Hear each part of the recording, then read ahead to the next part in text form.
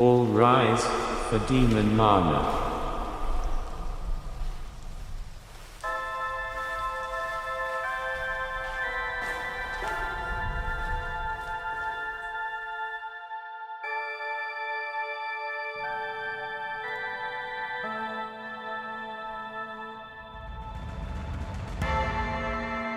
My lovely, lovely imps. How are you doing this fine day? Welcome to stream.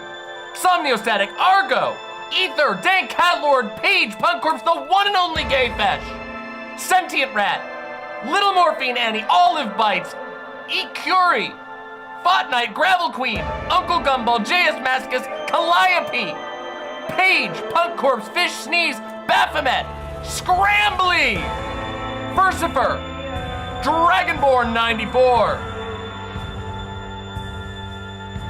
Dank Catlord, Lavender, Soul Gracchus, Comrade Girl 2018, and from the YouTube chat we have Ron's KFC. Great to catch you today. Thank you so much. I didn't get to thank you in person last stream, but thank you very, very much for what you did last stream.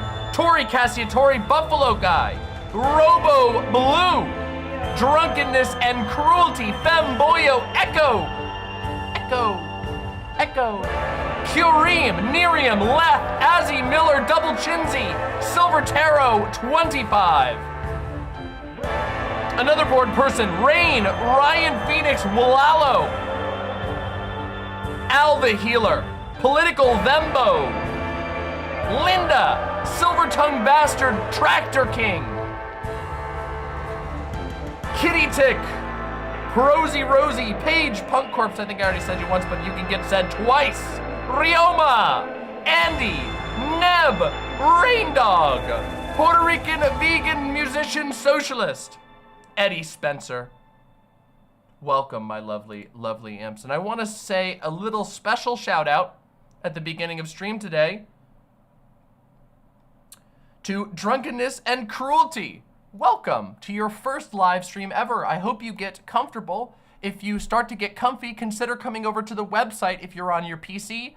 Well, honestly, you can do it on mobile too. Some people just like chatting on mobile a little better on YouTube. But demonmama.com/live, super easy to sign in, and you can be up on this screen if you want. No pressure. I keep an eye on both chats, though I do admittedly give a little bit of favoritism to my website chat. But welcome. Happy to have you here for your first live stream ever. Or your first, my live stream ever. I don't know if it's your first one ever, but maybe it is.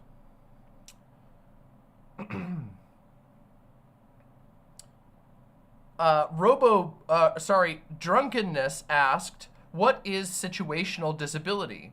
And Robo Blue responded, Robo Blue says, a small segment of the games industry apparently decided to lump people with accents, small children, distracted drivers, etc. in with people who have actual disabilities. I think that's a little bit uncharitable, and I think most people have been very uncharitable about the situational disability whole thing, and I think we're gonna talk about that. A situational disability is a real term, and I think it's very helpful. It basically means, do you have something that you can't do anything about that can make it difficult for you to accomplish something that people without that wouldn't be able to? To me, that makes sense. Yeah. I don't really think that that's, I'm not trying to blow you up or anything right in the beginning of stream, but I think that that's a little uncharitable. I don't think that there's, in fact, I think the reason there's a different term is specifically so that people can know what they're talking about. I think that maybe we'll talk about that later in the stream, because I think that whole discourse got really out of hand, and I think it's actually, you know, pretty understandable. Yeah. Welcome, everybody. If you are here and you have not pressed like on the stream, please, I beg of thee, kindly fill yourselves with the glory of divinity and press the like button on the stream. Every single like that we get, especially early on in the stream, guarantees that we get more viewers. Not even joking. If you all slam that like button, it's almost guaranteed we will easily blast past 300 viewers. And I would really like that, because I'm trying to grow my show. So be very kind of you. Olive Bite says, you inspired me to try Hades. Yes! Oh, you're gonna love it. Hades is so good. Gets pretty tough, but not quite as tough as, I wouldn't say Hades is quite as tough. You can snowball easier in Hades. I saw you mention that you were also playing Skidoo, Skidoo of the Erd Tree. Hades doesn't quite get that hard, but it's pretty tough. Did you get your hair styled? No. Well, okay, yes and no. Not since my last stream. I just kind of did it myself today. My hair, I did get my hair dyed a couple of weeks ago. Once again, I've been maintaining the blonde, and I'm gonna go get it colored again so it stays nice and blonde. Honestly, my hair is struggling a tiny bit today because it's so hot, and the heat always makes my hair do a little bit weird things. But it's all right. It's all good.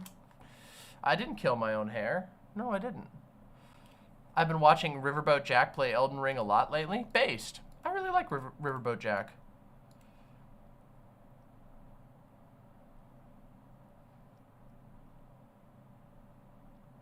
True, Yasmin. True.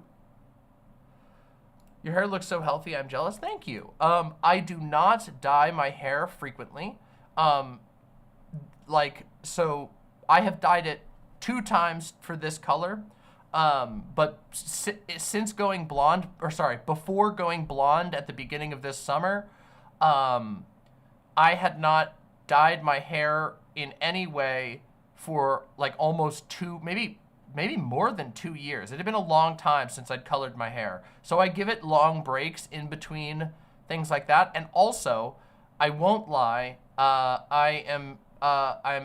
I've been using a new product, and it's perhaps the greatest hair product that I've ever discovered. It's also probably the most expensive hair product I've ever discovered, but in my opinion, it's worth it. It's a product called Oribe Hair Alchemy, and I'm really impressed with it. Oribe, O-R-I-B-E. It's like a really well-reviewed product, and I did a ton of research on it in advance. To my understanding, there is no dupe of it at all. There is just no one who's come close to it. It was like, it's like a extremely well-renowned product, and I had never tried it before. And honestly, I am a little worried that it might be using dark magic of some form or radioactive materials. I don't know, because it's too good. It's way too good. Upon dyeing your hair blonde, did you catch the stupid bimbo disease? No. What are you even fucking talking about? That's like fucking ridiculous. No, so. Maybe I did. Maybe that explains everything for the last few weeks. All of it is a dumb induced delusion. Is that what you're trying to say? I don't know. Maybe.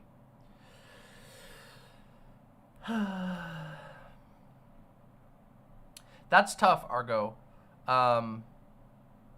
That's tough. I used to deal with that when I was younger, and then as I got older, my body, my scalp especially, seems to have like evened itself out. I have to be very careful. I shampoo and condition my hair probably less frequently than most people, because if I over shampoo, my hair gets really dry first, and then after like a couple of days, my body will like overreact, and then my hair gets really greasy, and I don't like it. So if I wash my hair with water in between shampoos, my hair stays nice and healthy. Yeah. Yes, I was gonna say Prosy Rosie. One of my partners uses coconut oil to great success. So yeah, coconut oil might be the answer there, but if you've already tried it, maybe not. Not everything is going to work for everyone. Robo Blue says, where should guys with no experience with men's fashion go for advice? Oh, I wouldn't even begin to tell you. That's tough, right? Like, I don't know. I don't know the men's fashion people. I know that a lot of people like, there's a Twitter person named Derek Guy, I think his name is. Derek Guy seems to be very popular right now, and I like what he writes. I find I've read some of his like posts and stuff like that, his threads that he does on Twitter. I've seen them out of curiosity, and he seems to be very passionate about it, but I don't wear men's fashion. So yeah, but that's all that I could tell you. Other than that, you'd have to probably ask around other people. There might be people in this community who could tell you. Nethercat says Vosh is still on his fashion arc. Yeah, I don't think he's going to leave it. And I don't think he should. He seems very passionate about it, and I think that's awesome. He's good at it too. Personally, I think that he's come up with some really cool outfits that look good to me. So, I don't know.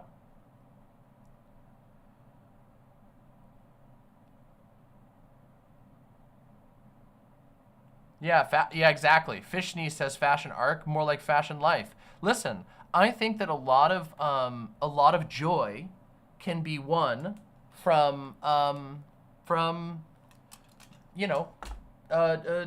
taking care of your looks in the way that works for you, and also from finding styles that work for you and becoming confident in the styles of the clothes that you wear.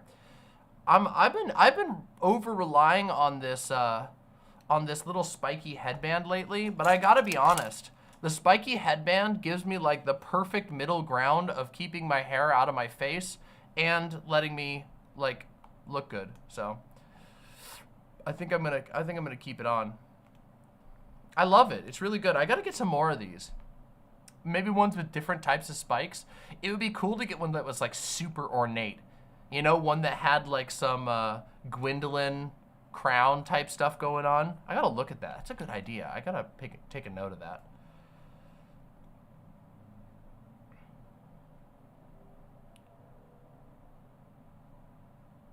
Oh, thank you very much, Simulated Sorcerer. Appreciate that. Monica G says, I'd like to get into fashion, but I'm lazy. I should learn to do my makeup first. Well, I mean, I don't know about that. You should follow your passion. It becomes easier to do things if you're following your passion. For some people, makeup is like a passion or something that they can find joy in. If you find it in outfits, go for outfits. And then often other passions will follow, you know? I'd say follow your heart.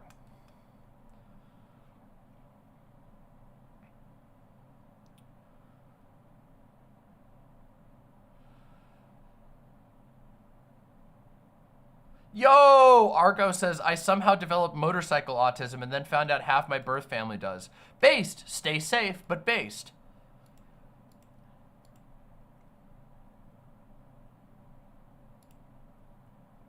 La Tigre, what did I miss? Nothing. You were here just on time. I've just been rambling. It's our beautiful cozy hour or whatever we decide to do, you know? It's the Soul of Mama segment where we talk about the mundanities and insanities of life. And then we settle in. And boy, are we gonna have to lock in today. And by lock in, I mean I already locked in.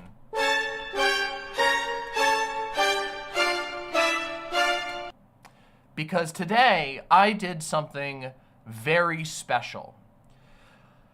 Today I am going to be responding to another content creator who goes by the name of Contrapoints, also known as Natalie.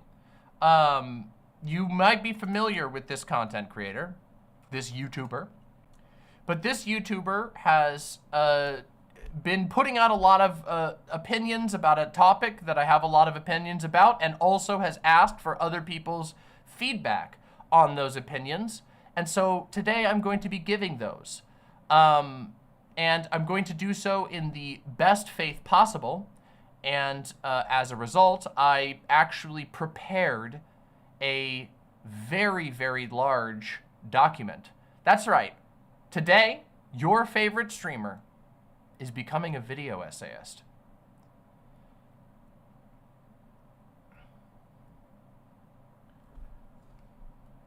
Da da da da da da da da da ba.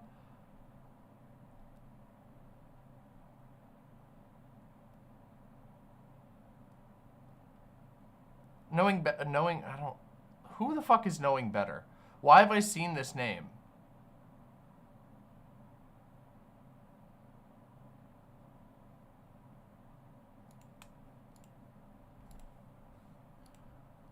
They're a YouTuber?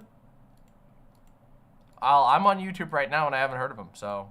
I went to the YouTube and haven't heard of them, so.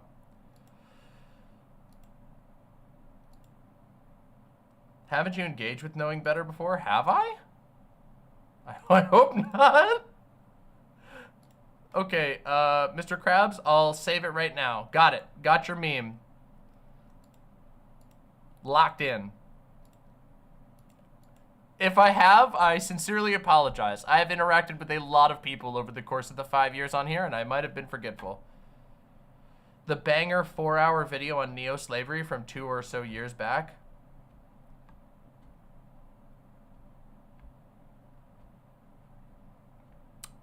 I don't think I saw that one. All right, well, I don't know. Maybe I'm getting them mixed up with somebody else. I don't know.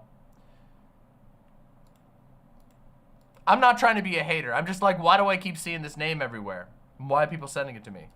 Will you use more of your blue sky? I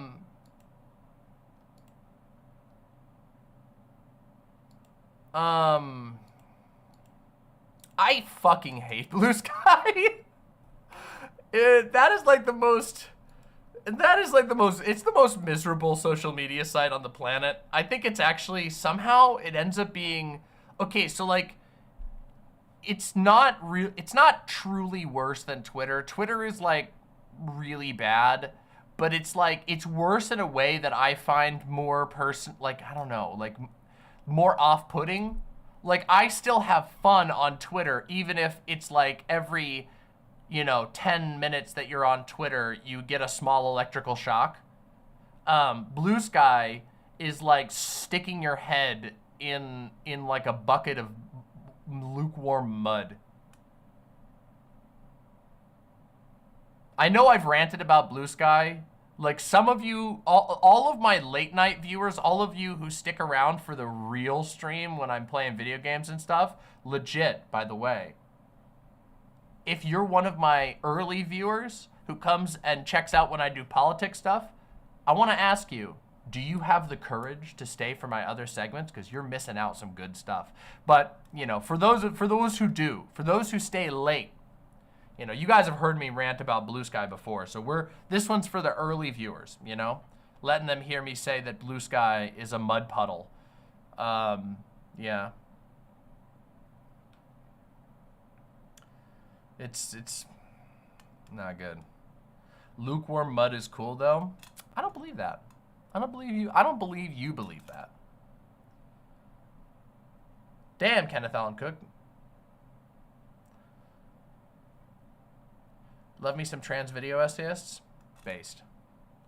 I'm not really interested in video game streams, sorry. Well, all I'm saying is, when I'm playing video games, I'm yapping, okay? So like, every time I'm playing games, there's always stuff going down. Like, I'm like always going. So like, when you're here for the politics stuff, you see the kind of constrained, you see me with the chains on. And then when the gaming starts, psh, could be anything. You never know what's coming next. It's crazy. It's wild. Some of the wildest shit we've ever done has happened off the cuff in a gaming stream. The chatters start to try and get at me. It's crazy. It's wild. Yeah. There's always shenanigans, so.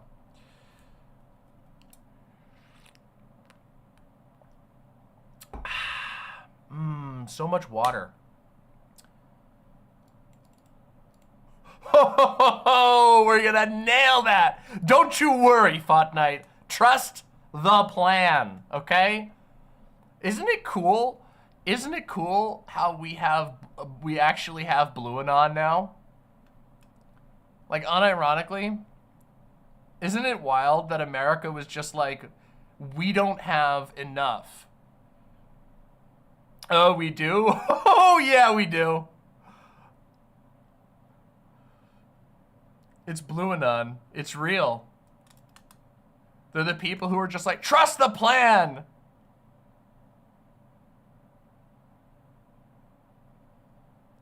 They got the conspiracy theories that, there was that one person on Twitter. There was this guy who was posting that Joe Biden was getting hit by the Havana syndrome ray during the debate, and that's why he performed poorly. It was because the CIA, a Trump loyalist within the CIA must have been hitting him with the Havana syndrome gun.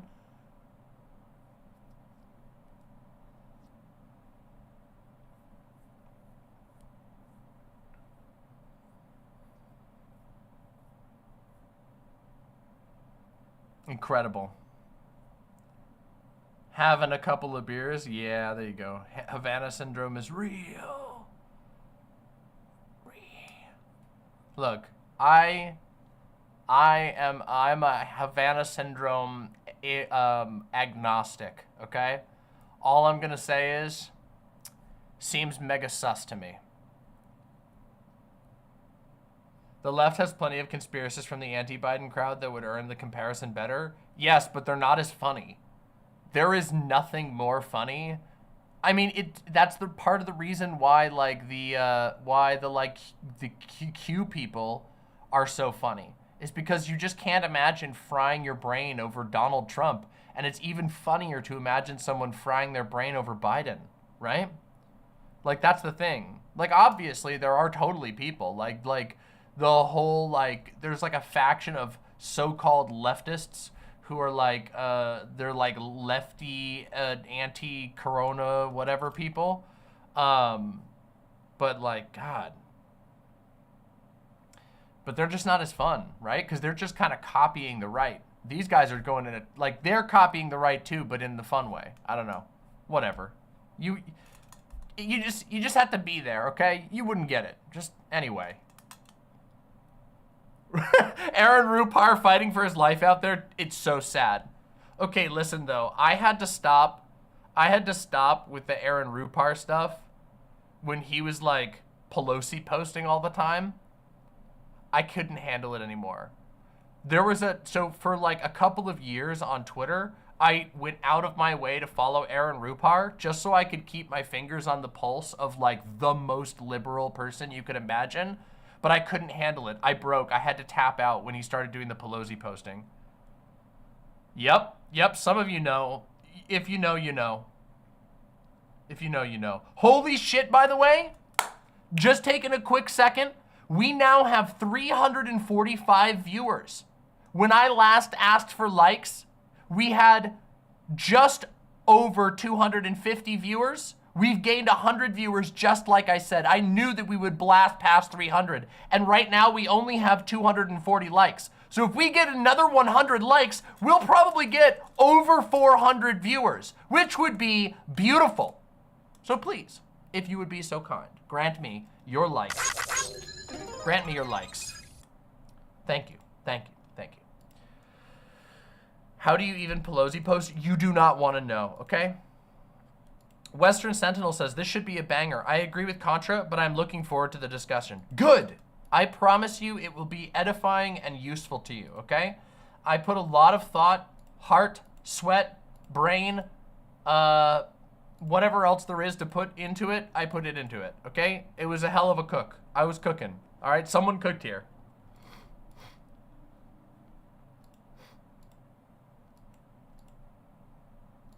Demon Mama recruiting a new wave of imps. We've actually had a lot of new people come into the stream. Not only have there been new names in chat, but we've also gained a bunch of subs recently, which is awesome. So, hell yeah. And I would like to get more. Yep. So, people come in and they are like, what the hell is this? And then they sit down and they go, holy shit, I'm having an awesome time. It's cool. It's hard because my show is difficult to pitch to people, and I recognize that it is. I have good branding, but like selling a chaotic demonic energy show, the first demon type streamer type stuff, is a little hard to like pitch to people on the fly. But I have this thing where once people sit here, it's just they taste the sauce and they're like, holy shit, wow.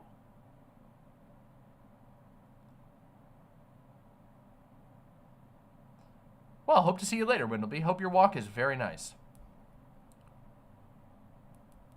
It's such a Giga Stacy move for Mama to stream less, but to still be growing as a channel. Yeah, I mean, the growth is a little bit slowed down from where I was, but the thing is, like, so I have had distinct phases in my streaming career. It's like, it's been, you know, when I first started streaming, I streamed way too much. Like, I was giga grinding. When I, like my first 2 years of stream, it was, I would stream until I burned out, I would pass out, then I would get up again, somehow get myself back on the horse, stream as hard as I could until I burned out, and it was this horrible cycle. And then I slowly moved away from that, and then I've gone in these waves. And right now, I feel like I'm at a place where my current pace guarantees that every single stream is gold. And I've been feeling super good about the last few weeks of streams. Specifically, like, since the new studio, I've been like, wow, I've been so proud of what I've been doing. And I'm not trying to just sit here and jerk myself off, you know, but I'm really proud of what we've been putting out there. And I feel like it's reflecting in everything else. And I will say that for the next couple of weeks, I will probably be streaming a little bit more than usual, which is good for all of you. I have prepared myself mentally for this to the best of my ability. But the reality is that there is so much that I want to talk about, and our Dark Souls 2 stream stuff is way behind schedule. We're so behind schedule on Dark Souls 2, and it's because every day I stream, there's so much to talk about. So, yeah. Anyway, I appreciate your kind words, and I always try to live the Giga Stacy life, you know? Andrew Blood with the $5. Thank you so very much for supporting this viewer-supported show. Thank you so much. Andrew Blood says, hoping for the best for you tonight. Thank you very much. I really appreciate that. Thank you.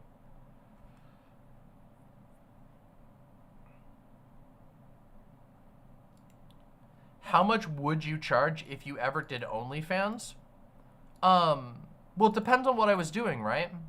That would totally depend on what I was doing. Right?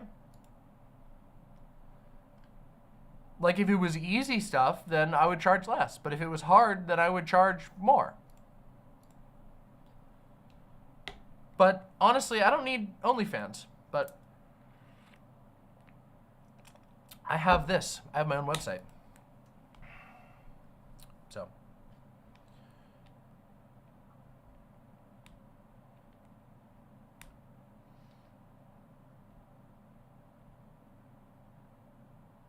$20 per pick is kind of high, but like I think that most people I don't think it's about hotness for $20 per pick.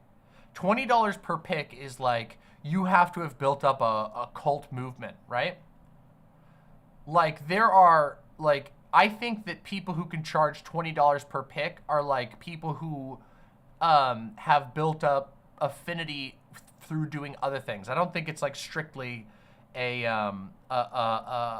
hotness thing. Like I think really hot people could not charge 20 per pick. Like yeah. Okay, well if it was something specific then all right, that's a little more, that makes sense.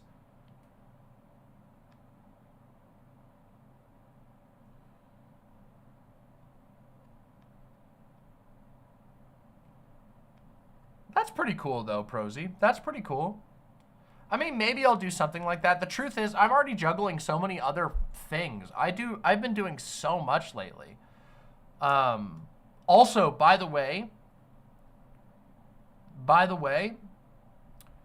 have you ever had a time in your life where, I'm not talking about times where you learn a lesson for the first time. I'm talking about a lesson that you most certainly already knew, but out of sort of stubborn pride, you thought it would be different this time just because.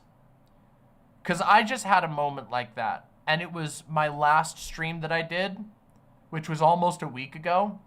Remember when I did like 2 streams back to back, and I was like, everybody else in my house has a head cold, but I don't have it yet, so I wanted to stream because I really wanted to stream and talk about all this stuff. And then I ended up doing like a almost 9-hour stream, and halfway through I was like, oh man, and I started sounding kind of like this halfway through the stream. Well, I really paid the price, okay? Because the following days, I had none of the energy that I needed to fight that off, and the cold just kicked my ass completely. It was sad. It was genuinely sad. I was so sad. I was the most pitiful little eepy, sad person that you've ever seen.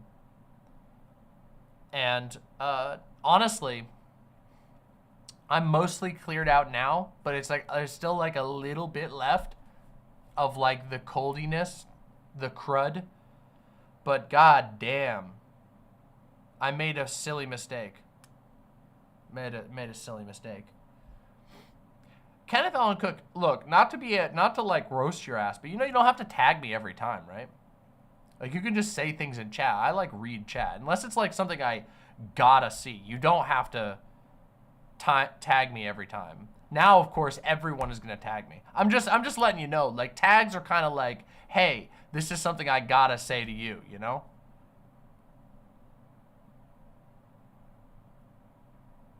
You're in chat not just to talk to me. You're in chat to talk to everybody. That's the point of a chat.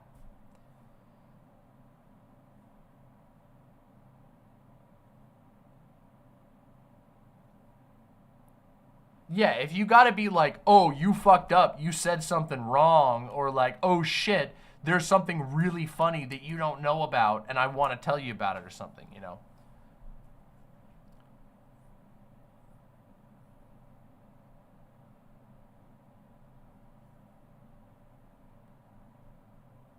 Look at, see, this is how chat operates. It's okay, you know? Yeah, watch everyone tag me. Yeah, now they're all tagging me. That's how it goes. That's how it goes every time. What has Contra gotten herself into this time? Well, to be honest, it's not that new, but I do think that it deserves being talked about. And so we're going to talk about it today. And I'm going to do my absolute best to make it worthwhile. What are your thoughts on the UK election? I'll be completely real with you. I have not been paying much attention to the UK election because I have been sick, focusing, putting together this stream, writing a bunch of stuff, and taking care of my dog. So I honestly don't know. I don't know everything that's going on in the UK election. But yeah. So sorry about that. I'll have to look into it. Also, I want to say in advance to people who are here right now, we have 400 people watching, which is exactly like I said. Those likes brought in new people, which is amazing. Thank you so much. Almost 400 viewers, which is beautiful. Yeah, 400 imps, just amazing. There's two topics that I've not had time to drill into.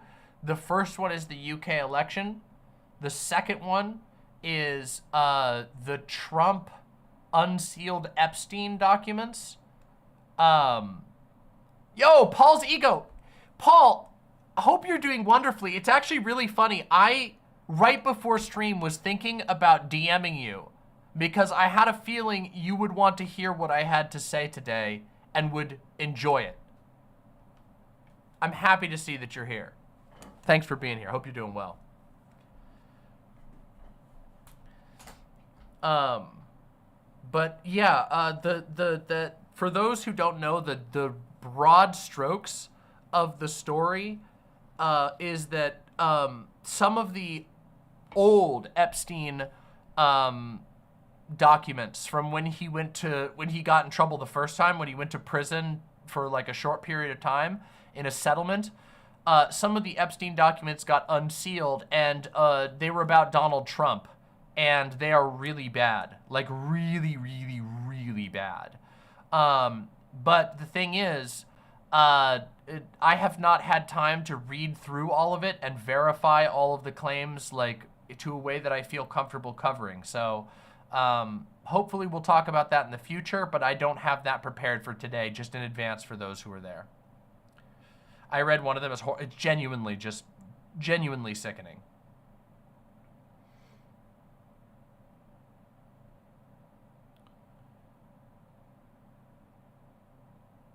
It's wild how the media isn't covering the Epstein stuff. I've seen some coverage, but not a lot. It is really weird. And by weird, I mean to be expected, because that happens way too frequently. The news media is very self-serving, and there are stories that risk implicating a lot of people that would be very inconvenient. And so the news tends to stray away from certain stories. The same reason why news media tends to avoid certain types of war coverage and certain types of climate coverage and certain types of legal case coverage, that they dance around it very carefully because it could impugn them as well. Yeah. It is absolutely crazy, Paul's ego. I have not prepared. I spent a lot of just by the way that linear time works, I started working on the stuff that I set up for today before I saw that story. So we're getting the stuff we're talking about today, which I think is going to be fun anyway. So, and interesting and valuable, hopefully. Just maybe, I don't know. I feel like the Epstein stuff is pretty fucking important. But also, yeah, anyway.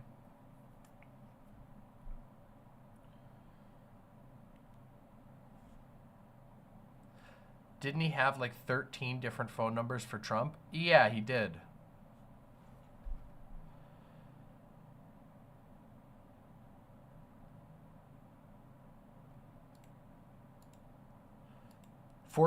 Oh, 14. Sorry. See? This is why you got to do your preparation in advance, you know? 14. My goodness.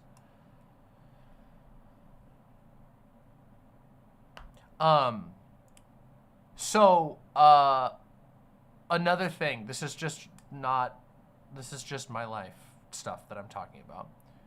I am so happy that the 4th of July is over. I complain about this literally every single year. And believe it or not, it's not this time because I hate America or I'm an anti-American radical leftist or whatever. It's actually just because I live in the Pacific Northwest and the firework culture here is genuinely out of control. It is, you cannot imagine it, okay? I have lived in many different places, and there is no place that I've lived in the entirety of the United States that is as deranged about fireworks as the Pacific Northwest. This is specifically true of both Portland and Seattle. The fireworks are, first of all, people fire fireworks all the time, all year round, randomly. But even worse, on the 4th, it is quite literally a 24-plus hour affair. In fact, there's a good chance that while we're sitting here, fireworks will go off and disrupt the stream. And it will disturb your sleep. It will disturb everything you're doing. And if you have a pet, that pet will lose their mind temporarily. And there's basically nowhere you can go. We tried to find a place to stay out of town, even though there was no guarantee that we would be somewhere where there wouldn't also be fireworks because everybody shoots the fireworks. And instead, we just had to spend the entire day calming our poor dog, who had the worst time ever. Yoda gets so scared about fireworks that last night, she didn't just go into she didn't just follow Doe into the bathroom. She followed Doe into the shower and climbed in the shower and got soaking wet in the shower because in the shower she couldn't hear the fireworks anymore because of the water falling on her. That's how scared she gets. Now, to be fair, she did get a nice bath and now she's got a beautiful shiny coat and smells very good. But it's just like, God. Last night I was trying to sleep and they were still shooting fireworks 4 a.m. last night.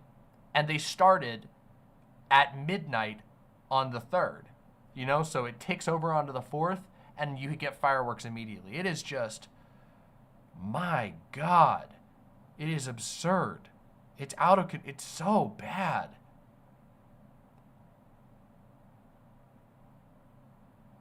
It's too much. And also, you want to know what's even worse is the debris. And so our yard this morning, now this year it wasn't as bad as last year, thank God, as far as debris is concerned. Maybe there was wind, I don't know what was going on. This year, every year after the 4th, we wake up and our yard is full of firework debris. So we have to spend time, even though we don't shoot fireworks, we got to go pick up all the gunpowder covered cardboard, all of the pieces of fireworks that don't fully detonate. The whole yard was covered. The roof, everything, the car. Last year was horrible. In fact, my partner Fawn even posted a picture of all of the stuff that we gathered in a giant mound. It looked like a small mound of leaves that you rake up. It's deranged. And what's worse is that the whole neighborhood smells like gunpowder for literal days afterwards. If I go outside right now, it smells like gunpowder outside. Still. Just crazy. We have a bird bath, and I woke up this morning fairly early, and I changed the bird bath immediately because the bird bath was cloudy, which with how much gunpowder and particulate had gotten into the bird bath. Also, the day after the 4th of July, there's like no bird song. It's so upsetting. When you wake up in the morning the day after the 4th of July, the birds are all still in shell shock. So you normally you hear the sun comes up, you hear the little birds singing, fucking none of it. It's so messed up. And like, I'm not a pure fireworks hater, okay? I think fireworks can be fun. I think they can be cool, but I genuinely do not understand the amount of fireworks that are fired. People must be spending like $300 to $1,000 per household in this neighborhood just on fireworks to be able to bombard for hours. The road next to us is completely covered in debris. The road next to our house just all covered in debris. Huge stains of color, burns all over the ground, shrapnel, pieces of blown apart paper, cardboard all over the place. Totally trashed. Actually absurd.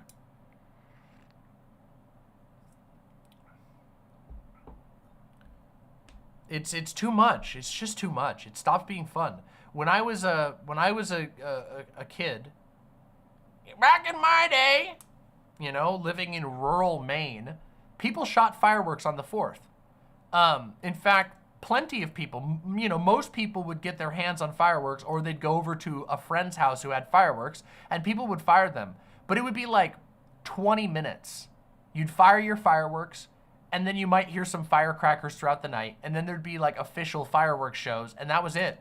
It was like, a few hours after sundown, people would fire their fireworks, and then it'd be over. This is, I'm not even kidding you, genuinely endless.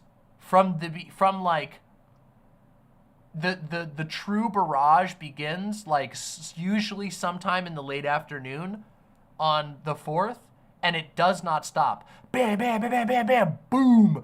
Literally house shaking booms for just hours. Barrage.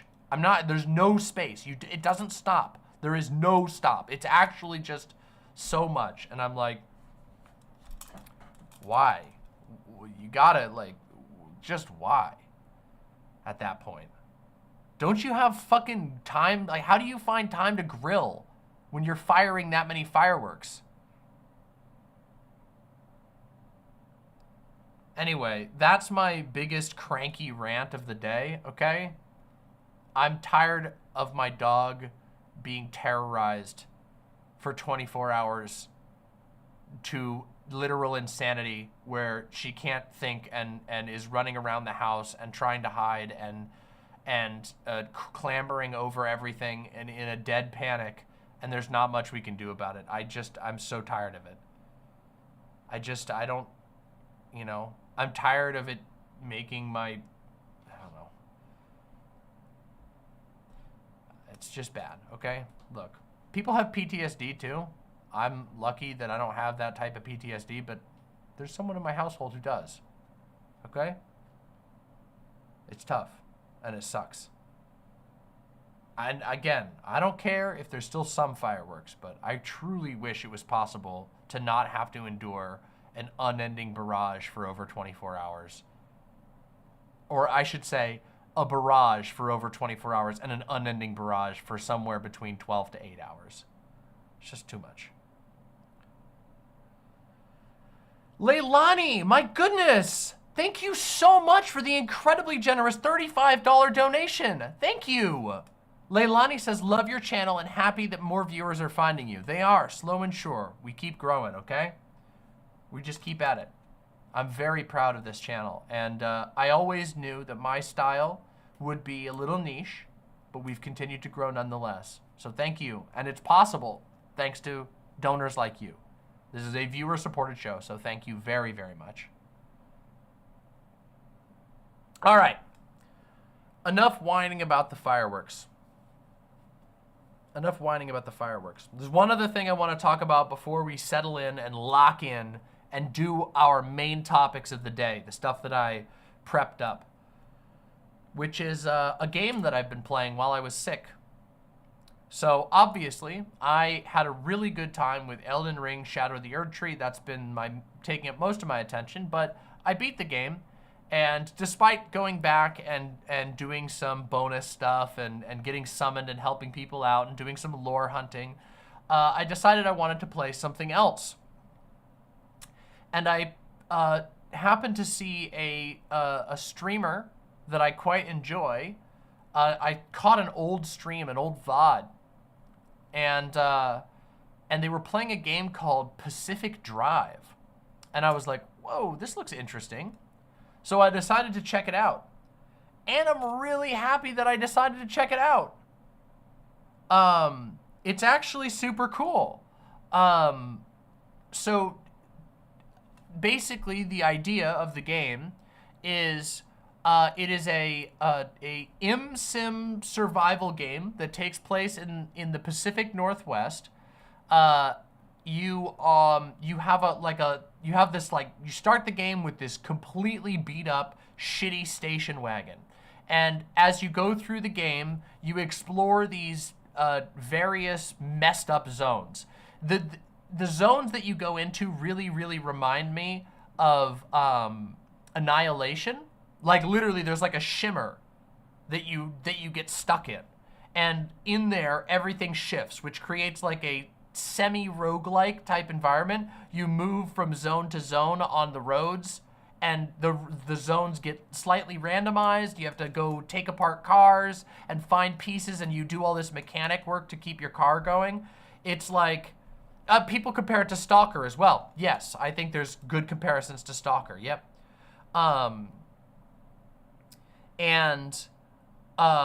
It's really cool. I've really, really been enjoying it. And I played like, I don't know, I played over a couple of days. I played a couple hours a day. And this morning, before I was doing my stream prep, I got to the like second half or the middle portion of the game, and it's so cool.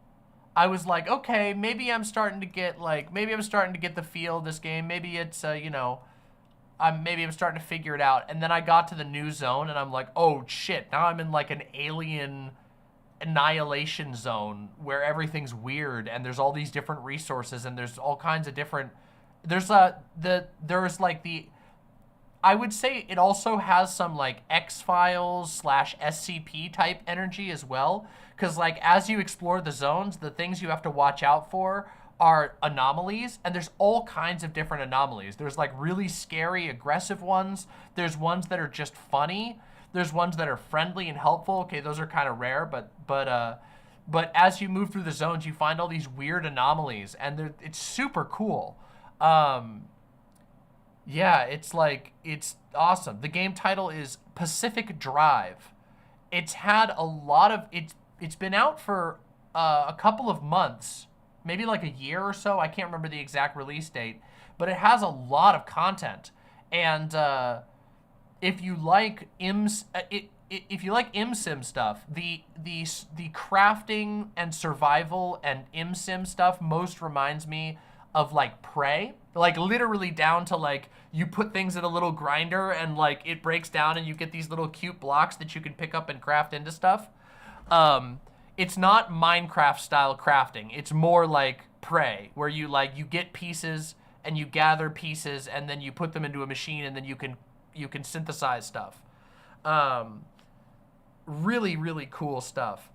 I love ImSim. This game is a little bit less ImSim and a little more like mechanic simulator, but it does have the ImSim elements. I've been having a great time with it. My favorite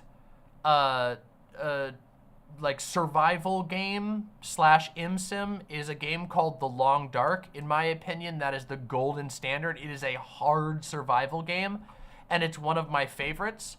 It's a game that I continually return to over and over again that I find endlessly engaging. And this game is like, if The Long Dark is a 10 out of 10 survival game, this game's like a 7.5. So it's very, very good. It's not quite to Long Dark on a couple of levels. It's missing a little bit of the juice, but it's really good. And I like it. I'm enjoying it more than I enjoyed The Forest. The Forest has really, really cool monster designs, but I didn't find the like crafting compelling or the survival very compelling in The Forest. In this game, there's less personal survival, but there's an incredible amount of car survival. So like, let me explain like how deep it goes. You have like a car computer, and when you're in your mechanic shop, there's like hundreds of different weird quirks that can happen. So let me give you an example of one. I noticed randomly that the horn on my car kept honking every time I closed the trunk of my car. So I would go and load stuff into the trunk, and then I'd close the trunk and it'd go beep, beep. And I'm like, what the hell? And so I was still pretty early on in the game, so I just kept dealing with it. And like, that can be kind of scary if you're in a zone where something could hear you. It can be pretty annoying. And then I got the computer going, and I plugged the car in, and it was like, you get like an engine error, and then there's this little guessing game where you have to diagnose the problem by like I'm sorry, I'm struggling to explain it. I'm not doing a good job with this, but you have to play a guessing game. You have to correctly explain what's happening, and then if you do correctly explain exactly what's happening, the computer will tell you how to fix it. So like, another example, I got another problem where I noticed that every time it was raining, my fuel meter was going all over the place. My fuel gauge was going like this. And so I kept trying it while it was raining, and I realized that it was actually that whenever I turned the wipers on, the wipers and the fuel gauge would move in sync. So then I had to go over to the computer, and I typed in wipers turned on, fuel gauge brakes, or something along those lines, and then it told me how to fix it. It's really cool, and I really love that stuff. And the maintenance stuff has been really fun. You have like a garage that after every time you go out into the zone, you got to bring your car back, and you have to do maintenance. You go around, you fix all the parts, you replace the sides, you can paint it. There's a ton of decals and stickers and paint things. I've been really enjoying it. I've ended up going back and playing more and more, and right now I'm like thinking about how I'm gonna play it after stream. So it's pretty cool. Of course, it's off because of the summer sale, which is part of why I was like, oh, this is a perfect time for me to get it. But yeah, the game is Pacific Drive. If you like ImSims and survival games, it's a good one. Not the greatest.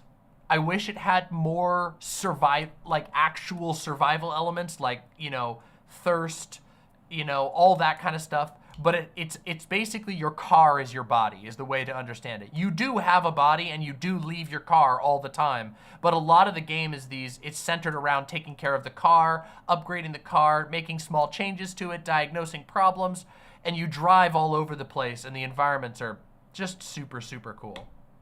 Super cool. Yes, it does have Mad Max elements. Yeah. Wait, really? Cookie says, The Long Dark and Pacific Drive are bundled together on stream if you want both. Buy that now. Buy that now, okay? That's not fair because, like I said, The Long Dark is like easily the best survival game I've ever played. Let me tell you how much time I have in The Long Dark, just real quick. Wait, is Steam gonna open up for me? Hold on a second. Oh, it's glitching. Let me see how much time I have played in The Long Dark.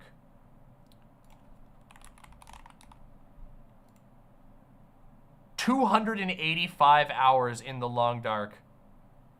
I genuinely love The Long Dark, and I could go on about it for hours. But if both of these games are in a bundle right now on the Steam Summer Sale, I highly recommend it. And damn, that's just awesome. The Long Dark is so good, okay? It is like, but I need you to understand, it is a hard survival game.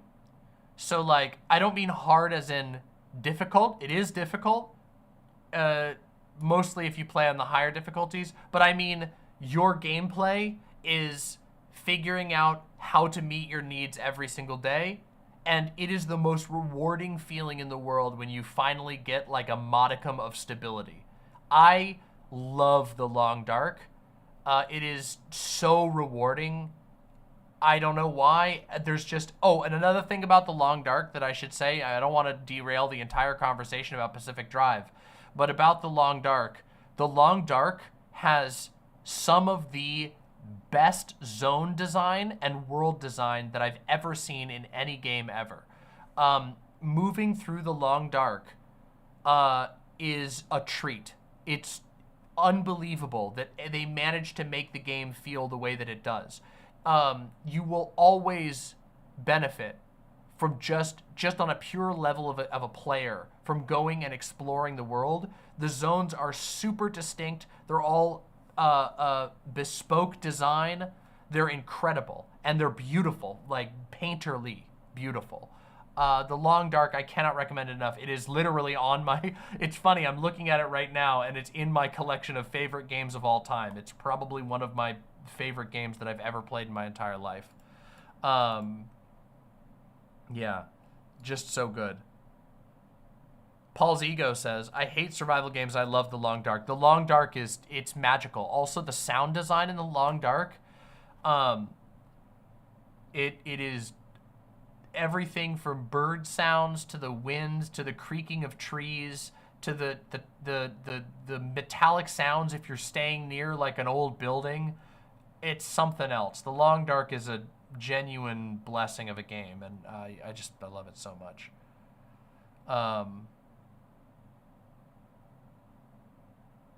Yeah.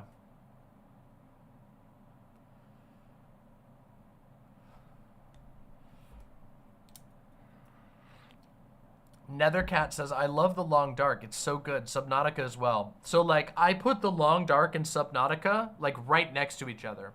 If The Long Dark is my golden standard, Subnautica, if Long Dark is a 10, the golden game, Subnautica is a 9.5.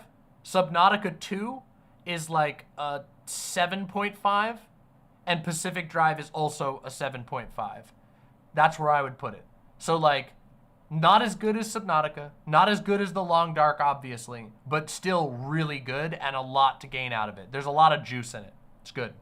Also, it is really cool the way that the game's driving physics work. It really does. It feels great to drive the car.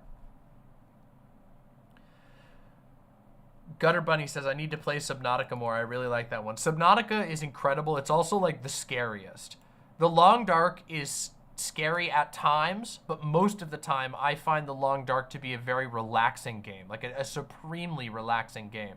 I have had scary moments, like getting attacked by a wolf when you're lost in the dark, or getting pursued by a bear in a snowstorm, but those are pretty rare and they can usually be avoided if you're careful.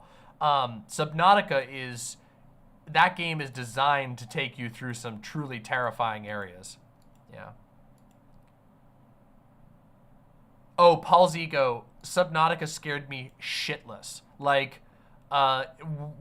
it's up, like, oh my god, I can only think of a few games that scared me more than Subnautica. I've told this story before on stream. I have always had a very unique relationship to the sea. I grew up near the coast. I spent a lot of my young life on boats, and yet I've always been quite terrified of deep water and terrified of things in the water under me. And to the point that in a very strange moment in my teenage years, I became fixated on that fear to the point that I randomly made myself swim out into the ocean to a weird buoy, which was one of the scariest things I've ever done. And so you can imagine how, I don't know why I did that. I still don't really know exactly why I did that. But I swam out into the middle of this incredibly deep ocean water and touched a buoy and then frantically swam back to shore. It probably it was probably very dangerous because nobody knew I was doing it, but it also made me have a different relationship with the sea. And with all that in mind, you can probably understand why I say that I became fixated on Subnautica. Scared me shitless, but it also was like transfixing. I couldn't stop. I had to keep going deeper until it was done.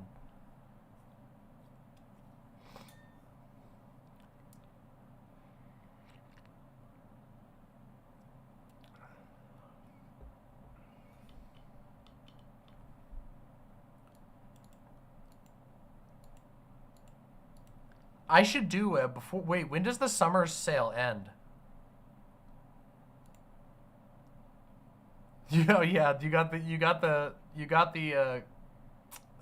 what's it called? The Cyclops? It goes through the 11th. Okay, before the 11th, I will do a giant recommendation stream where I talk about all the games. I'll go through, here's what I'll do. I'll go through my favorite games, games that are on sale, etc., and I'll give out a ton of recommendations so that people can get some good games to play from my list. And also, it will show people unequivocally how good my taste in video games are, which I always want to prove to people. But sound off in chat if you've played a game on my recommendation and then ended up loving the shit out of it. Sound off. Just give me a shout out in chat, because, you know, I just want other people to understand I am honing my recommendation blade, and soon all will know it. Yeah, look at that. Woohoo! Citizen Sleeper. Yes, Balatro. Yes! Fuck you for introducing me to Pathologic 2. Yes! Darkwood! Yes! Signalis! Yes! That's what I'm talking about! Woo! I played the whole Pathologic series. Yes! I played the Jedi Survivor games. Fuck yes! Pathologic 2, tons of Pathologics. That makes me so proud, because that's my, like, there's like 3 games that are hovering around the top for my favorite games of all time. They're like kind of like clustered up there. Pathologic 2, Majora's Mask, and Death Stranding. I should say more than that because Bloodborne's also up there. Oh, you're so close, Windleby. Lords of the Fallen is now a favorite. See, I knew that there would be people out there who would resonate with Lords of the Fallen. I had a very complicated review of Lords of the Fallen, but I still recommended it to people. And I still would. I know that some people got really mad at Lords of the Fallen, and I understand their frustration. But I think if you go into Lords of the Fallen, the new one, not the old one. I don't know about the old one, but the new one, if you go into it with the right mindset, you can actually have a lot of fun. It is a flawed game, but it also has a lot of gold in it, so. Gutter Bunny says, Darkwood and Signalis. Pathologic 2 turns me into a brat. I just want to reject its rules and find ways to exploit and game its economy. Paul's Ego says, you ever play The Void? I have. By Ice Pick Lodge, who made Pathologic 1 and 2. I really like the Void. The vibe, the vibe in the Void is so good. I've never beaten it, mostly just because I find the mechanics to be a little difficult to fully get into.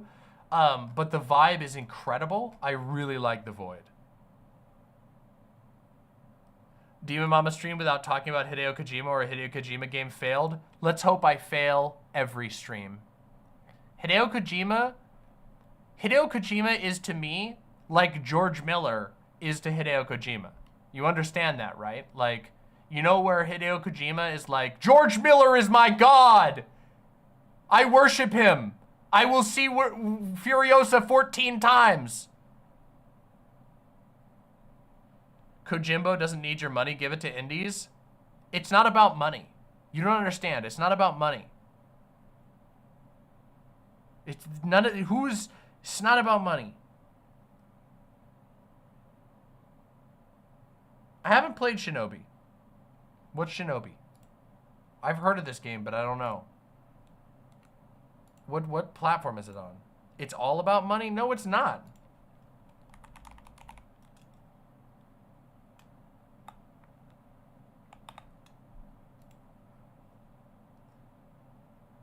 Shinobi 3 is a masterpiece?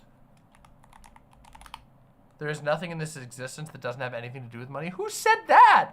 I didn't say that it... Nobody said that it was... Nobody said that it had nothing, that it was that... I never was saying that there's no money involved at all. I'm saying that I like Kojima's games and it doesn't have to... And when I recommend them, it's not about giving him money. I'm not going on here and going, hey guys, here's all the communities that are full of really nice people that you should give your money to. If I was to do that, I'd be recommending a fuckload of garbage ass games that suck ass on itch.io that were made by really nice people, but I'm not. By the way, itch.io shout out to a game that doesn't suck ass and is on itch.io, Carcass.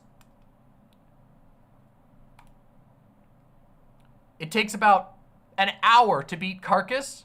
It's a free game. Crazy vibes.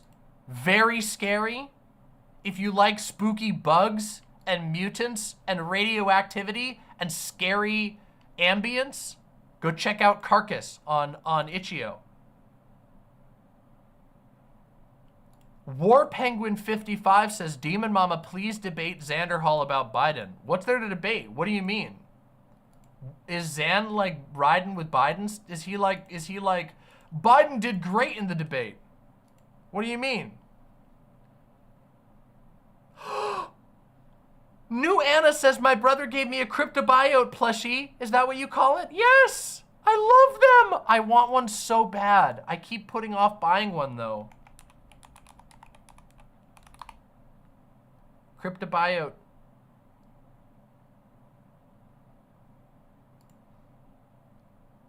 They're so cute.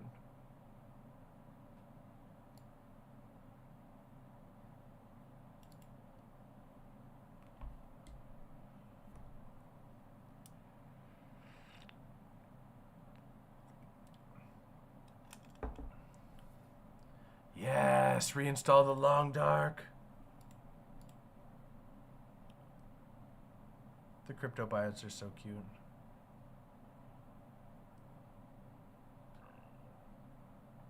Oh no.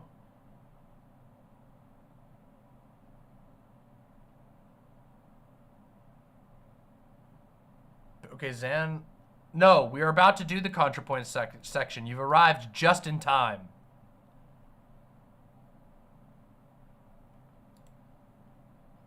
Are you bracing for a Trump victory? We'll talk about that. It appears Xan is riding with Biden.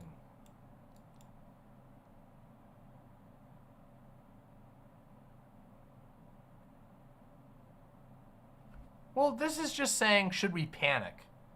Just how bad is it? I mean, it's bad. That doesn't mean we should panic, though. Whatever. I'm open to talk to...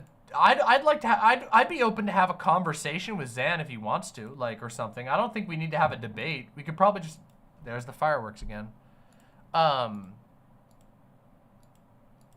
Yeah, I don't think there's need for a debate. I mean, maybe, but... Do you have any advice for people who can't articulate their sentences well?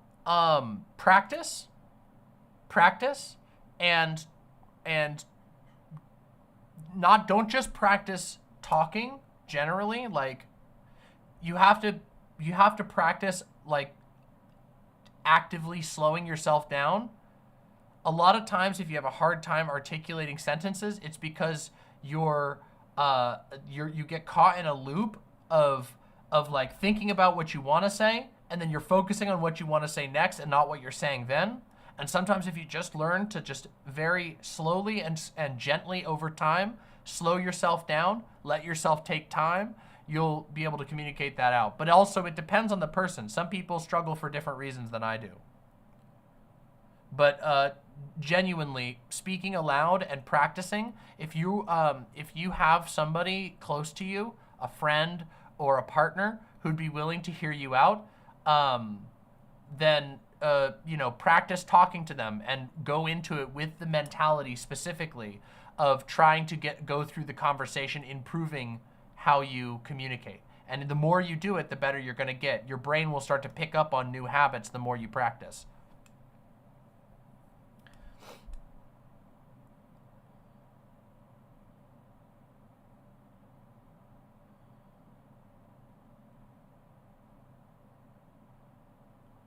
Lady Blurred says, having gone through speech therapy, that's actually really, really good advice. Thank you. In streaming all this time, I have gone through various eras of having to improve the way that I communicate and defeat bad habits. I'm currently in one right now. And if I talk about it too much, then I'll start thinking about it for the rest of the stream. But the point is that thank you, and it comes from experience.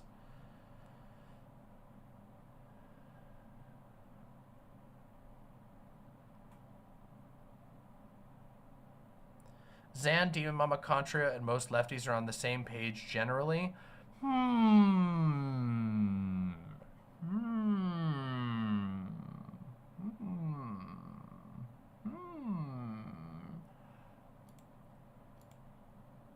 Humamancer. A vampire, that's right. That's basically the entire conversation, and you're going to discover that shortly because we're going to do the Contrapoints segment in just a few minutes.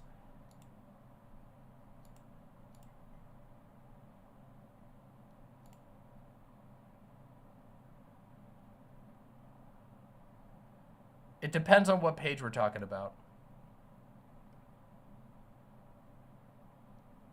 Well, I'm happy it dropped you here too, the Lady Blurred. Make sure you're subscribed.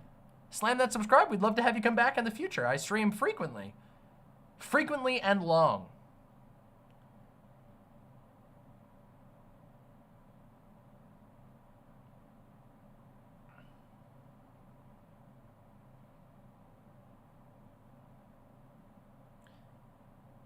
YouTube user Anon says, how could anyone stand for Biden right now? I think calling for Kamala is the pragmatist option.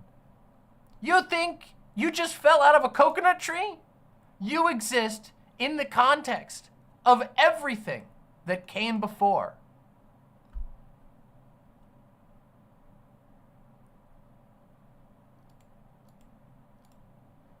I would prefer Gavin Newsom. I wouldn't. I think I'd rather take Kamala than Gavin Newsom, but I would take Gavin Newsom if it meant that Gavin Newsom could beat Trump. I don't care who they run at this point, as long as it's, I'm like, I want them to run anybody that's not Joe Biden who can beat Trump. Those are the two parameters, okay? But the truth is, as we're about to discuss, I don't got a fucking say in that, and neither do you. Delaniacs, rise up! Straight up! I would become a Delaniac voter overnight. Why not? Gavin Newsom could easily and comfortably beat Trump. I don't know if that's true, actually. Gavin Newsom is very well known in Cali, but not very well known outside of Cali. And California has the unfortunate and somewhat slightly deserved reputation of being a stronghold of like the worst tendencies of liberalism. So, yeah. Absolutely, Ultimate Stapler. Sorry I missed it. I apologize. Ultimate Stapler with the $10 says, here's just over 1,000 V-Bucks, Demon Mama. Dun dun dun dun dun. Dun dun dun dun dun dun dun dun dun dun dun. Thank you.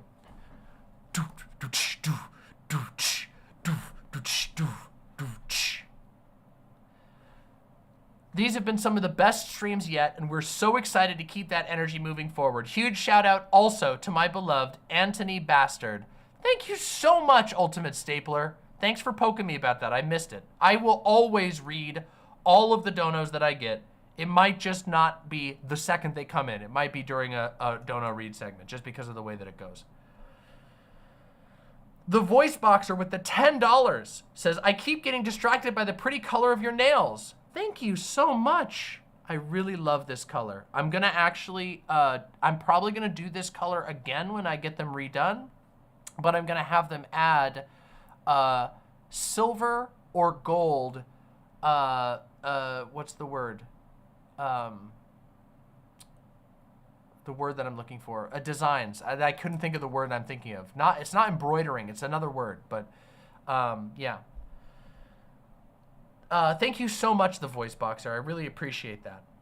And I'm just gonna check and see, make sure I didn't miss any other donos real quick, and then we are going to jump right into the Contrapoints stuff, because I know everybody's waiting for me to talk about the Contrapoints stuff, which we need to do.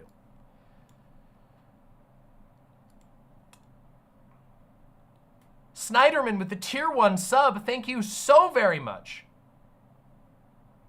Winby with the tier 1 sub, thank you so much, says ew, white name. Baphomet with the tier 1 sub says, started watching Hannibal with a friend recently. Got to the Great Red Dragon. Why didn't anybody tell me how phenomenal and extremely gay this is? I did, to be fair. I did a whole review stream back in the day talking about Hannibal. And I specifically said that it was gay as hell and a huge commentary on neurodivergence. But thank you so much for the tier 1 sub. Ada Stardust with the tier 1 sub. Suck you jammies. Thank you so very much, Ada Stardust. Baphomet, Winby, Snyderman. Thank you all very, very much.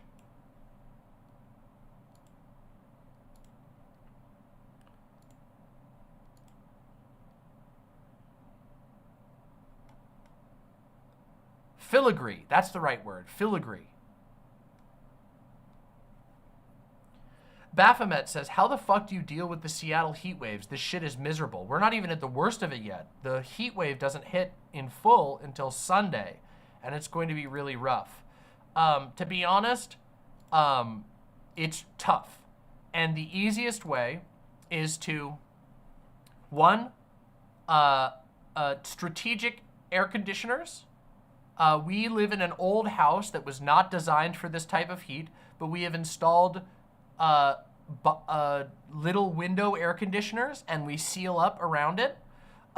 We only have 2, I think, but we have them in good locations, and then we use fans to circulate the cool air throughout the house. So we have a lot of different little fans sort of placed in strategic locations to make sure that the air is always circulating through the house. And then the other thing that we do is, and I know this is a bummer because the sun is nice, but we block out a lot of the sun. When it gets really hot, we keep the shades down, we hang stuff up to make sure that the sun is not coming in, and then the house stays a little bit darker, but very cool. And that makes a lot of difference when it's this hot. Also, when it is cooler outside, you turn off the ACs and open the windows and any doors that you have or screens that you have, and just remember to do that. And then, you know, whoever wakes up earliest in the morning, shut everything up and then turn the ACs back on. You'll save energy that way, and it will make sure that your house stays consistently cold, which makes it better.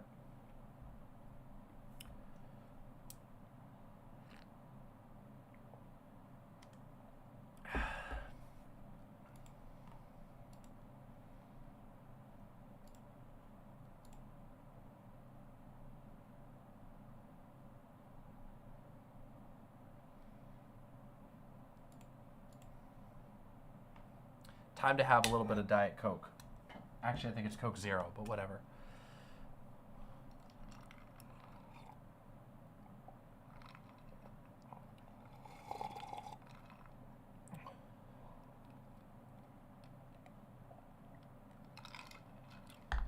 Xena Grell says, I decided to try playing Elden Ring after hearing you talk about it. I'm having a great time.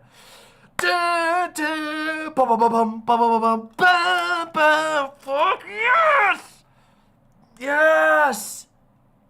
Elden Ring is such a fixation of mine. I'm obsessed with it, and I love it so much. That makes me so happy. I hope you enjoy every moment, even the frustrating and difficult ones. Cross you, Bell! I can't do his voice even close.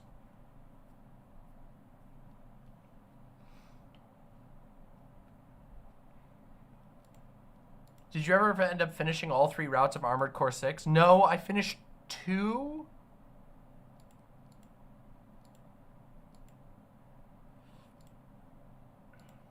I should.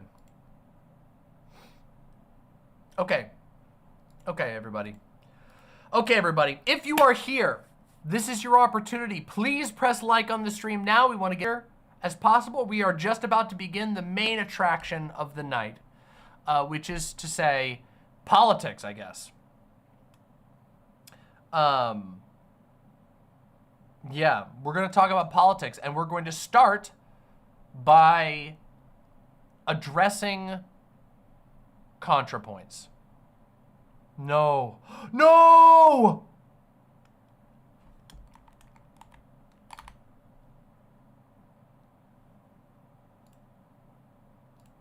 Why?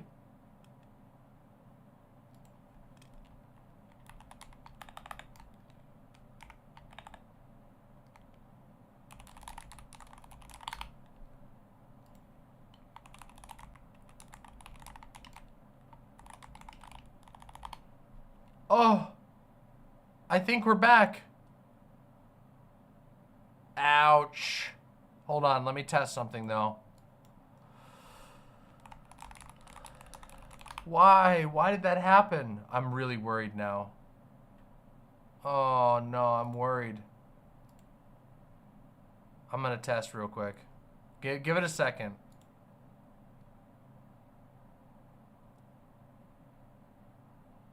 Okay, upload's doing fine. It looks like we're back.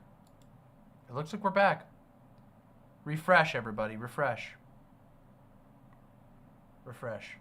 I think we're okay. I think it's all right. I think it was just a hiccup.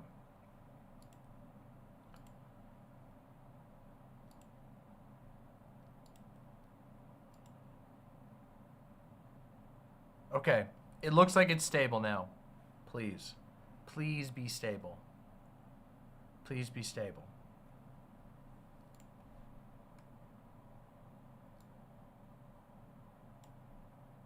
Why does it say oh no, it must be on YouTube's end? Okay, now it says it's back. Okay, YouTube just refreshed and I think we're good. On OBS it's showing fine. YouTube now it's showing fine. We should be solid now. Thank God. Thank God. All right, here's hoping. All right, everybody, grant me your runes. I assure you I will use them for good and not evil. Okay?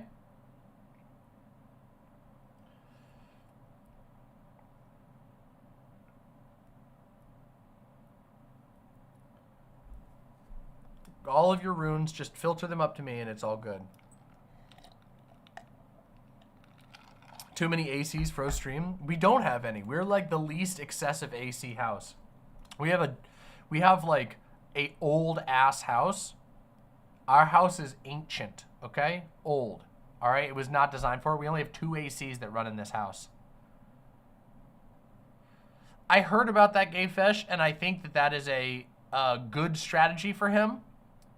That doesn't mean anything at all. He's disavowing it, and I'm sure that he had a conversation with all of the Heritage Foundation people, and they said, yeah, you should disavow it so that you get into office.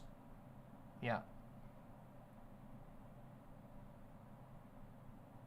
It's bipping? It's blipping? Try refreshing the page. I'm just gonna give it a couple seconds. If you're still having issues, just refresh it.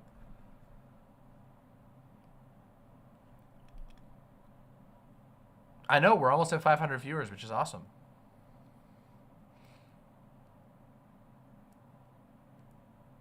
I think it is older than Biden, Lady Blurred. I think actually, I know my house is older than Biden. It is. So, okay, it looks like it's good. Like 100 years old or 50? Like 100 years old. Old. This house is ancient. Yep.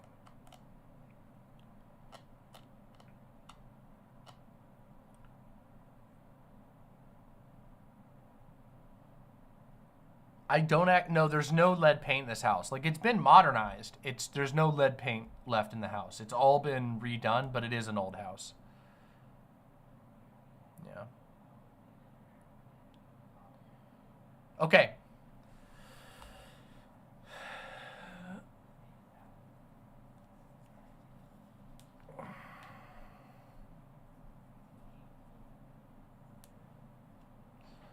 We back. We're fully back. Okay, let me get this stuff up and ready. Give me just a second. I'm gonna prep this stuff so that we have it ready to go when it's time. Okay, let me just get my links going. Give me a second here. Okay.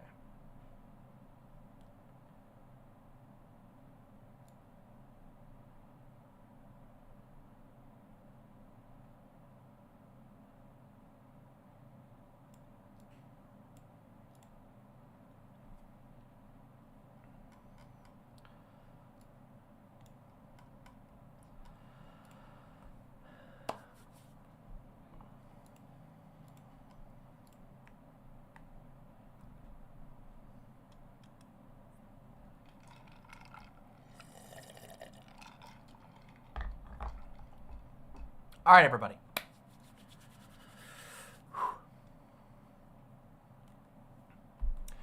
My lovely imps. Today, I'm going to be addressing another YouTuber.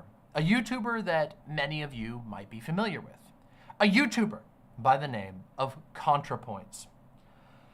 And specifically, I'm going to be addressing a number of claims, questions, open-ended comments that Contrapoints, also known as Natalie, has made on social media recently, mostly that seem to be in the fallout of Joe Biden's disastrous debate performance in the first 2024 presidential debate, and that also seem to be heavily connected to the absolute apocalyptic panic going on within the Democratic Party about the electability of Joe Biden. Now, this is going to be a pretty intense and structured segment, and I will be getting to chat, but probably a little bit later on, so please don't feel insulted if I don't immediately respond.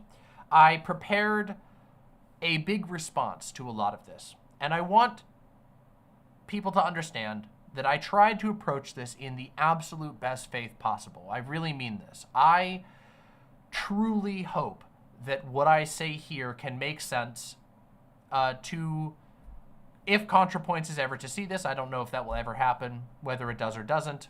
If people who feel similarly to Contrapoints see this, I want what I say here to make sense to them and to make them feel like their points are being dealt with in good faith. It is a complicated topic, and the topic is, of course, electoralism and anti-electoralism. This is a extremely hot button topic that has been sort of cycling through online left-leaning political discourses for a long time. I have at various points made my opinion on it open, but I wanted to do so in a more structured fashion in a direct response today. So I hope that you'll join me for that. Without any further ado, let us start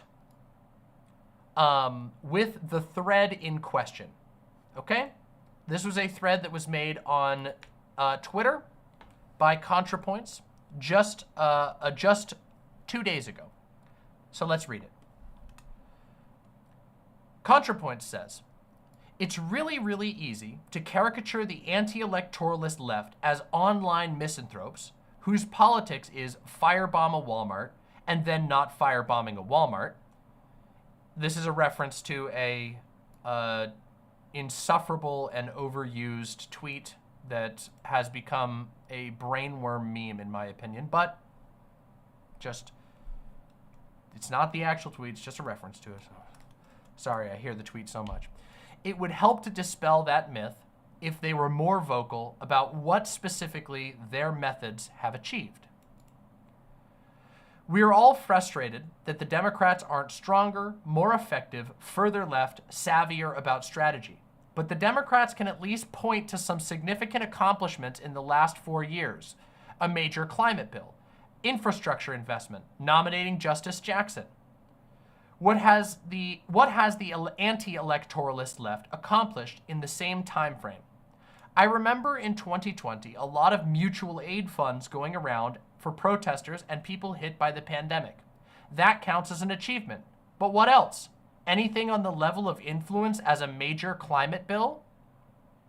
As someone terrified by the prospect of Trump returning to power, can you reassure me that there's a plausible direct action / non-electoralist means of stopping him that's more likely to succeed than electing Biden or Harris? Because if not, I think you are a LARPer. And no, posting a picture of me next to Hillary Clinton does not count as an argument. So that's the thread. And allow me to respond. You are asking a faction with fundamentally different politics from yourself to aim for achievements that they cannot influence, that you also cannot influence. Go right now with your action today and meaningfully influence the selection of a Supreme Court justice. You can't do that. Only the president can do that. Only the president can do that when there's an opening on the Supreme Court, provided it's not challenged and delayed until the end of another election. Damn. Go influence the passing of a climate bill. Oh, you don't have access to that? You have to rely on a representative who may or may not actually keep their campaign promises and who you cannot vote for or against for multiple years after you vote for them in the first place? Like, for example, the biggest example recently is John Fetterman. You don't have the connections or income to sustainably lobby, or maybe you took time out of your day. So you took time out of your day to go lobby, and then you just ended up getting snarked at or ignored. Like that time when Nancy Pelosi was snarking and making fun of anti-genocide protesters and told them to go back to China. Or the time that she tried to silence the protest of endangered immigrant youth. Influencing federal level politics is extremely fraught. There are no factions except for the current ruling power who can reliably claim to influence federal level politics, and that, even as we'll get into, is fraught, unless you yourself become deeply a part of the political machine in a way that distances you from your current values and your current life. You can't keep your current job, you can't keep your current friends, that kind of thing. You got to devote your life to either Democratic or Republican careerism. You don't actually have a say. These are things that can only be highly abstractedly influenced. That's not the right word, but you understand what I'm saying. Your one vote, and maybe the votes of a couple of your friends that you can convince, might matter in a very small way, but you can't know that. Sometimes, even when you get everybody else together and vote, like, you know, with Hillary, the popular vote wins and it still doesn't matter. The problem I have is the fact that these machines ask for your lifeblood. How do you think that progressives who went and dumped their money and their time and their lives, their actual literal effort supporting Fetterman, feel? How do you feel? How do you think the people who went and devoted a whole ton of time to Jamal Bowman only to have his career get blown out of the water by a last-minute cash injection feel? Do you think that they feel represented by what happened? What can they even do? They didn't get the power. In the case of Fetterman, Fetterman got the power and decided to do whatever he wanted with it. And that's even in an edge case where we're talking about local elections that can be actually influenced by a still fairly large amount of people, but by a group of people. On the federal level, most of us, nearly all of us, are victims of a machine that moves with no regard for us whatsoever. All of us reading these Twitter posts could all go and cast our votes for Biden right now. Statistically, anybody listening to this and talking about this almost assuredly will vote for Biden. And he could still eat shit against Donald Trump.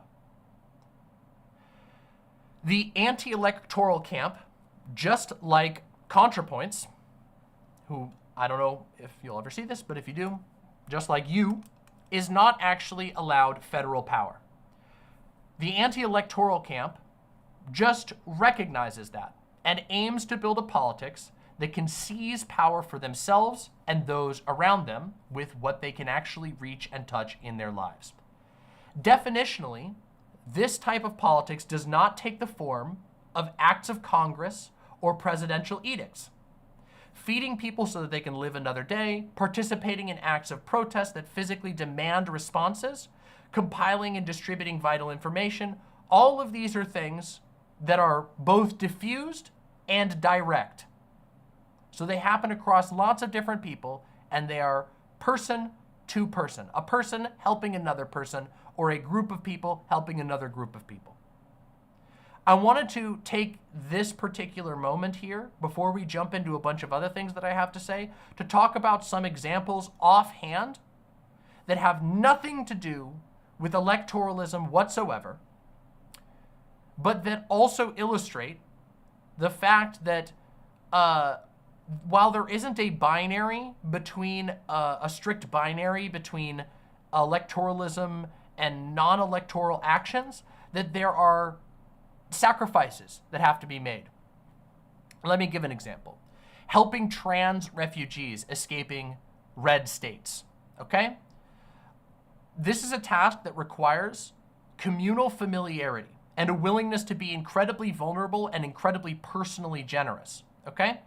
It also directly and immediately saves lives. It is incredibly important that people are willing to do this, and we need as many people being willing to help people out as possible.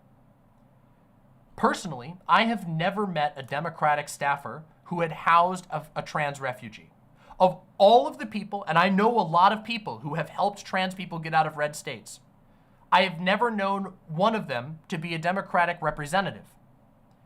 It's not impossible that a Democratic representative or a Democratic agent or whatever helps somebody get out of a red state, but Democratic Party people are often tied up in other more important business. Their life and career and connections begin to be centered around the machine of Democratic politics. They tend to not have the time, the connections, and sometimes not even the money to be able to actually help in this way. Let me give some other examples. Volunteering and working at public clinics, food banks, and shelters. These are acts that require application of developed skills which take time to develop and are also not very valued by political machines. If you're trying to work your way up through the Democratic Party, you are going to be cultivating skills that are different than the skills that you need to go work at a public health clinic, to go work at a food bank, or to take care of people at a shelter. There's just a simple calculus of time there. You only have so much time you can spend. An RN who goes and pursues work at a public LGBTQ clinic is going to save many lives. But that is never going to actually appear in an electoral lens. It just doesn't. You're not going to see that in the electoral lens. Another example. Developing networks of medicinal access.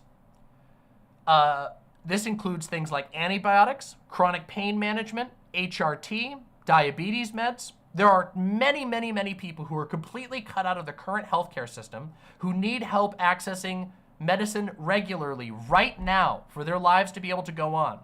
People who help them do so sometimes at great personal risk. Not always legally, mind you, but personal risk. So an example might be, say you put up a HRT informational page and you suddenly get targeted by a bunch of deranged right-wingers who hate you for existing.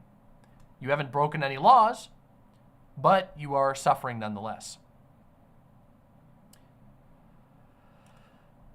Here's another example. I wanted to list all these things out of things that are non-electoral, that are often ignored by the electoral lens, and that anti-electoral people try to get people to pay more attention to. And this is just what I could come up with off the cuff. Okay? Climate resilience work.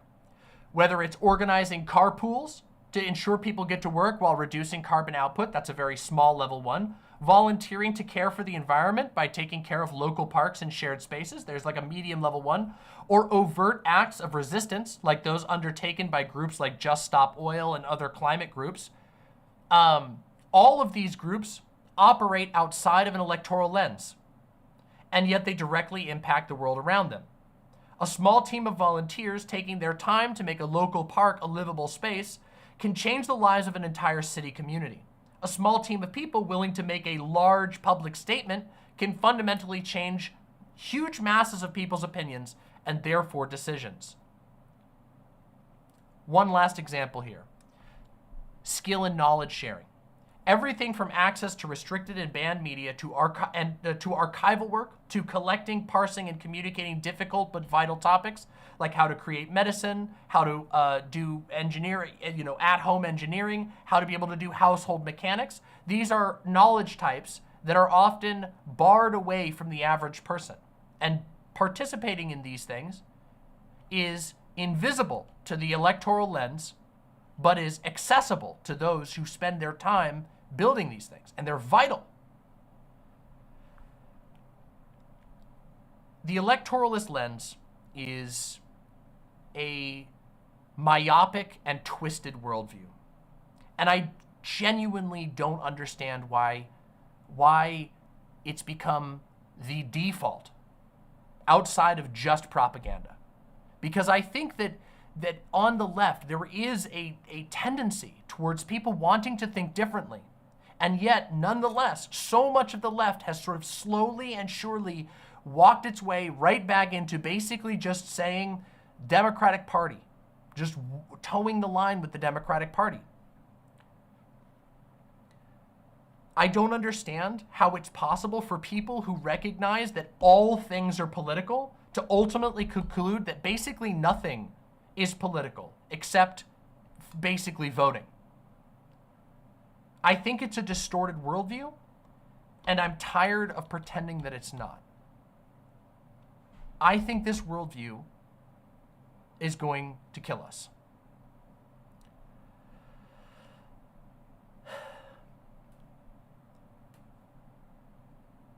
Now, I want to address at this point, I'm going to sort of move into addressing a couple of specific points brought up by Contrapoints. And the first one I'm going to bring up is this tweet. And I'm going to quote it again real quick. This is what Contrapoints said.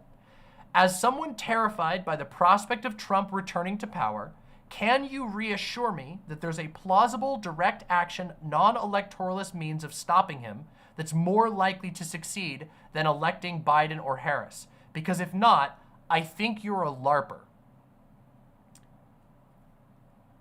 I'm going to get into the language and the delivery and the decisions and the revealing parts as we get a little bit further in. But for the time being, I just want to address this at face value, okay? No one can give you assurance that Donald Trump won't come to power without lying to you. There is literally nobody who can promise that. No one. What you are asking for is someone to tell you something that they can't promise. It is not in any one person or even one single group's power who is going to end up getting the presidency in November. Okay? There's no one group that has that decision. That outcome is in so many ways completely out of all of our hands. What non-electoralists can offer is ways to protect ourselves from his power, ways of stopping him that involve disempowering the harm that he could and will do. Structures of communal power that can ensure that we survive even if he takes power. And I do believe that there is a very good chance that Donald Trump will be taking power in November. I think that it would be foolish to act as if that isn't a very distinct possibility. Regardless of Biden and the Supreme Court and any other single flashpoint issue, the election goes down between two people. There is always a chance that the candidate you don't want is going to win. When you add everything else back in, it gets way more complicated. I think what this is a crisis of faith among liberals. And I think that a lot of lefties or left-leaning people have essentially bought in to the faith and are also having a crisis of faith. The institutions that liberals trusted and advocated for others to trust are failing. Elections that people devoted countless hours of toil and money to are being overturned in a blink by big corporate high spender donors, okay? There is nothing within any electoral frame that can currently be done to affect that. Citizens United is not going to be overturned because the Supreme Court holds a Republican and an extreme Republican majority for the long foreseeable future. Only unforeseen acts of God could possibly change that at this current juncture. We are stuck with that, no matter who wins. The Supreme Court just made the Chevron decision, which has completely and selectively, mind you, undermined the ability for Democrats to enforce any of their legislation. And by the way, the Chevron decision, done by an unaccountable right-wing court under a Democratic president, has actually undermined one of the aforementioned big wins from Joe, which is his climate deal. We now know that the climate deal cannot be enforced. In fact, I didn't even update this portion of the script since I got this news, but we just got news yesterday, perhaps late the day before, that Joe Biden's anti-discrimination decision, the decision to try and enforce anti-discrimination for trans people, has been overturned. The courts ruled on Chevron, specifically on Chevron, that actually no states and judges can choose to ignore that. We are witnessing the death of a religion. It was a religion that worshiped institutions and that taught that a life of abstracted political action is the only life available to you. It was a religion that taught that you do politics through acts of faith to a party, through acts of faith to a system. It is quite literally a trust the plan, but blue.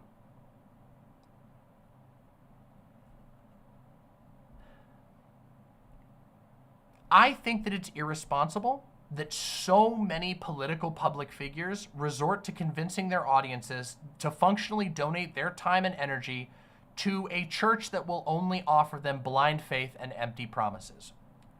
I don't believe that every YouTuber or politically interested public figure needs to do like union organizing streams or protest streams or anything like that. That's not what I'm saying at all. But right now, there is a culture in left-wing content creation of all types, streaming, video making, all of this. There is a culture of arrest Political video makers and streamers seem to feel a knee-jerk need to defend what is and essentially be a volunteer PR wing for a system that is not working simply because it's an answer, any answer. But honesty and introspection is demanded of us if we truly believe that a dark time is coming. Telling audiences that you don't know the answer, at the very least, opens the door to finding an answer together. Energizing an audience to begin the processes of problem solving is infinitely more useful than shunting everyone's energy off to be burned as fuel by Democrats who are neglectfully failing the entire world right now. I believe it is a very real and likely possibility that Donald Trump will win in November and will immediately begin using federal power that he and his allies have built to aggressively reshape America into a Trump-centric Christian nationalist country. I believe that trans people are in immediate danger of losing rights, facing persecution, and losing their livelihoods and even lives. I believe that immigrants are in great physical danger and face most of the same dangers that I just outlined before. I believe that police forces are in a position to rapidly advance horrifically anti-black, anti-immigrant, and anti-homeless agendas that are going to cost lives. I believe that most of the liberal sphere will agree with me on almost all of that. In fact, I believe it's reflected in messaging by the Democratic Party all the way up to even Joe Biden himself. You know, the threat to democracy stuff, which I agree, there is a threat to democracy. If all of these things are true, we must evolve and adapt to meet the moment. Endless social media antagonism with the only end goal of ultimately convincing people to, at best, donate more to Genocide Joe is not going to solve this if or when he eats shit in November. I also want to point out something, which is that I think there are a lot of people who operate this way. I don't think it's just liberals. I just think that the liberals are the hegemonic power, okay? As all of you who've ever watched me know, I have a extreme hatred for manipulative cult structures that trick people with false promises. I grew up in a literal cult, a religious cult that completely dominated the social, mental, and emotional lives of followers, convinced them to donate time and money and energy, their entire souls being consumed by a machine with promises of this and promises of that. Promises sometimes literally as vague as heaven. You'll have, you know, you're doing this for the kingdom of heaven. But churches aren't the only ones that use these type of tactics. Also, I want to point out that there is a similar structure that occurs in certain far left sections. Things like the revolutionary optimism and the endless march of the like orgs that spin up out of nowhere, these ML orgs and shit like that. The proletarian revolution is right around the corner. We just got to keep raising money for the revolution. The revolution is coming. That type of shit, by the way, which I've criticized endlessly on my stream, is the exact same type of thing that we are seeing right now working in the Democratic Party. I oppose it when it's done by MLs. I oppose it when it's done by Christian fundamentalists, and I oppose it when it's done by worshipers of state institutions. And I think that you should too, okay? Now, there are a couple of critiques that I want to sort of I want to address directly. Some of these were voiced by Contrapoints on social media. And others I have seen, you know, in the fallout of this conversation, I have seen people talking about it. So I want to talk about one first, okay? Before we go any further.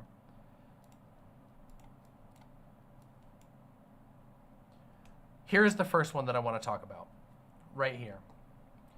No one should constrain themselves entirely to procedural politics, but I do think that Trump regaining power would be very bad, and voting against him seems to me the likeliest way of stopping that particular problem. So that's the first one from Contrapoints. Keep that in your mind, okay? The next one that I want to bring up specifically here is this tweet.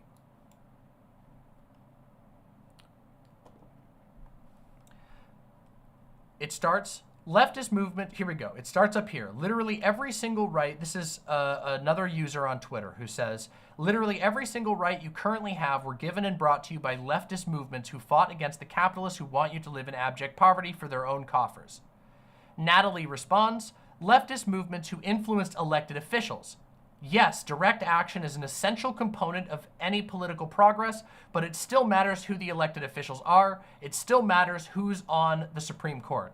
Now, this first comment here, it's been driving me crazy because, as I'll show in a minute, Contrapoints has responded this almost exact comment, I think literally this exact comment or some slight variation on it, to tons of people.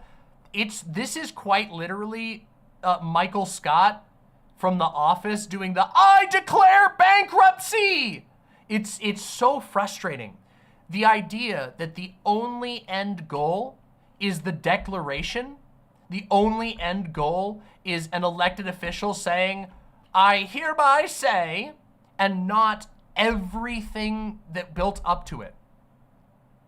It's just, I'm gonna go into that more in a second. I just needed to point out that, like, I really, really, really think that this is a bad analysis. And I've tried here to not be cruel or personal, but I want to challenge Contrapoints to think a little more deeply about whether or not the, like, crux of politics should be like a declaration from some political figure.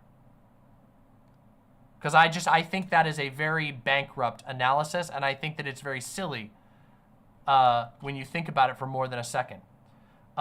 Which, again, I'll go into some specific examples of this in a bit, but I want to get to the rest of this. Marcy responds, not necessarily. Slavery was abolished by monarchies few years after the Haitian Revolution. Natalie responds, not in the US, but in some other countries. Granted, sometimes revolutions can influence monarchs, but I feel like we're getting a little far away from the question of whether it's worth voting in the 2024 US presidential election. Now, the reason why I read this one and the other one is because I believe we are engaging with a Mott and Bailey. For those who are unfamiliar with what a Mott and Bailey is, it's an argumentation tactic where, when pressed, you put out a certain statement, and then when you're confronted on it, you sort of retreat to a very easy and almost inarguable statement. And I think this is a perfect example. And I want to show you what I mean, okay? I'm going to go back and quote something I quoted earlier on. In this tweet, Contrapoints tries to say it's just about whether or not you should vote at all in the 2024 election. But then, if we go back to the original thread, and I quote, as someone terrified by the prospect of Trump returning to power, can you reassure me that there is a plausible direct action non-electoralist means of stopping him that's more likely to succeed than electing Biden-Harris? Because if not, I think you're a LARPer. So the original thread says, if you can't promise a direct action or non-electoralist means of stopping Donald Trump from taking office, you are a LARPer. And then, so that's the wall. And then you retreat to the, it's just about whether or not you should vote or not. I find that really frustrating and dishonest. And I think it's sad because I do think this topic is really important. And I also believe that not only are a lot of people engaging in this exact sort of crappy, fallacious argument, but I think that everyone who engages in it that I've seen is better than this. I know that Contrapoints is smarter than using a tactic like that.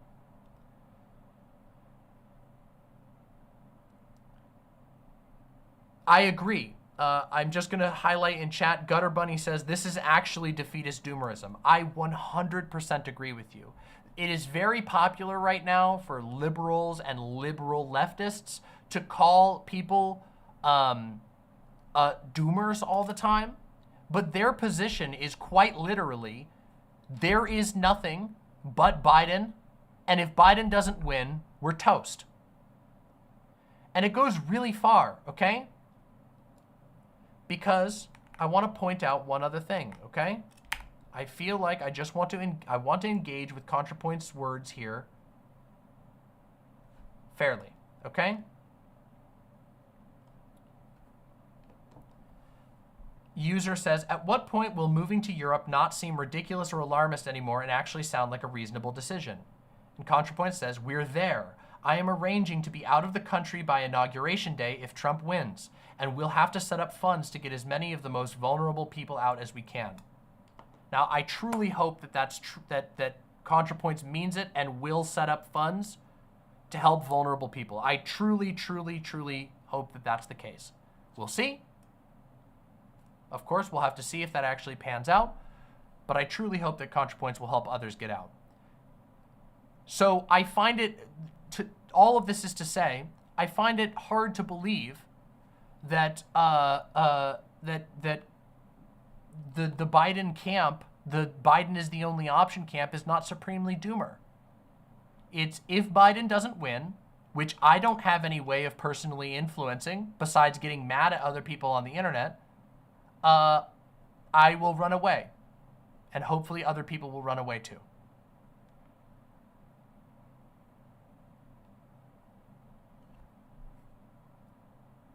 Also, Europe is, Europe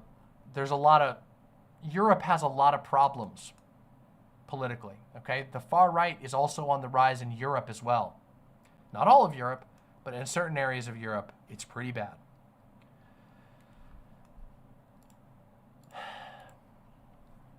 Anti-electoralism, okay, is a convenient straw man to a lot of liberal and liberal leftist commentators.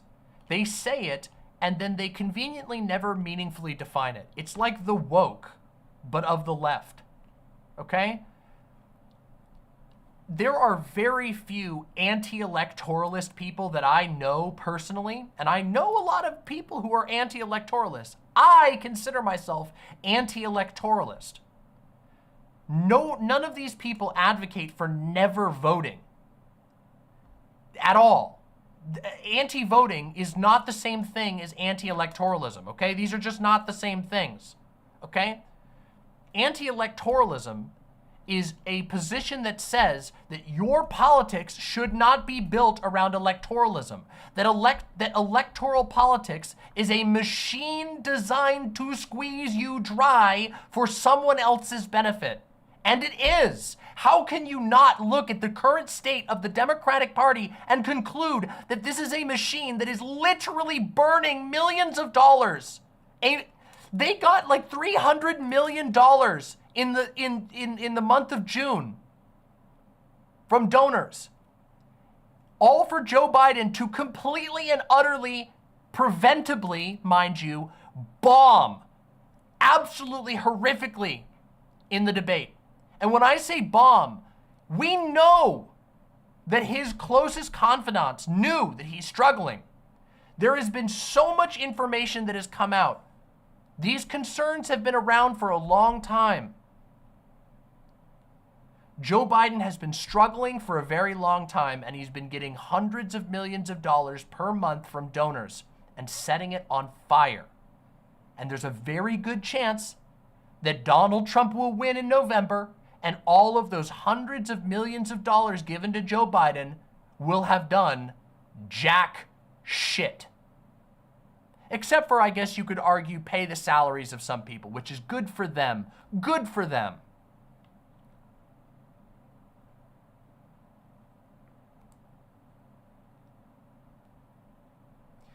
Today, Joe Biden reasserted publicly that he is not going to be stepping down, despite the fact that he's not getting any better. Since the debate, he has had multiple public gaffes, and there has been no resolution of morale within the Democrats. He has been plummeting in the polls. It is clear that things are only going to get worse for Joe Biden. Joe Biden has put out a statement since the debate, that his team has put out a statement, I should say, that he will no longer be doing activities after 8 p.m. because he needs to get his sleep.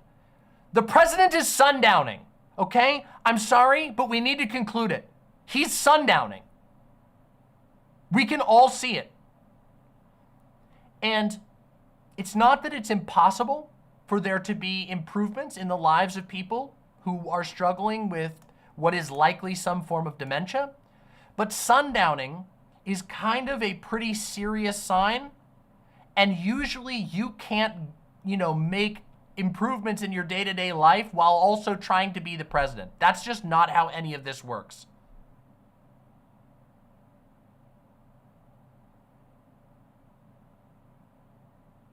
And they're not going to do anything. And they're asking you to donate more of your time, more of your energy. Anti-electoralists say what I said just a little bit ago, which is that why the fuck would you ever spend your time? Why would you ever advocate, as somebody who seriously cares about a coming dark age in America, why would you ever advocate for people to throw their lives away donating and volunteering for the Democratic Party, which has already shown that they don't give a shit about you. They don't give a shit about winning. They are too hung up on Joe Biden's ego.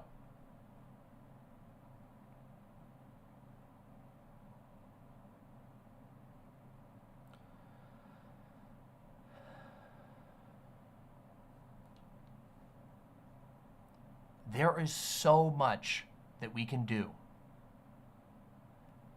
We can't stop Donald Trump from taking the presidency, or else I should say it is very, very difficult and extremely unpredictable. There is a very, very good chance that no matter what any of us do, even Joe Biden, that Donald Trump will take the presidency in November again and will immediately begin constructing Project 2025.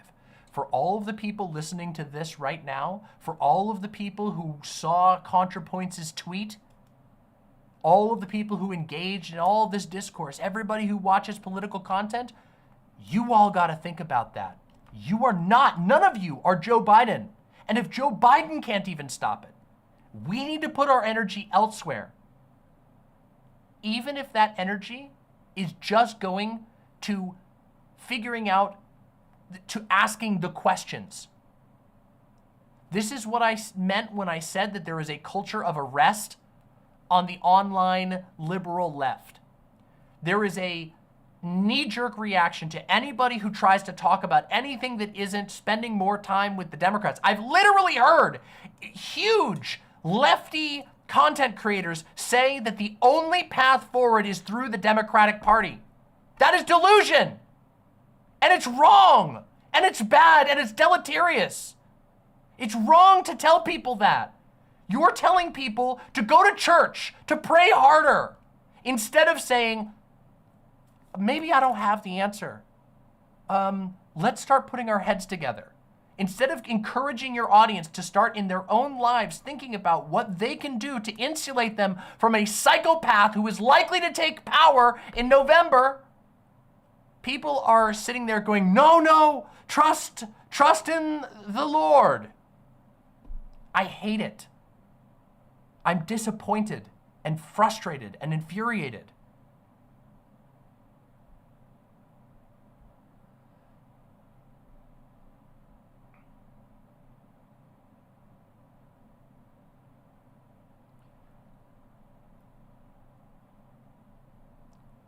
Real quick, Dat in YouTube chat says, maybe it's easier to ask questions in coalition build, not under fascism. No fucking shit!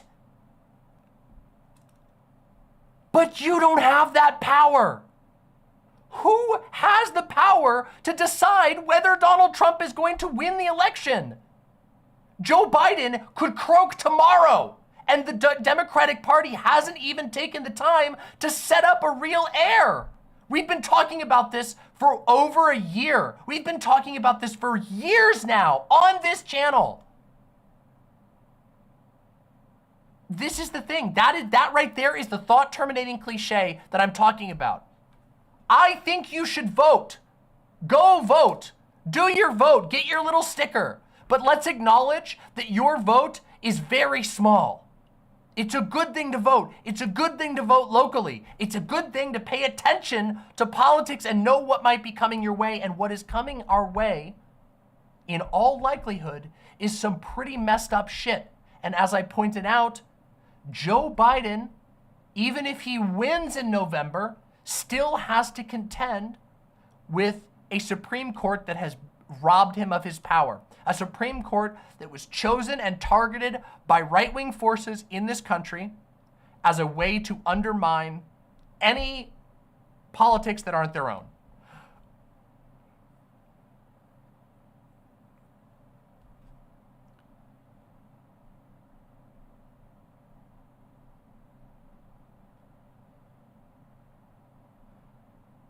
Western Sentinel says, I agree with that, but why frame it all through the lens of anti-electoralism? It's self-defeating. No, it isn't. Did you not listen to anything that I said? Right now, you have energy. If I become an electoralist and I say, all you gotta do is go get out there and vote, go door knock for the Dems, you will blow your time. You will set your time and energy and life on fire for nothing. But if I come on my stream and I say, you all out there have your own unique talents. Some of you are doctors. Some of you are programmers. Some of you are nurses. Some of you are website hosts. Some of you are super savvy and know how to store and transfer media of all types all across the internet. Some of you know how to smuggle forbidden media in countries that ban anything that mentions the word gay. If I tell you to use those skills however you can, if I tell you to band together and start coming up with solutions now, I'm not telling you to waste your time. People who go out and live their lives right now doing everything except for electoralism are doing 100 times more. If you're out there helping people live another day, you are ensuring that there will be a happy, healthy, and hearty resistance to anything that Donald Trump wants to do.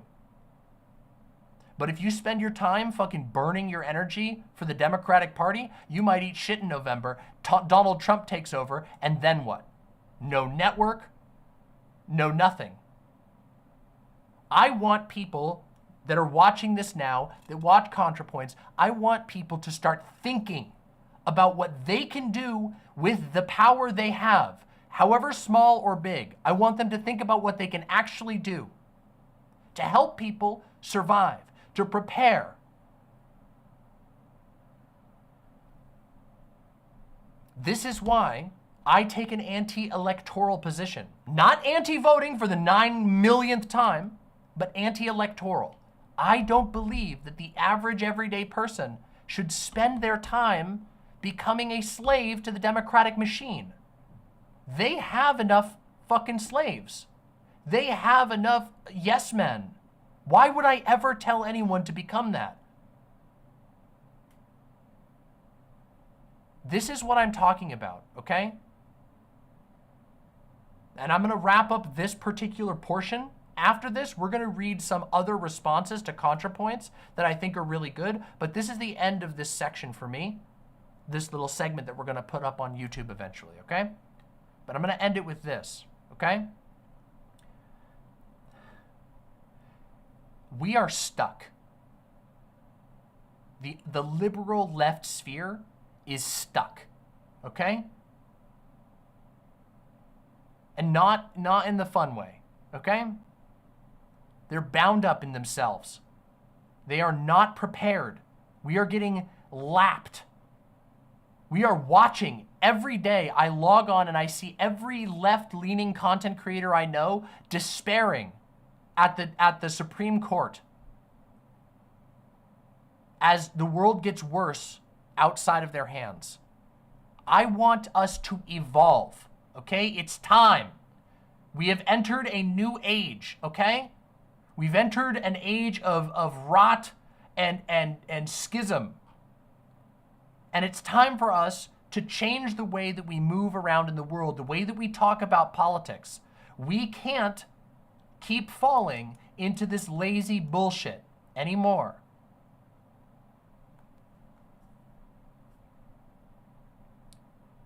Let me ask you something real quick, just to wrap this off. If Donald Trump wins in November and puts in Project 2025, what then? Is everyone who's currently talking about electoralism, are you going to keep advocating for electoralism when Donald Trump makes it literally impossible for anybody who's not a loyalist to get elected? Is that what people are going to do? Because it sounds to me like people have already given up. The electoral faction has acknowledged that they're getting lapped, that the legalistic route is completely fucked. They just can't adapt. And so they're raging at the wrong people. They're raging at imaginary anti-voting people. And they're doing so with platforms at the cost of energizing people towards things that could save lives.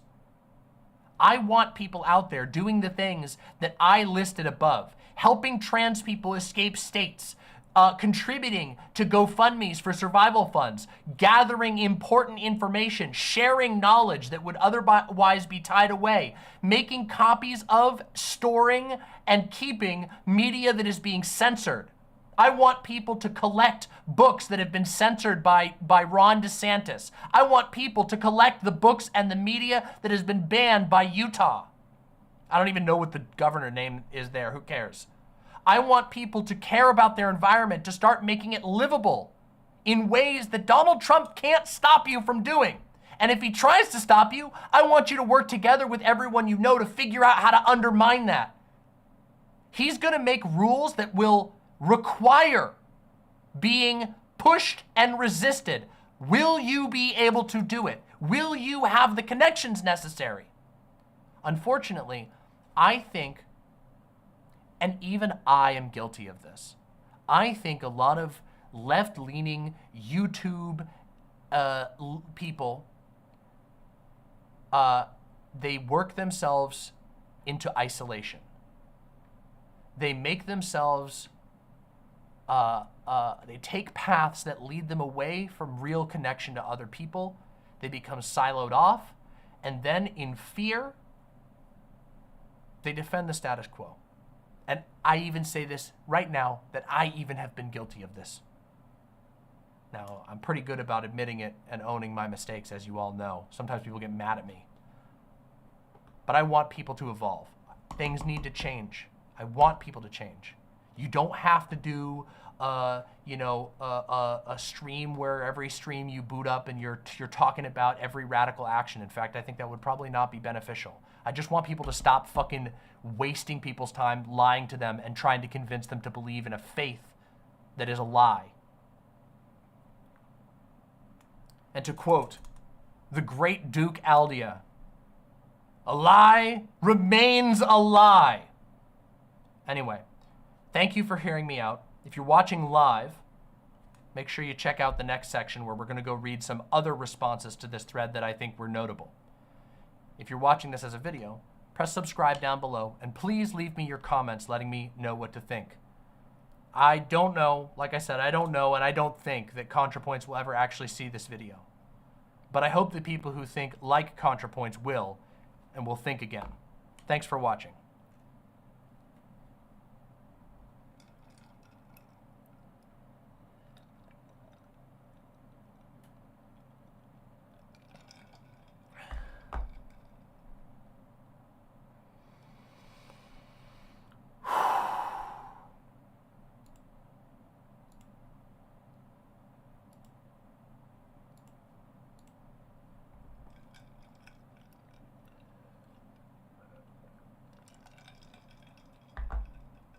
I hope that I'm not very good at reading from like an outline, or I genuinely, I wrote like an essay for this and I tried to use it as an outline. Anyway, I hope it was good. I hope I made sense to people. I have other threads that we're gonna go over. The first of which is by Doe. So we're gonna get right into that, okay? I'll read all donations after we're done with this segment. Thank you to everyone who donated. I will read out and respond to all of your donations, I promise, okay? But we're going to read a thread from my lovely, lovely critter Doe. Doe wrote a response to Contrapoints thread. It was actually really funny. We both were writing. I woke up and saw the thread and I started writing my little speech or whatever. And then I went downstairs to get breakfast and I saw that Doe was also writing a thing, and neither of us even had talked to each other for the day yet. Which is just, I guess that's what it's like when you're both politically active. Anyway, let's read Doe's thread. All right, let's read Doe's thread here, okay? Doe says, this thread seems genuine. I'm going to try as honest a response as possible. Doe says, I don't consider myself an anti-electoralist, but I feel threads like this are directed at people with politics like mine. So I'm going to try and talk about why I have the politics that I do. So like I said, I don't consider myself an anti-electoralist. Why am I responding? On a personal level, my experiences have taught me that formal power isn't always on my side and will take my willingness to treat it on its terms and use that against me. Said another way, I'm responding because my politics is one which doesn't take formal power to be the only operative political subject. Every formal power relies on a great mass of informal relations, informal activity, and informal power even. Take work-to-rule strikes, also known as malicious compliance, as an example. Their power comes from the inability of formal power to account for and list out all of the local momentary variations in activity. When the rule is followed to the letter, chaos ensues. So if you're not familiar with work-to-rule strikes, I'm just going to take a second here to describe them. A work-to-rule strike is like if you worked at Walmart and Walmart says every employee needs to do 20 minutes of stocking every 2 hours that they're on the floor. And when you're working at the Walmart, because it's so busy and understaffed, people don't really do the stocking. You have like 1 or 2 people who do stocking for their whole shift, and then everybody else takes care of customers or works the registers or whatever. But the rules say you're supposed to do 20 minutes of stocking at the end of every 2 hours of work. A work-to-rule strike would say, okay, then fine. We're going to follow everything in the handbook exactly as it is written. And so people start going, they're like, oh, sorry, I was checking people out at the register, got to go do my 20 minutes of stocking, and they walk away, following the rules, mind you, but now there's a line of angry customers screaming at the manager because the person walked away to go follow that. That's an example that I just kind of made up. There are all kinds of examples of this. The reality is that, of course, if you've ever worked in retail, you know that there are tons of ways in which people bend and adjust the rules to make sure that your local business makes sense. You might have like corporate edicts that say this, that, and the other thing. Like say if you work in an area where because of where you work, like maybe there's a big company that's right next to your building, your lunch hour is 2 hours later than what the corporation says lunch hour is. So the corporation says you need to have this many people staffed between these hours, but if you were to follow that rule, you wouldn't have enough people to cover the unique situation in your case. Now, some companies have rules that accommodate that and some do not. A work-to-rule strike is basically done when a corporation is squeezing the workers and won't hear them out, and so they do that. Hopefully that makes sense. It's also there's all kinds of ways that you can do work-to-rule strikes, but that's just an example. Okay, so now that that's explained, Doe says, how do we start connecting this to electoralism? Firstly, I have voted in every election that I've been able to vote in. Holy shit! Holy shit! Exposed! The doe? Oh my God, radical doe? A voter? A voter? Holy shit, what? I've seen a huge amount of people spend hundreds or thousands of hours just promoting a single local candidate who reflects their views only for that candidate to lose. Does this mean we should stop voting? Obviously not. But what does it mean? If dedicating a year of my life to volunteering for and promoting a candidate had zero effect on formal power, what am I supposed to do? As a minority who is directly under attack from reactionary laws, what do I do? We'll return to that question. Let's talk about democratic structures and a tension that exists for leftists about democracy. Mechanistically, democracy is majority rule. But as a progressive ideal, it's everyone has equal say, which implies minority protections.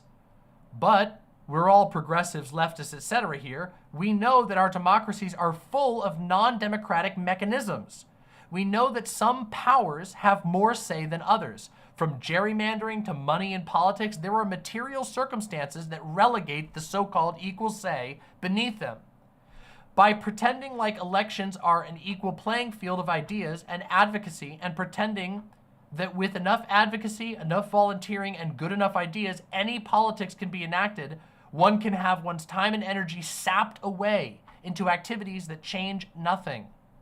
This leads us to another one of the reasons I can't consider myself an electoralist. Formal structures of political power function off of a set of unspoken presuppositions. A politician can't hope to keep their job while hammering against the businesses who fund the state. A politician who is too on the side of workers, environmentalists, minority justice advocates, one who is taking big swings at corporations and mega conglomerates which exploit their workers and perpetuate great harm to local environments, people, wildlife, etc., gets ousted. Some politicians have learned to thread the needle, running on a platform of just enough progressivism or change to get voters voting, but while beholden to the material interests of those corporate entities who are seen as the makers of the economy in any given district. Let's take an example. Climate scientists have, for quite some time now, read decades, been proposing policy that would help counteract the effects we're having on the climate. Each of these proposals has routinely been seen as unfeasible because they go against growth. But these proposals are only unfeasible given a certain set of unspoken presuppositions about economies and about our formal political structures. The limits can be overcome through a change in the set of presuppositions. So to recap, democracy is equal say, but its structures of power simultaneously value some people's say significantly more than others. Majorities over minorities, colonists over colonized, gerrymandering, money in politics, corporate power. Formal power also can't function without a mass of informalities which give it the substance of life. Those same informalities which make it operant can undermine formal power.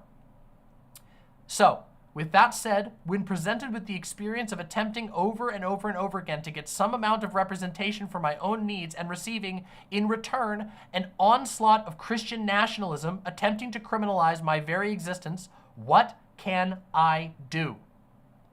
As you can see in countries like the UK, Labour parties routinely decide that the current targets of reactionary craze are the real problem, and shift their politics around attacking those same targets in a hope that it wins them the majority.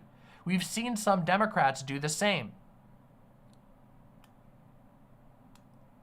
What do I do when even a party that once claimed to fight for the rights of all minorities decides that my kind of person doesn't even deserve the limp minority protections that currently exist?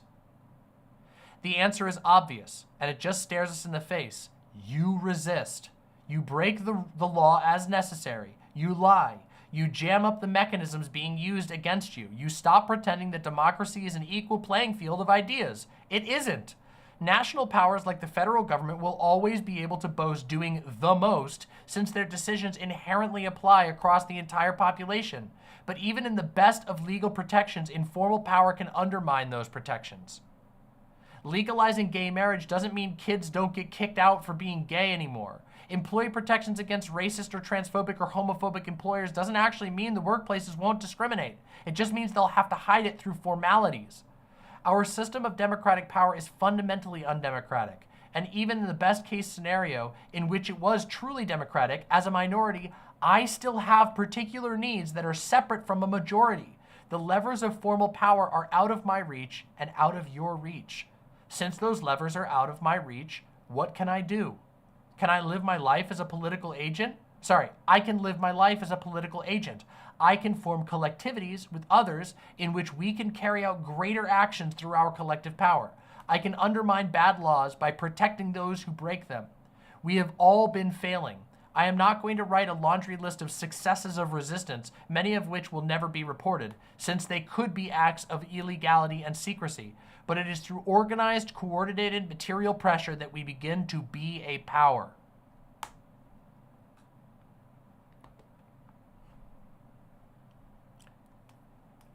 Fucking spitting, right?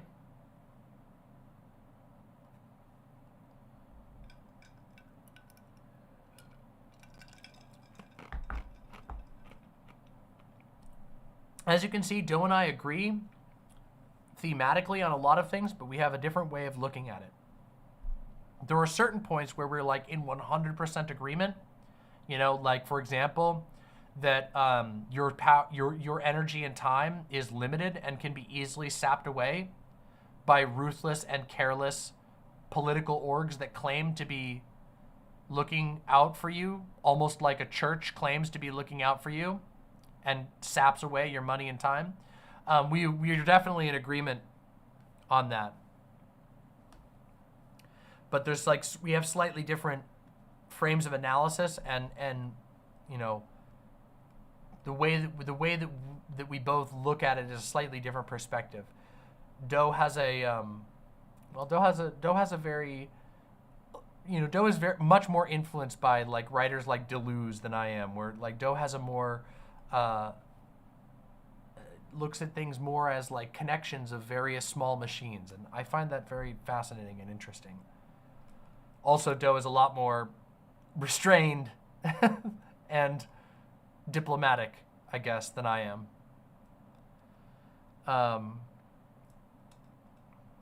But yeah, that was something also. Doe reminded me of something that that I forgot to mention in the in responding to Contrapoints, which I wish that I had mentioned it. I really hate the way that liberals try to claim all of the victories and none of the drawbacks of their favorite candidate. They claim that electoralism got us every decision that Joe Biden makes, which in reality, it doesn't. It just put Joe Biden there, you know, in some degree. The machine put Joe Biden there, and then Joe Biden made the decisions that he did. The actual connection between the only thing that mattered was putting Joe Biden in power. Whenever electoralists love to do this, and I hate it so much, okay? Electoralists love to claim like, oh, look, you know, because of electoralism, we got insert like climate bill or anti-discrimination thing. And then you go, okay, yeah, but Joe Biden is also funding a genocide. And they go, well, we didn't want that. Well, which one is it? Either it's absurd to claim that electoralism can claim all responsibility for the good things, but none of the bad. Either electoralism made Joe Biden make the decision to pass a climate bill and to participate in a genocide, or it didn't do either of those. And the reality is that the electoralism is sort of just a very, very abstract process by which some guy gets put in charge. It's super, I saw tons of this sentiment. Contrapoints kept saying things like the Civil Rights Act only, like the Civil Rights Act mattered because, I mentioned this, I did read one of those tweets, but I didn't fully go into it as much as I wanted to. What a mistake, but whatever. Contrapoints mentioned like the civil rights movement mattering because like a politician said that it mattered and offered an edict, and not that the civil rights movement was a bursting forth. It was an enormous amount of people and their allies saying enough is enough and literally stopping it. Like, remember that the civil rights movement required people doing protests that interrupted businesses. They did sit-ins. They would go to a racist business and say, we're coming in whether you like it or not. They were personally changing the paradigm. The politicians just did a formal recognition. It's such a twisted lens to be like, all of these people who went and sat in places and disrupted businesses and blocked bus lines and all of that, all of those people, it only mattered because a politician said, okie dokie. And I wanted to give another example, just a hypothetical. Imagine there is a small rural town that for some reason has an above average amount of gay and trans people, of queer people. We'll say queer people broadly, okay? And that town, all of the queer people in that town make a little community center. Somebody has a house that's got a big rec room, and they make a little community center. And those gay people start talking to each other, and they go, I want us to host events in the downtown where we can start articulating our presence as a gay community in this small rural town. So they do that. And over the course of 5 years, the town goes from being fairly discriminatory to being familiar with the gay people who have a party or a get-together or a educational whatever, a drag show, whatever, that happens every week. And slowly and surely, that town becomes one of the most gay-friendly towns in the area, because people who may have previously been a little bit discriminatory, they meet some gay people, they talk to some people, they see that their neighbors are gay, they start to, and then after those 5 years, this place has become a safe place for gay people. Does it only matter when the governor goes, we hereby declare our town, Rats Hole, Montana, is now the happiest place for gay people in all of Montana? Is that what mattered? Or was it the fact that now the town actually became the safest place for gay people? Was it the declaration of the governor of Rats Hole, Montana?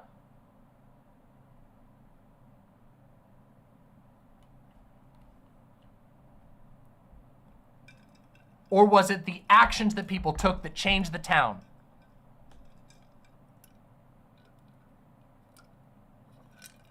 Sure, some government recognition is probably great.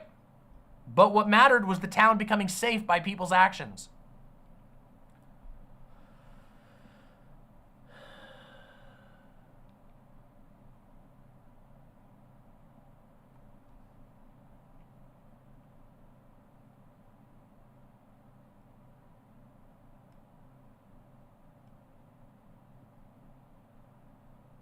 You have to make them want to do the laws in the first place. But often it's not the laws that matter. It's changing the world. It's changing the relations that matter. Yes, laws do have an effect, no doubt. But keep in mind that there are places right now in America where if you're a trans person or a black person, even though it's illegal to discriminate against you, you go and live in that town, you will not be able to get a job. Right now, even though there are laws all over the place that say you can't be discriminated against, there are numerous places in America where you go there and it doesn't matter. What matters is people taking the actions to change the paradigm. The law can only be a recognition of the values. The values changing is what matters. The relations changing. And people being able to say, you want to try and discriminate against us? Fine, we'll get together and we'll push back. The Black Panthers are like a perfect example of this. People being racist all over the place, Jim Crow era laws, and not just the laws, but the laws were against them in the Jim Crow era. And what started to change it was Black Panthers getting together, putting together a lunchroom, all of those people who were being discriminated against coming together and going, all right, your boss is calling you slurs, we'll all show up together. Let's go have a talk with your boss. And then you and your ripped 9 buddies go, hey, how's it going, buddy? You want to say what you said to me earlier? And then the boss goes, yeah, and never does it again.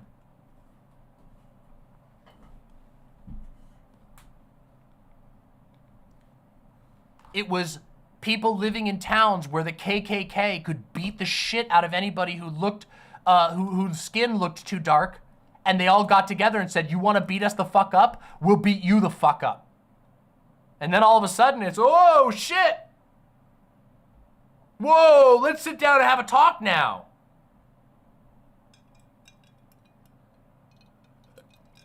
Stonewall, another example.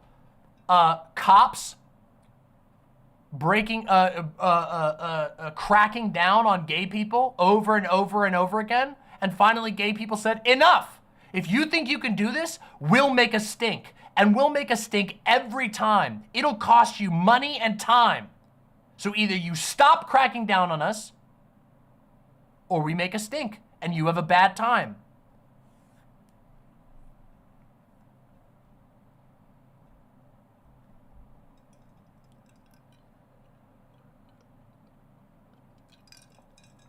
All right, I have another thread that I want to read. Okay? This one is from friend of the show and personal friend, Chariot. Let's read Chariot's thread about this same topic. Chariot says, you may notice that the left doesn't want to have power. They want to endlessly critique power. Is true only of leftists who have real principles. It is not true of cult leaders or grifters or authoritarians who take no issue with those power structures. Left-wingers who believe that real justice cannot come from those institutions will naturally resist capture by them. As a critique of the effectiveness of the left, this statement inherently concedes the moral high ground. You might think, well, at a certain point, I'd rather be alive than moral, but with the structural incentives of liberalism, you will be, at some point, for someone choosing neither. Climate change, for instance, is the result of incentives structurally fundamental to capitalism. At best, liberals can only win every battle and thus stave it off for only so long, but it will remain a possibility as long as it has the potential to be profitable. The persecution of minorities, for another example, is endemic to liberal civil society. The marginalized exist as a function of the margins created by those systems of power, innate within those institutions that we just discussed. I've written about this at length and plan to again soon, but here's the truth. Whatever a socialism or social system that comes after liberal capitalism means, it must not be an affirmation of those institutions. It's not socialism or barbarism, it's socialism or suicide. Fantastic thread. Not responding to the thread, but directly, but responding to the sentiments and other such sentiments. This is what I talked about when I mentioned that people have to sell themselves out to become a part of the machine. If you want to rise through the ranks of the Democratic Party, you have to change careers. You will eventually have a different friend group because you won't be living the same life as the other people around you. You have to change your values. You will have to sacrifice things that you believe in order to get ahead within the democratic machine. And that gets worse and worse the closer you get to the top. There is only a certain type of person that can rise to the absolute top of these Democratic Party machines. They are designed to ensure that. The Democratic Party is designed to make sure that somebody doesn't get into power that makes them lose all of their funding. And it only stops doing that when there's a catastrophe, an unpredictable catastrophe. Joe Biden, for example, having dementia moments.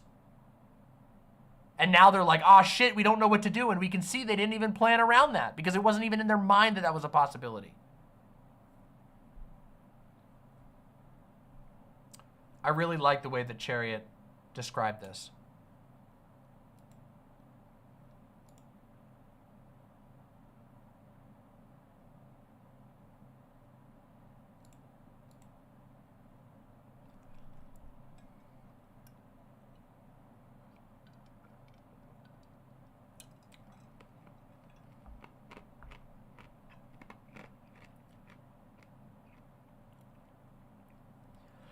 Noble Aristotelian says, Brown versus Board of Education had to be implemented by force, not merely by just saying school integration is the law of the land. Yes, even after the law passed, people had to go and take action because people just because racists resisted it. Exactly. Somniostatic says Riverboat Jack thinks that he'll step down still. It's possible. He said as of just a few hours ago, right before I started stream, Joe Biden had just reaffirmed publicly that he won't be stepping down. We'll see.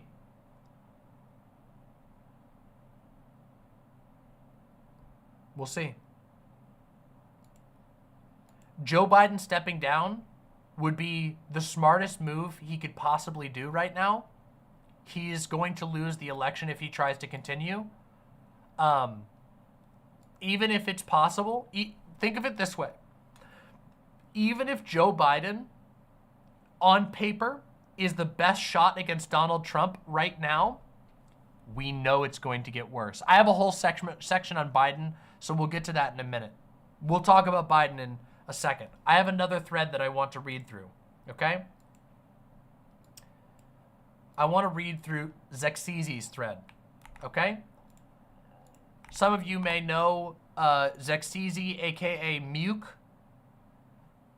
Zexeezy is an OG bread tuber.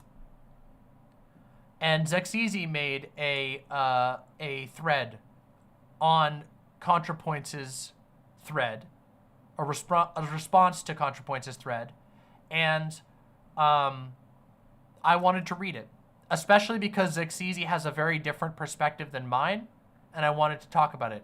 Not very different. Okay, in some ways, yes. Like, Zexeezy is like, Zexeezy is very anti-electoralist. Anyway, let's read Zexeezy's thread.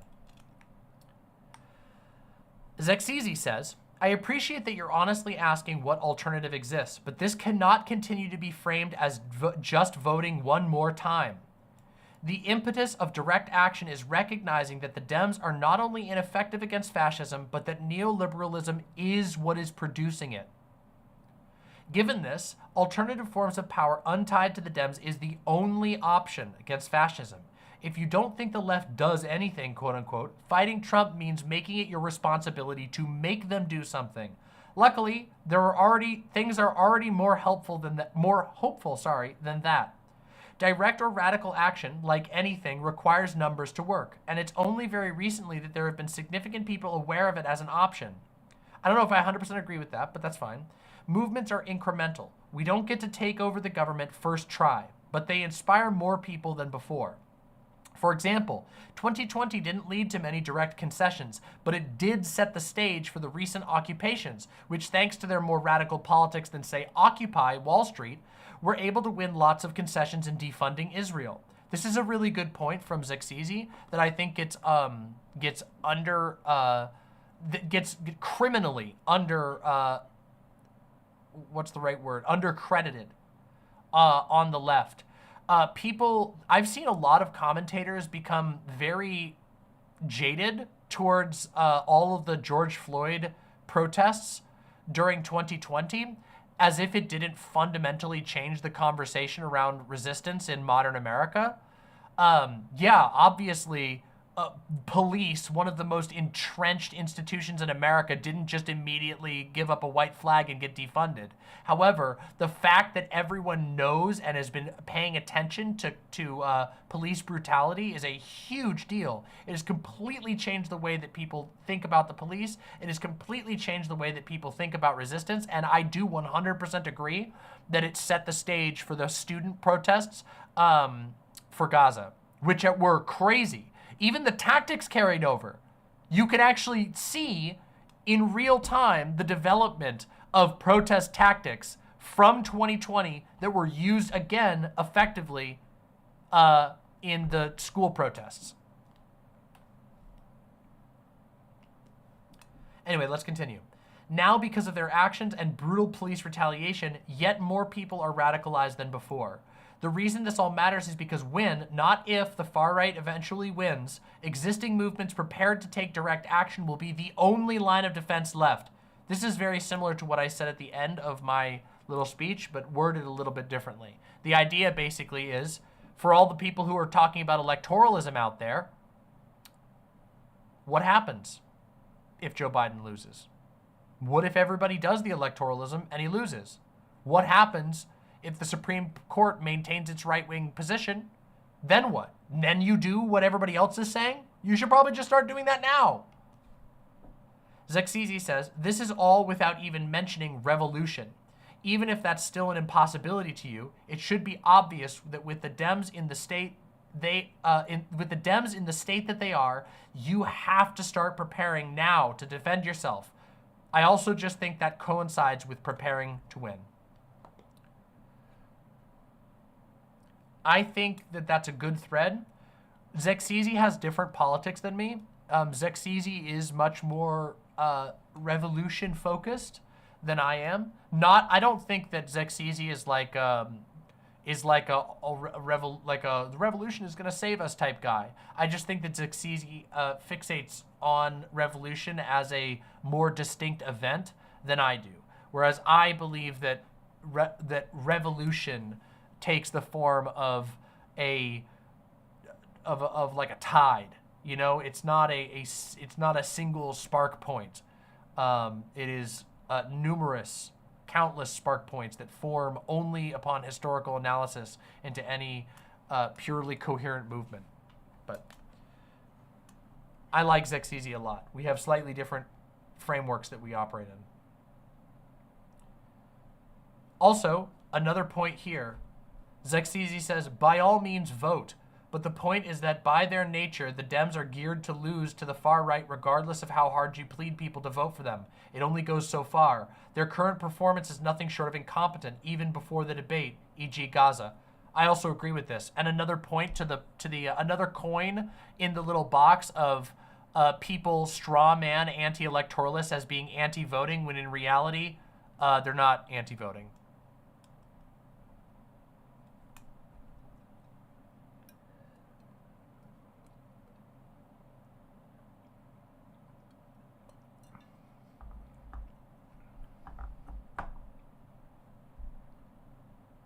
I'll be honest, Western Sentinel says, I'll be honest, I did conflate the two. Well, I don't entirely blame you, seeing as how, like, most people on the like liberal left constantly do.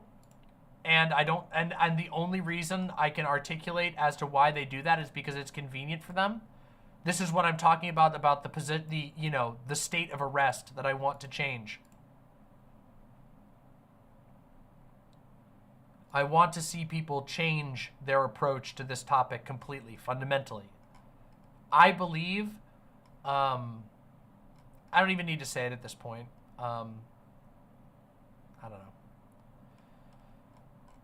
Okay, so that's the threads I wanted. We're gonna take a short breather here together. We're gonna chat. I'm gonna talk with chat real quick. I'm gonna take some questions about this topic, and then we're gonna talk about Joe Biden. And then we're going to decide what we're going to do after that. But, yeah, I need to catch my breath before we do another segment, which I do have one more political segment planned. And I like to take time to talk with chat. One thing, I hope that I did a good enough job. I'm looking back on that segment that I recorded about Contrapoints, and I'm like, shit, I hope I didn't make it too hostile. I didn't go as deeply in on the whole, like, taking credit thing as I wanted to, but I feel like I got my point across. The bisexual Spacebird says, personally, I don't think anyone can really predict if or when a revolution or an equivalent action will happen. You can't determine when exactly a wildfire happens, but you can always track it back to a misplaced cigarette butt. Yeah. Or multiple misplaced cigarette butts.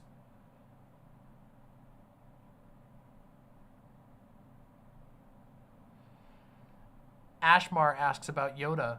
Yoda is doing better than she was yesterday. She's still been very on edge today.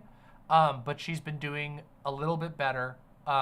Actually, this year we did a much better job at keeping her calm. She was still very scared, but it's probably, despite the fireworks being really aggressive this year, it's probably the best year that we've done for keeping her calm because we've learned a lot of ways to help her stay calm. She was very scared. She's been very restless today. She even climbed under my desk and knocked a bunch of stuff over earlier, and she kept trying to, this is really cute. When I was typing earlier, I was on my computer for 3 hours prepping for stream with a bunch of different stuff. And Yoda kept sitting. She was seated right here. You can't see, but her head would have been just out of frame. And she was just going, just poking me with her paw over and over and over again. And it was great. But also sad because she was clearly scared.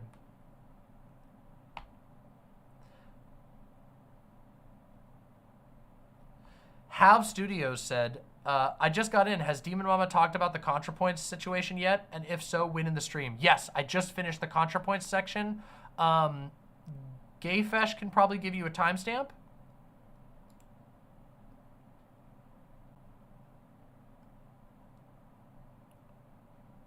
If you have the timestamp approximately, let me know. If anybody can ballpark it, I would say it was probably about an hour and a half or so. If you rewind back an hour and a half, maybe a little more, maybe an hour and 40. I don't know, somewhere around there. Lavender says, Demon Mama, you said you think it would be good if people sought out and disseminated useful information. What do you think would be the best way to go about this, starting from no connections? Sorry if this question is a bit esoteric. Okay, few questions, or a few things. If you have a specialty, if you are trained in something, you should start gathering the information that you have. You know what's important to know. If you're a mechanic, okay, and you have that information, and you know what would be useful, certain types of manuals, certain types of really great handbooks or whatever. Get that, get a copy, store it, digitize it, and start building that type of stuff up. Get yourself a hard drive. Build that up full of that kind of stuff. Secondly, if you're not an expert in a subject already, I would start, so there's a couple of different ways to go about this. If there's a topic that's important to you, that would be a good place to start. And what you would want to do is you want to go start researching that topic generally and go to where you start to find the people who are talking about that topic. Once you're there, you can begin to talk to people in that space. They may have some existing repositories, some of which they might want mirrored. Lots of niches of very important information have repositories that they need help mirroring, that they need help backing up. That's another way. A third way is to support things like the Internet Archive, which are pre-existing groups that do a really good job at archiving these types of things. If you have neither, you don't know where to start, or you don't have a personal specialty that you can contribute to, you could do with things like the Internet Archive or other similar websites for specific topics. There are a number of, for example, trans-related healthcare websites out there that are very, very, very useful and also in need of support. Donating to and contributing to those in any way possible, and they'll usually tell you how, that can be really good. That's just an example.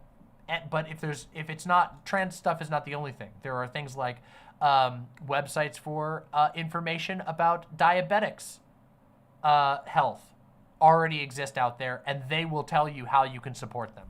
So there's some ways to do it.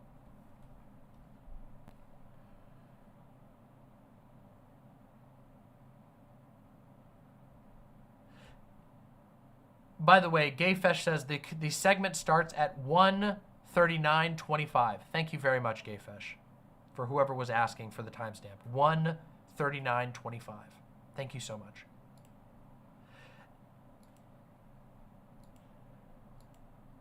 JS Masochist says, I might have to move to my hometown by the end of the year, and I'm thinking of running for mayor since I have strong community ties.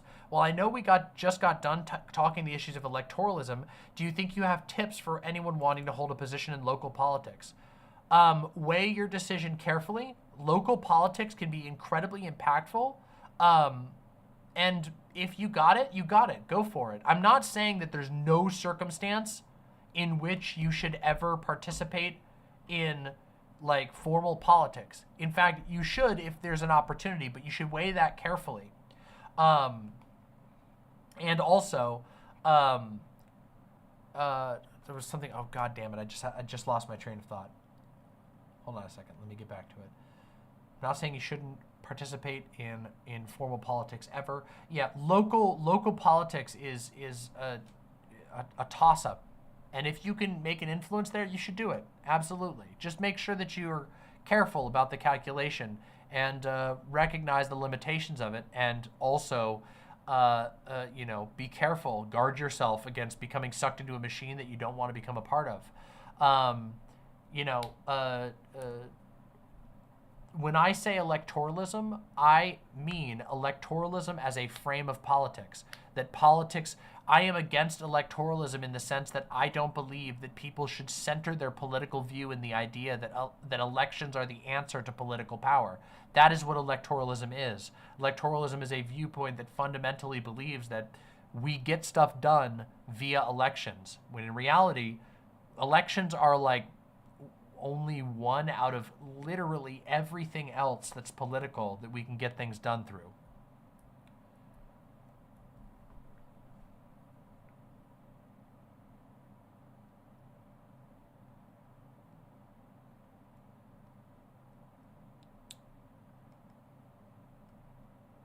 Sonia Forrest Guardian says, I know you did a stream segment on fleeing the country. What's your take on dual citizenship? Totally valid. If you can get dual citizenship, go for it.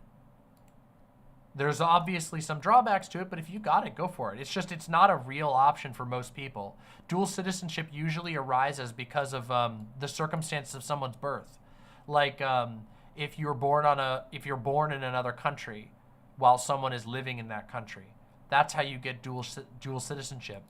And that's just, most people don't have that. So if you got it, fucking use it.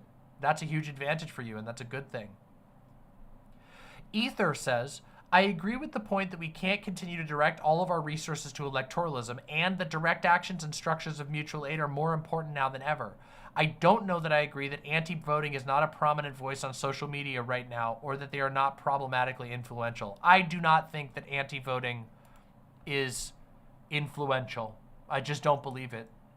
I know that there are like weird tanky accounts that are like anti-voting, but getting like some likes on social media is not the same thing as holding any political power. And also, the like weird ML anti-voting people, they just circle jerk each other. It's just other of people like them that are upvoting them. And so it gives you the false impression of popularity. You know how like groypers gas up each other's posts no matter how bad they are? That's what a lot of like these weird ML types do. They will sit there and in addition to sharing a lot of opinions with groypers, they also will behave like that, where they just gas up anything posted by someone who like shares their loyalties. It's like the Hinkleverse is like this. It's just their little personality cults, and it doesn't really reflect the real world. I don't believe that the biggest faction of non-voters is apathetic voters. It's your average normies who aren't online, who just don't go vote. And that's the scary part. The scary part is that it's just people who aren't being reached at all by anyone because they think that anybody who talks about politics is an annoying dweeb, and they'd rather be playing Call of Duty or fucking going to the local demolition derby or whatever. What is a groyper? Groypers are followers of they're far right fans of a Nazi of a popular Nazi poster. They're shit.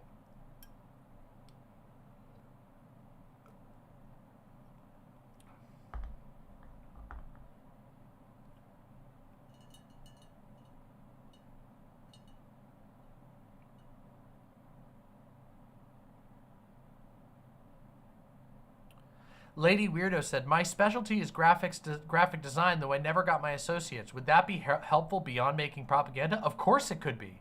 Of course it can be. All artistic talents can be incredibly useful.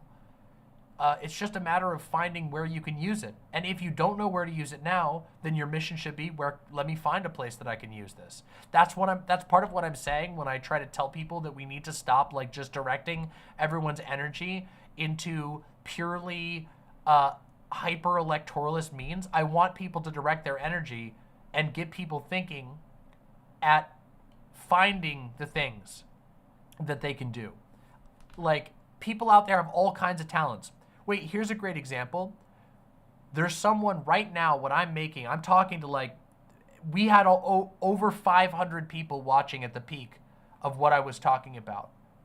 And I think what I was saying was valuable and good. We have someone amazing on my team, Nasty, and he's super talented at graphic design and visual design. And he puts his talent to use helping me get my stuff out there. This is just in my little bubble. Now, I'm not a political movement, but I like to think that we're doing some good here. And I know that this community has done some good. There's all kinds of things like that. I am somebody who believes that the little things like that matter.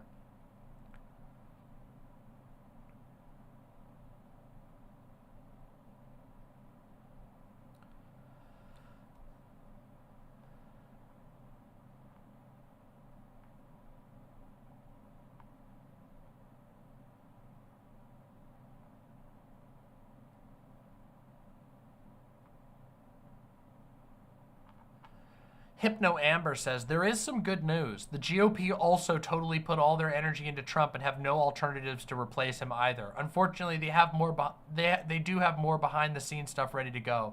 Yes, Donald Trump has also been unable, because keep in mind, it's really funny. I love the posts that have been showing like the pictures of. Have you guys seen the Joe Biden spray tan stuff? Where everyone's been like, oh my God, he's actually transforming into Donald Trump. Because there is fundamentally the same thing going on. Joe Biden's ego and selfishness is holding the party by the throat in the exact same way that Donald Trump does. It's just that the Republican factions, they kind of like that shit. There are some that complain about it, but the Republican conservative worldview, they love their strong daddy. You know? Even if he's a fucking not strong and a giant stinking moldy pumpkin. They love that shit. That's what that's the world they openly want to build. Democrats pretend to be otherwise. But in both cases, someone's ego and self-centeredness is holding up everything else. Donald Trump's inability to ever consider someone else other than him having power means there's nobody else to take over after him. If he can't build a direct political dynasty out of his family, they're fucked. Which is, you know, there is some hope in that. It means they have a huge vulnerability. Same thing happened, by the way, with other historical fascist movements. Fascist movements that collapsed after the crumbling of their central leader. It's a huge liability to build your entire movement around one guy and that guy's personality.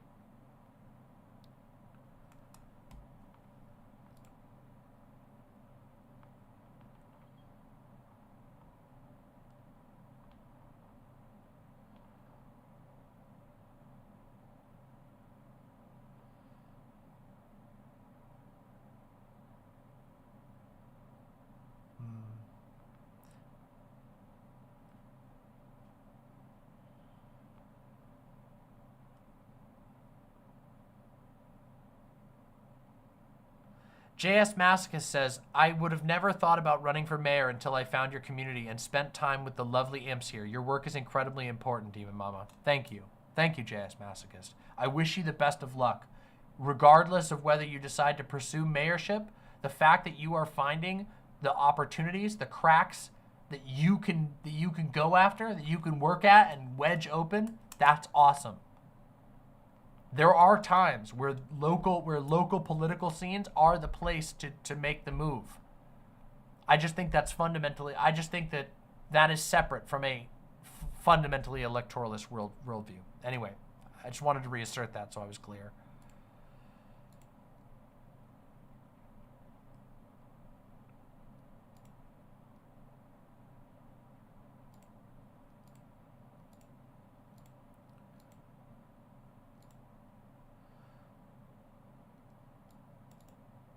True, bisexual spacebird. The bisexual spacebird says political dynasticism is rarely the best way to run a government. No, it sucks.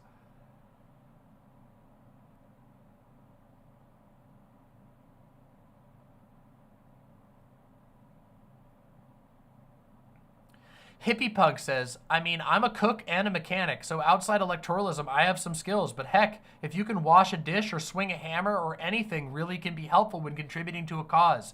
Don't let the dipshit tankies fool you. Not everyone needs to be some Chad warrior or political mover to contribute to a cause. They truly are the LARPers that everyone else is thinking of. Yeah, absolutely. I think it matters if you make someone's life better. I think it matters politically. In fact, I would argue that type of thing is like the most politically important thing. That's what matters in the end. Can we save people from pain?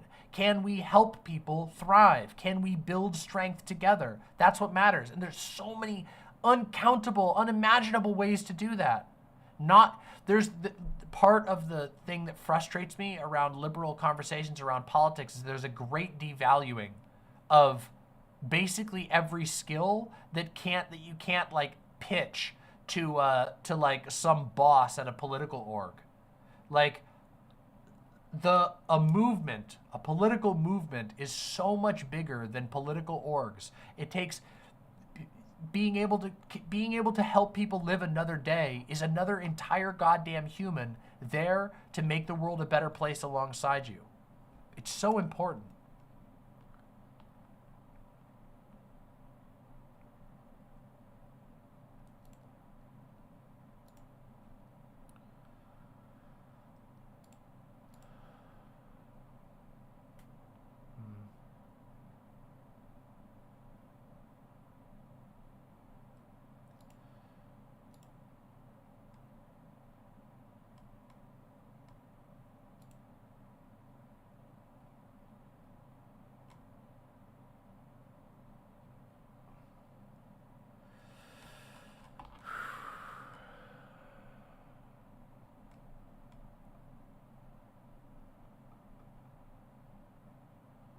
My goodness.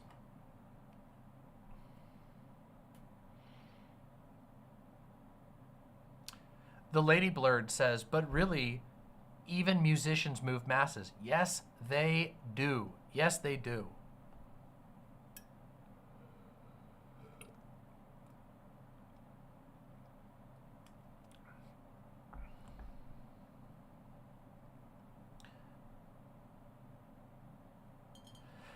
Tokagero says, while Contra's thread spawned very good and important things such as Doe's thread or this segment, I have major issues with it. Her initial question is heavily flawed. She asks a faction that explicitly works outside the system how they produce change within that system's framework. That's what I was saying.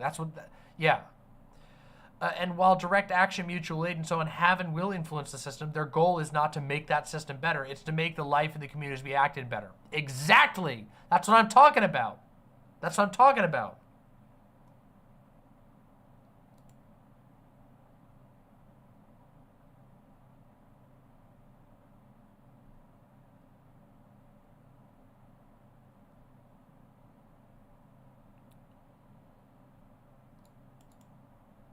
I am so hungry right now.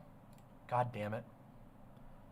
This is what I get for only having a bowl of cereal and a single chicken sandwich all day. Oh God, why do I do this to myself? Also, by the way, you have no idea how much energy 4 hours of streaming saps from you. And we're not even done. We're not even close. We're not even close to finished. I have homemade focaccia. That sounds amazing. Was the chicken sandwich tasty? Yeah, it was actually. It was really good. It was really good.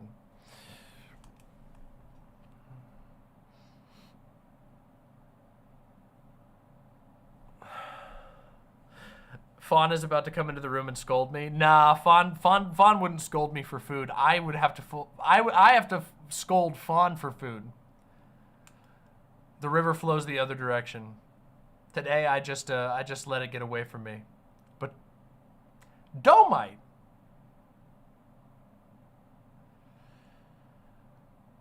Florins with the $10 super chat says, I'm a computer scientist academic, and in my free time, I tutor people for the GED and pay for their tests. I don't know how much of an impact that makes, but it's what I can do. That's fucking based!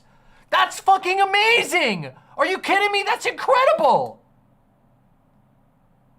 That's so fucking sick! That's... Seriously?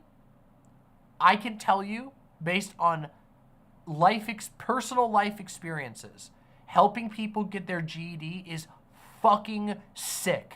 It makes that is so awesome of you. Like, that is the most based shit I've heard all night.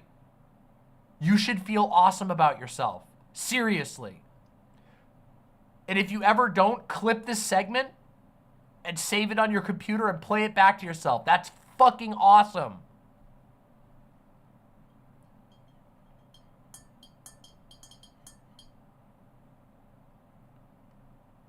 Let me read the rest of the donos, and then we're going to go to the Joe Biden section. You guys want to hear me rant about Joe Biden? Because let me tell you, this ride ain't over. If you thought the politics train was over, it's barreling down on you.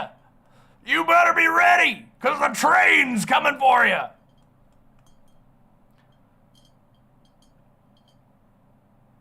Another bored person with the $10 says, I think the most frustrating thing is the just vote crowd has absolutely no plan whatsoever for if Biden loses and are hostile to considering direct action in any type in preparation or in addition to voting. Yes, I hate it. I hate that shit. It drives me crazy.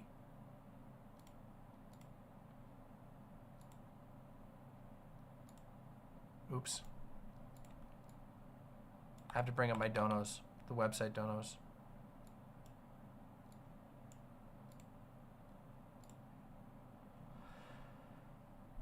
Crazy Kudu with the tier 1 sub says, great segment. I would have really liked to see mention of swing states because all the you must vote people seem to assume that everyone lives in Pennsylvania.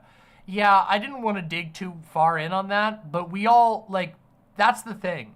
All of these conversations around electoralism rely on making silly assumptions, like things that the, like for example, assuming that the Electoral College doesn't matter. It's so ridiculous. It's such a stupid conversation. Anyway, thank you for the tier 1 sub. Ugly Pie with the unbelievably generous tier 3 sub. The Canadian Liberals are also driving us towards a fascist conservative prime minister getting elected next year. North America is on a fucking ledge right now. I agree, which is, I couldn't agree more. First of all, thank you so much for the tier 3 sub. And secondly, that is exactly why I am screaming on my stream, challenging people to evolve. There's a small part of my heart truly hopes that Contrapoints and the Contrapoints community will somehow see my video. I don't know. Maybe people got to go post it in the Contrapoints Discord when I post the video segment, or whatever. Maybe that's what we got to do. But I really want people to fucking hear what I have to say about it because I really agree with you on that. MKJ Moon with the tier 1 subscription, gifted tier 1 subscription. Thank you so much. MKJ Moon with the another gifted tier 1 subscription. Thank you so very much. Kian the Astronomer with a tier 1 sub. Thank you so much for supporting my show. Kian says, I am behind, so sorry if you covered this, but when I think of anti-electoralists, I think of Jimmy Dore and accelerationists. Probably not what Contra means, though. I don't even know if Jimmy Dore is like, they're like incoherent. I don't even think if you can call them anti-electoralists. They're incoherent. They'll jump on board with with electoralism when it suits them and then forget about it when it doesn't. They're like, oh, when it's good, it's great. When it's bad, it sucks. I think the Jimmy Dorites are like genuinely incoherent.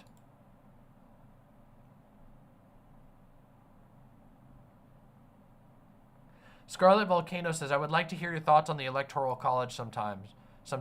Yeah, the Electoral College is a disgusting structure that is literally designed.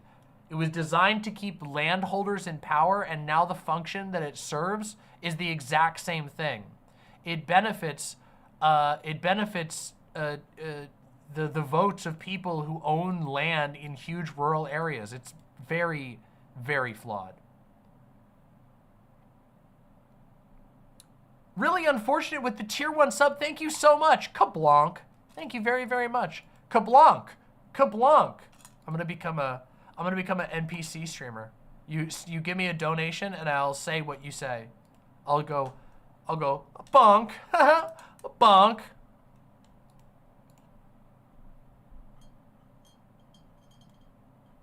You're all good. I'm goofing with you. That was great. I really appreciate you. Seriously. Oh, yummy! Tier 1 sub! Oh, yummy! Oh, yummy!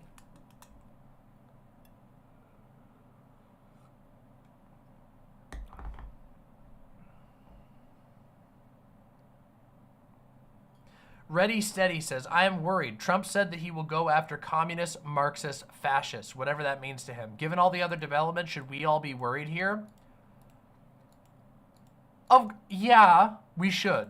Absolutely. We should absolutely be worried. I'm fucking worried. I've been doing,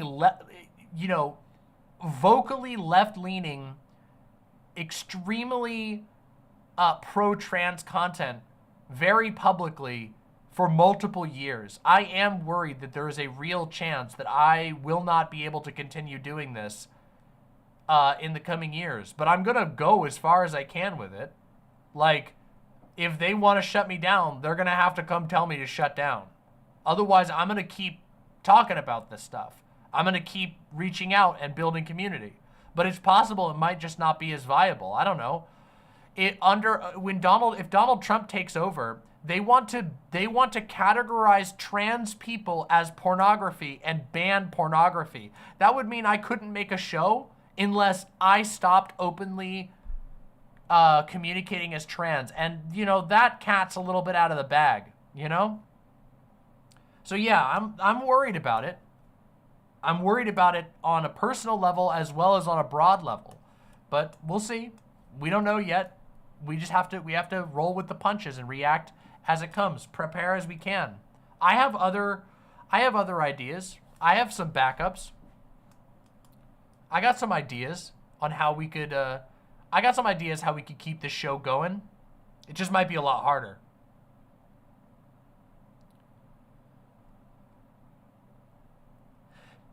Charachan, or Karachan, don't know how it's said, Charachan with the $5. Thank you so much for the incredibly generous donation. What advice would you have for disabled and or poor trans people stuck in red states that are too poor to leave? As a trans person who's trying to rehabilitate myself to be a member of society, things seem hopeless. Your number one goal is to do everything in your power to get on your, to rehabilitate yourself. That's your number one goal. And your second goal is to connect with as many supportive people as possible. Those two things, everything after that is a big question of ifs and hypotheticals. You have to work on taking care of yourself and making sure you have the resources that you need and connecting with other people who can help you do that. From then, the game changes. Primary, goal number one, keep connecting with people, find friends and supportive networks that you can take part in, and then down the road, you might be able to get somewhere else. If you are too poor to get out of somewhere, consider building a GoFundMe. Budget it out. Take time doing the work to figure out what you would need to escape from the red state, and then start taking steps towards it. Things like GoFundMes, things like familiarizing yourself with supportive communities where you can start to make friends who might be able to help you. Those are all your priority right now. Don't worry about anything else. That's what you got to focus on. You got to focus on staying alive. Rule number 1 always takes primacy.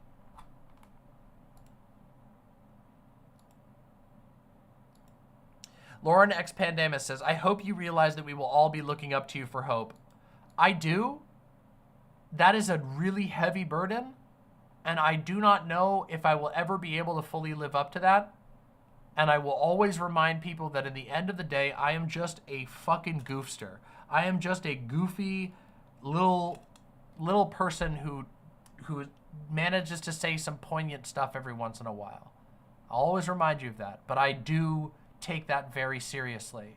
And it's something that I want, that I had a conversation about Doe, or I had a conversation with Doe about pretty much exactly that recently, about what I want my show to be if things get worse and how I want to structure my show. I want this show to continue being able to bring inspiration, laughter, artistic appreciation that can help people fill their lives with joy so they can keep going. I want this show to be able to fuel as many wonderful and amazing people as possible. Maybe I can, maybe I can't, but I'm going to do my best.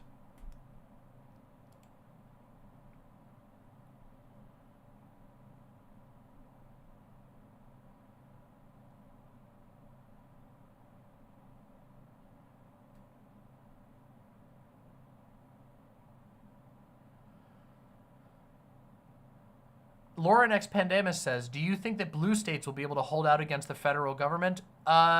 Some will, others won't. Even within blue states, there is likely to be astroturfing. There already is, of course, but it's likely to increase with federal support.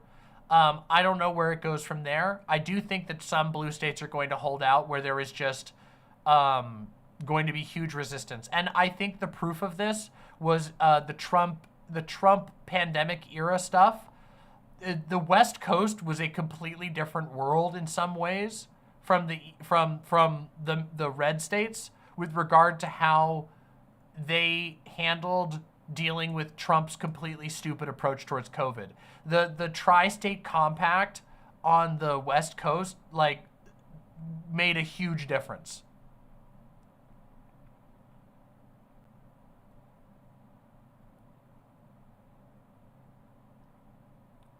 Thank you, Kenneth Allen Cook. I appreciate that. Clover the Great with the tier 4 sub. Oh my God. Oh my God. Thank you so much, Clover the Great. How do I not doom when there's a chance I could get banned from existing? Because getting banned from existing doesn't mean that you stop existing. That's one of the main ways. Yeah, it would make your life harder, and it is supremely stressful. But that's why we have rule number 1. Because until you're dead, you ain't dead. There's still a lot of options.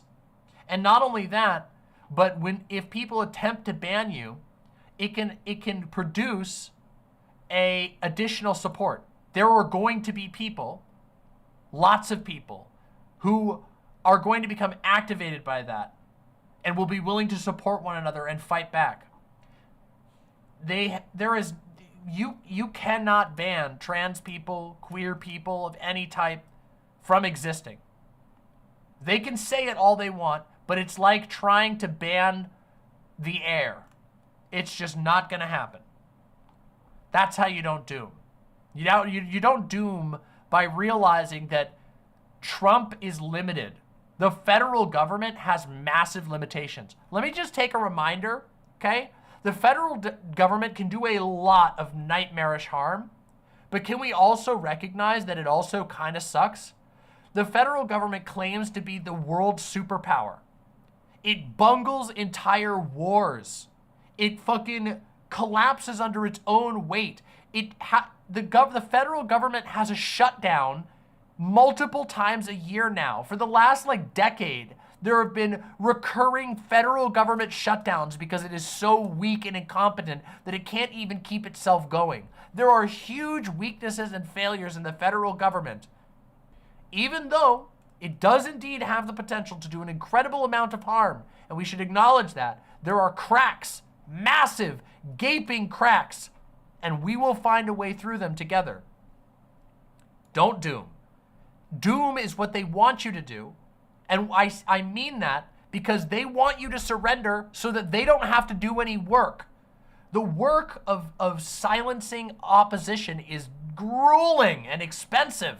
For every person who doesn't give up, they have to go try and challenge you. And sometimes they can't do that.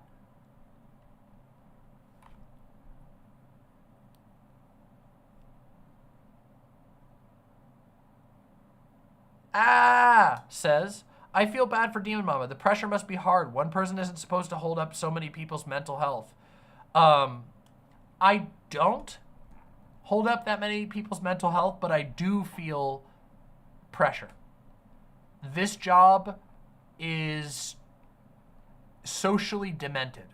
And sometimes it literally takes everything out of me and I can't do anything. I just take a day and sit in silence. There are days where I stream and the next day afterwards, I can barely even like hold a conversation because I'm so socially exhausted.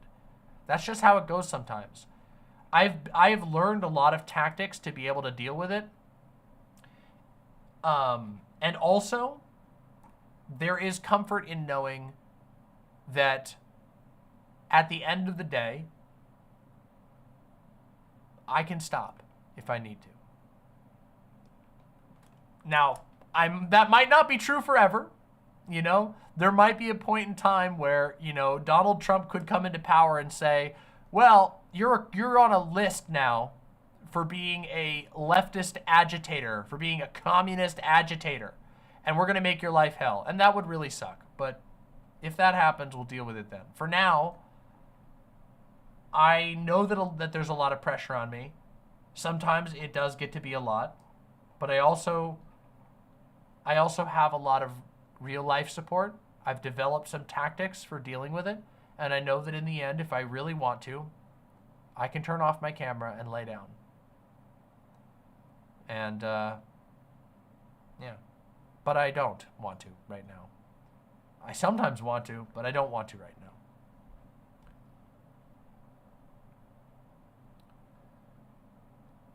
Paul's Ego says, well, you were right. This was a show I'm glad I saw. Thanks for being honest and straightforward at a time where many are resorting to gaslighting and self-delusion. You are very welcome, and thank you. My God, that's so kind. I'd like to talk with you sometime soon.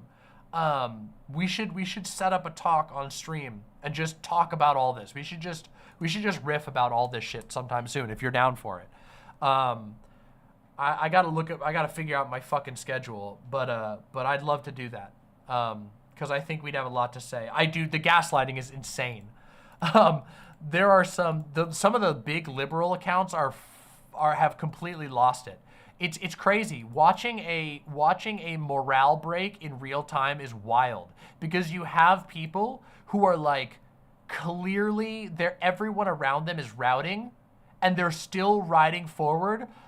It's almost like the you know, bring me my brown pants, that old joke where it's like, you know, bring me my brown pants. It's like that. There are some people who are like riding forward. They're like, I need the brown pants. Where are my brown pants? And it's just like, dude, just acknowledge the fact that you're trying to hold a line that isn't holding.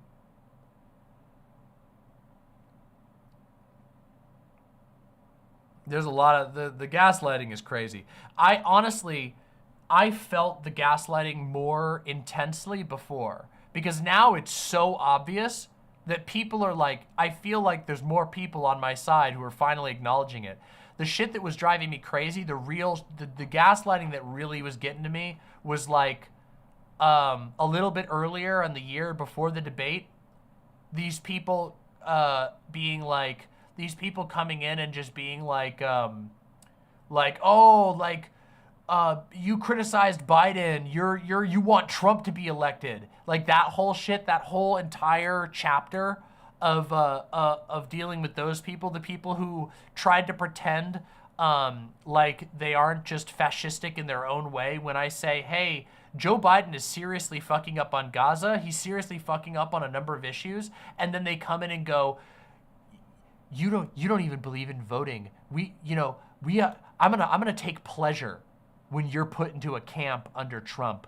And then I go, do you guys see this? And they go, that doesn't exist. People are totally chill. You're the psycho. That's the shit that drove me crazy.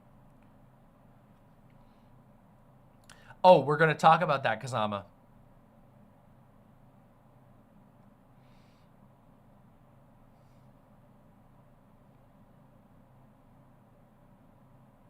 Absolutely, Paul Zigo. I'll message you soon. Oh, I'm so hungry. Hold on. I'm gonna poke the critters, and then we're gonna do another segment. I'm gonna poke the critters for a snack.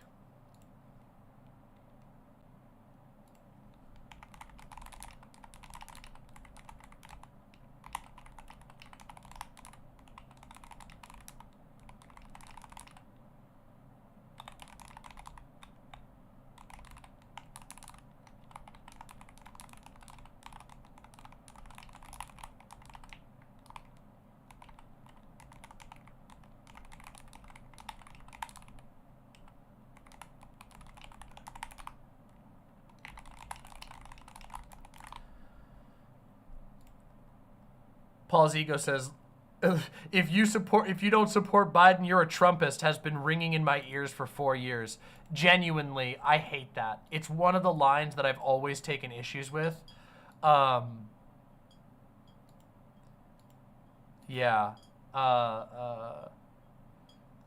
It's pathetic. I can imagine you've gotten it a lot. Oh man, I can actually feel my throat is still weak from being sick. We're only 4 hours. We're not even 4 hours into we're not even 4 hours into stream, and I'm still like, and I can feel like I'm struggling. My throat, my voice is not back completely.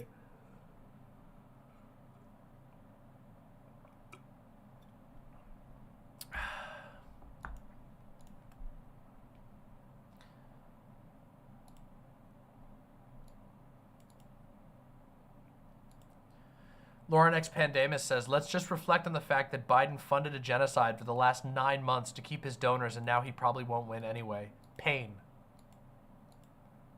But at least, here's the one thing that we can take. Everybody who was willing to criticize Genocide Joe, you have received the ultimate moral high horse. A literal historical high horse. It's small comfort, because unfortunately, we still had to witness all kinds of horrors, and we're still going to have to deal with all of that. But just, you should use it to make yourself more confident in fighting, is what I'm saying. You should take that as fuel, because history will smile upon you.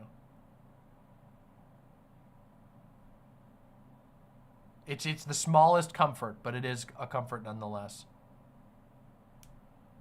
Silver-tongued Bastard said, oh, sorry, Demon Mama, did you figure out what it was? Just a cold? Yeah, it was just a head cold. It was just a head cold that went around. Jessica says, how are things holding up temperature-wise in Seattle? Portland feels like it's on fire right now. I'm dying, but I don't know if that's just my studio. Let me check.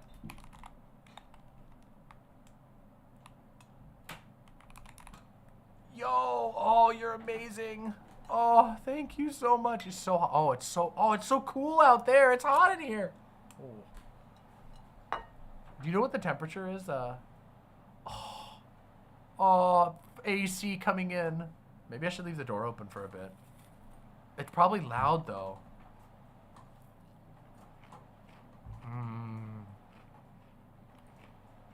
Will you come in and say hi to the stream? Your outfit's so cute. Come in and say hi to the stream. Okay, you're good. You're good. You're good. You're good. You're good. You're good. You're good. Enough. Come on. Come in. Doe was making the door go like this to blow cold air in. Come on in. Yay.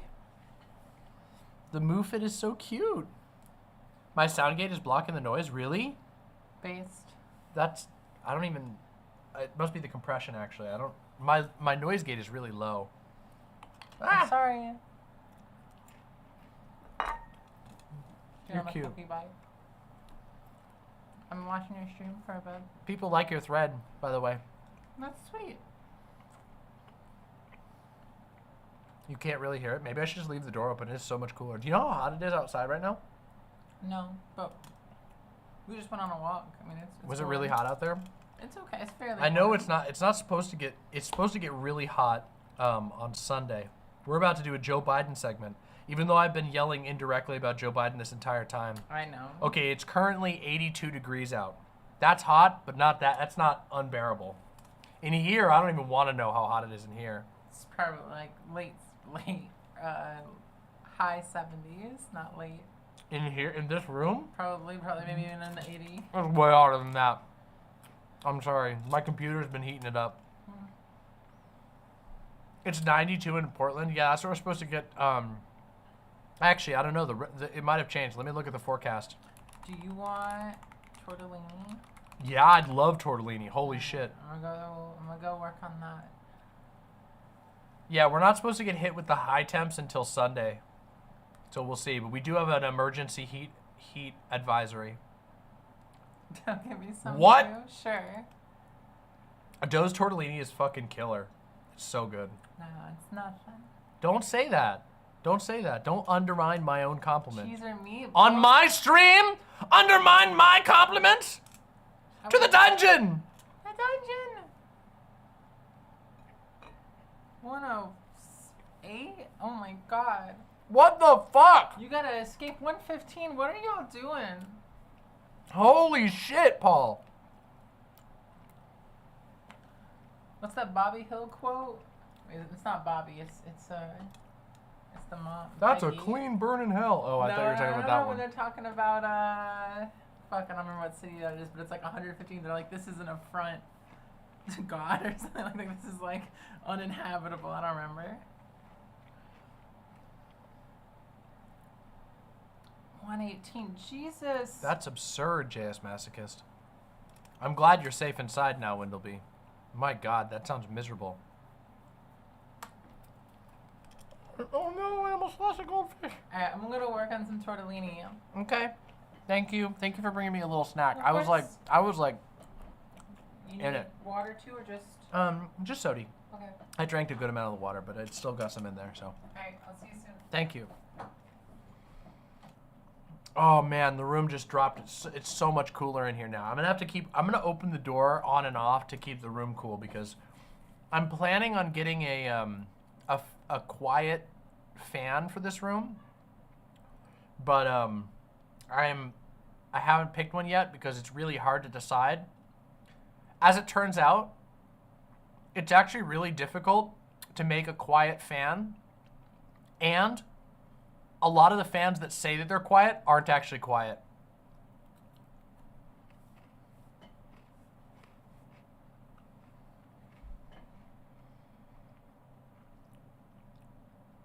In fact, the ones that the Dyson Airblades, well, they have some nice features. Like they have like an included filter, and they look sleek. They're actually louder than Walmart standing fans.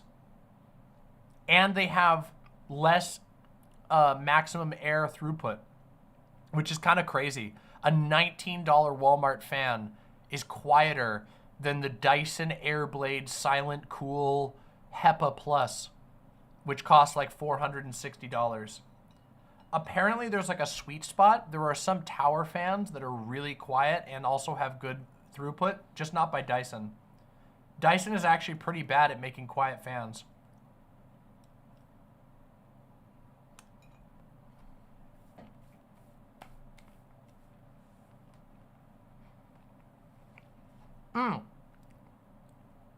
Scarlet Volcano. They kind of trick you. People have done like audio. There's a number of them on YouTube where they prove in real time. The Dyson ones they trick you with by having it's a matter of like different hertz levels. So they actually might not actually be quieter, but it seems quieter when you hear it because it has a slightly different frequency, which is fine if you're trying to sleep and stuff like that. That's great, and that probably would work for you if that's your need. But if you're like trying to not have stuff get picked up by the mic, it can actually be a big problem.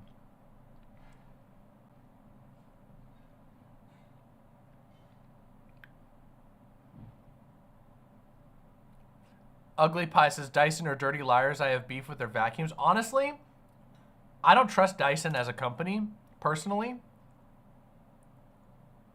I think we own one Dyson product, which is a hairdryer, and it's pretty good, all things considered. But it's also like the most expensive hairdryer we've ever owned, and I don't know if it's any better. It looks cool. It's like there's no fans. It's like one of those air blades, so it like shoots it through a hole. It looks like a little loop.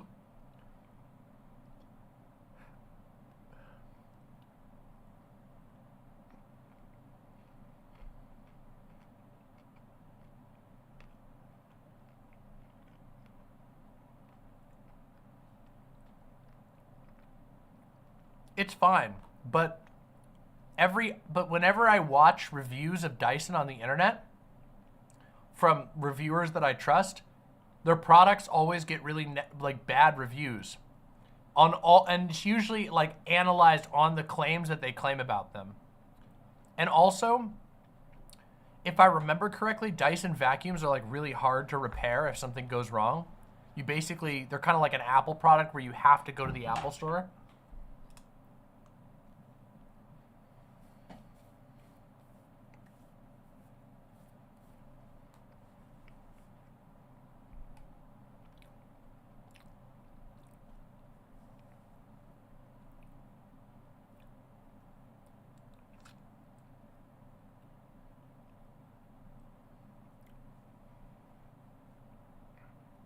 Ready Steady Yeti says literally zero of Fortune 500 CEOs think Trump would be good for the economy.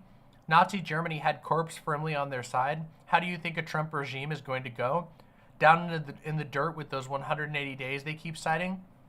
Yeah, but also I think that's not, I don't think those corporations are like in a firm position. The CEOs don't represent the entire company either.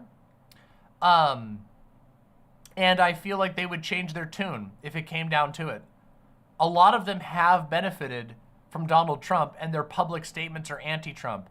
I don't know. We'll have to see how it goes.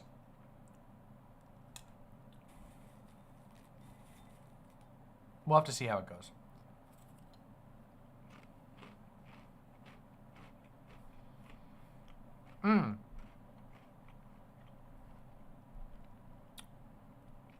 Nuts. We have a ton of Honeywell. We have like multiple Honeywell air purifiers. We bought them a few years ago when we kept having smoke season. They work really well. And they're super easy to replace the filters. So like they've been going. They've been kicking and kicking and kicking. We still have all of the Honeywell air purifiers that we bought are still rolling years later. They're pretty good. I know they're like a little pricey, but they've worked very well for us. Smoke season, how depressing. Well, we were lucky we didn't get a smoke season last year. I don't know if we're going to get one this year. It's all going to depend on wildfires, right?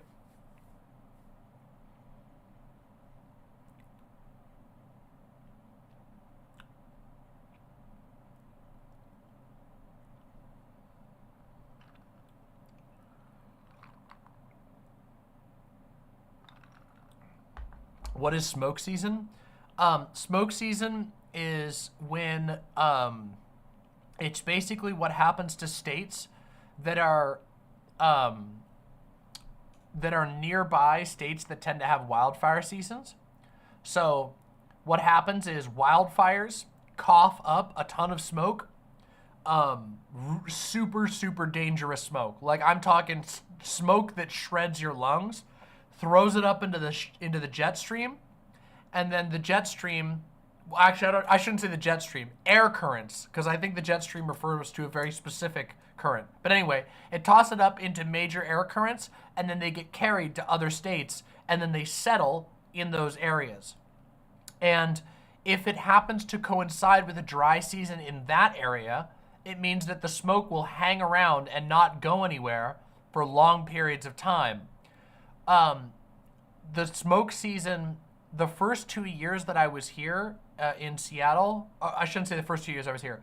The first 2 years after I moved back from California, the smoke season was so bad that on certain days, you quite literally couldn't see very far outside.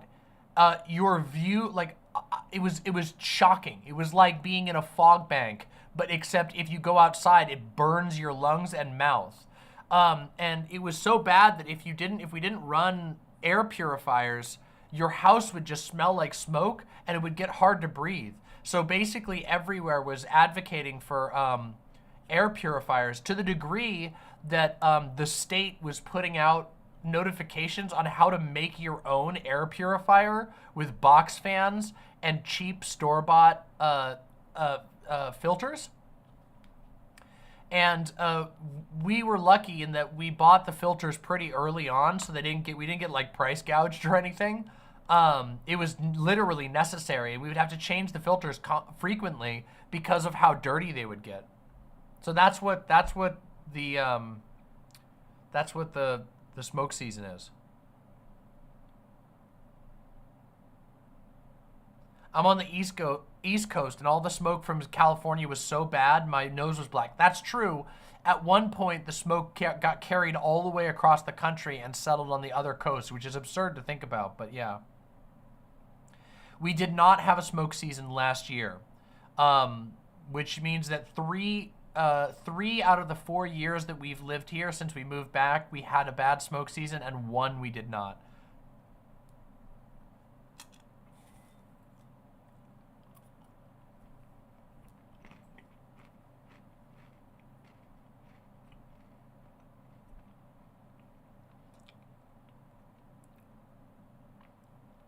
Gayfesh says, it makes sense. When Mount St. Helens erupted, the ash wrapped around the earth 7 times. That's crazy. That's so crazy.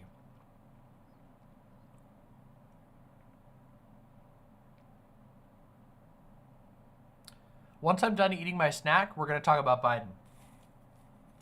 So all of you who are here, thanks for being here. Make sure you've pressed like on the stream if you haven't already. And also, please consider throwing a few dollars my way. It really means a lot. I do have a decent amount of bills running this show. I have a whole team of people. So if you want to contribute to this viewer-supported show, consider throwing a few bucks my way. Donate through the website or through YouTube, or join the Patreon. Thank you.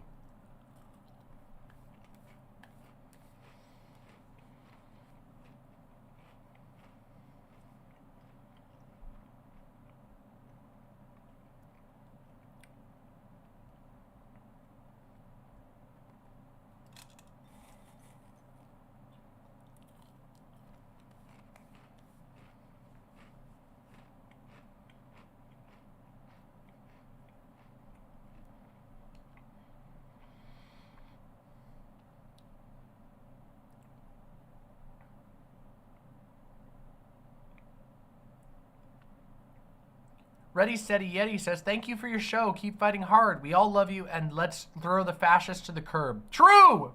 Rest well. Have a good night. And thank you. Tokaguro said, I wanted to ask you if you're planning on reviewing the Elden Ring DLC in the future. I love your gaming segments, but I really liked the last 2 times you talked about Elden Ring last week. Yes! I don't know if I'll be able to have the energy to get to it tonight. I have to be really careful with my voice. But if not tonight, then next stream I will be doing my official review of the Elden Ring DLC and then my lore discussion. I have been putting it off because I wanted people to be able to get through the game, and I know that I don't want to do spoilers. I don't want people to, but I have a whole lot to say about the lore, so I'm going to be doing a huge lore discussion segment.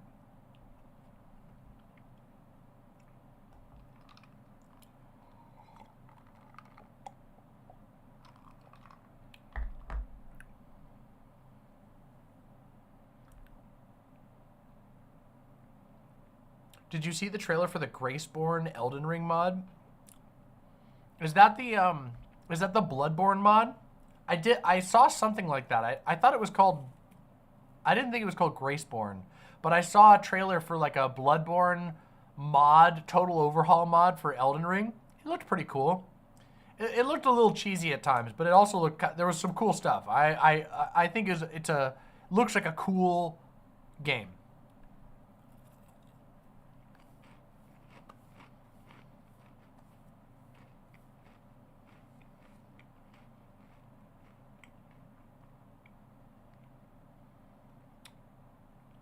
We're almost at 700 likes. Total Demon Mama cultural victory. That's what I love to see. Love to see that. Thank you all so much.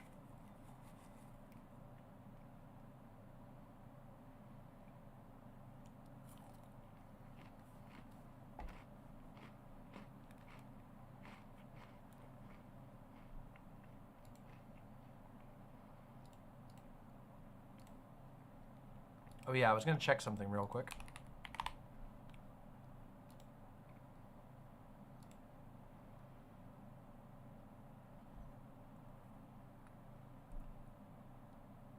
Oh no! Or maybe, oh yes?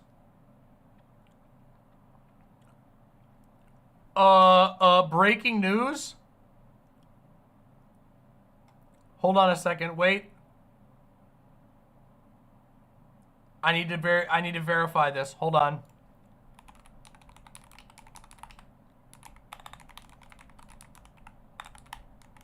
Hold on.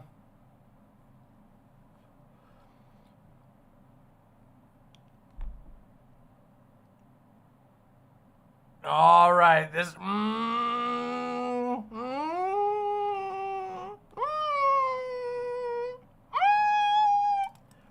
Okay, we're gonna hold off on this one. No misinformation, Reno. It is trending on Twitter right now, but no misinformation, Reno. Okay.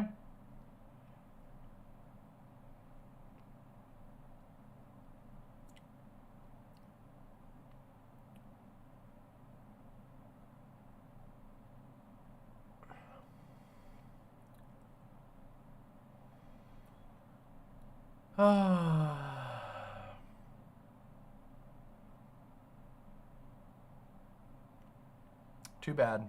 Good thing, see? Good thing. Good thing I take my instincts. My instincts. Hypothetically, what would be misinformation? Trending on Twitter right now is the idea that Joe Biden is having a medical emergency. However, I can see no confirmation outside. When I searched for full confirmation, I saw one journalist, Laura Loomer, and two no-name news fucking blogs. But it's currently trending. So I'm gonna say we wait. I'm gonna say we wait on that one.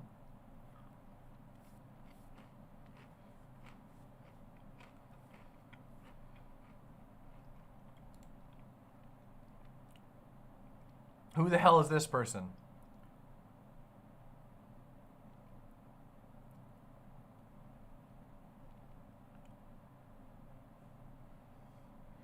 Okay, so many people are retweeting this. But I don't think, I just want to show you, this is why you watch me, because I avoid the misinformation like this. Fake news, immune.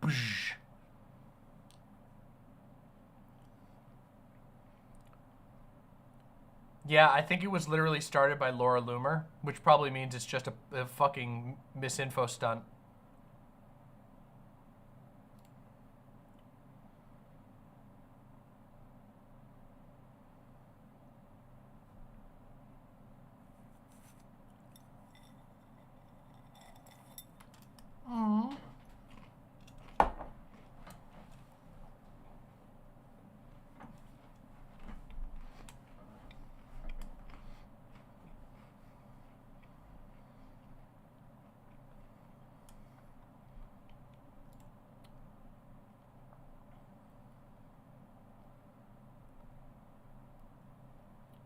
it's fake news. That's what I was saying. It came from some no-nothing thing, but it's trending on here, so that's why I got excited. I thought we were getting broken fresh news.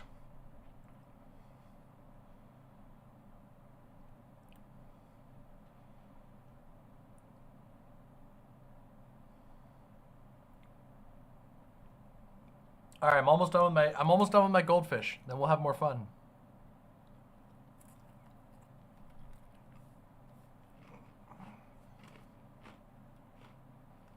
That's how I do.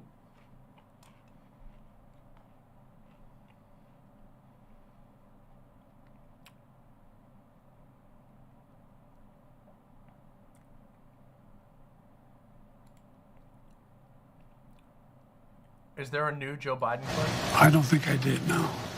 Well, hold on a second. Let's watch this while I eat my goldfish. We might have to review this when we do the Biden segment, but I haven't seen this yet, so I kind of want to see it. Did you ever watch the debate afterwards?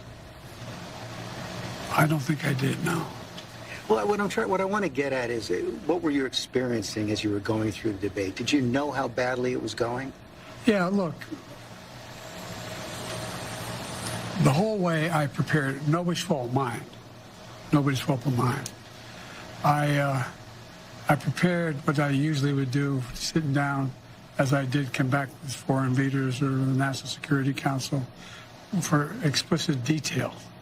And I realized about partway through that, you know, I get quoted, the New York Times had me down at 10 points before the debate, 9 now, or whatever the hell it is. The fact of the matter is that what I looked at is that he also lied 28 times. I mean... Dude.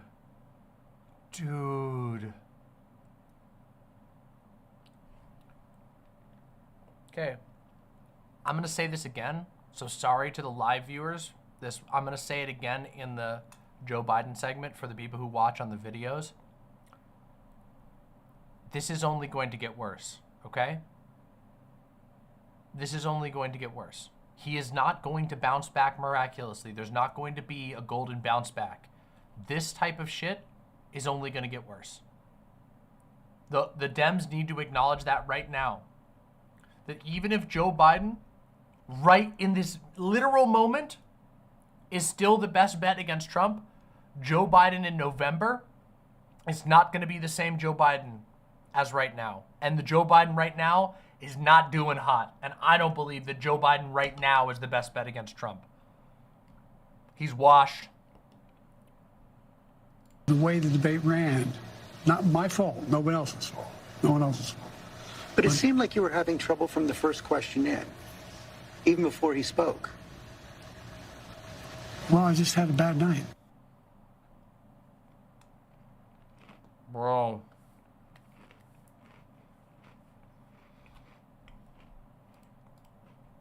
Well, adding this one onto the pile. This one's got to go into the Biden segment. We'll watch that again in the Biden segment.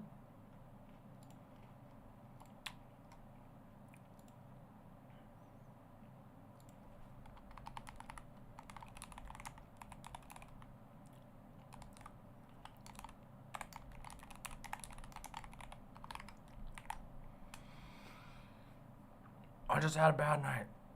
I just had a bad night. That's it. That's not an answer. People want you to know that you're not going to have a million more bad nights, and you can't tell them that.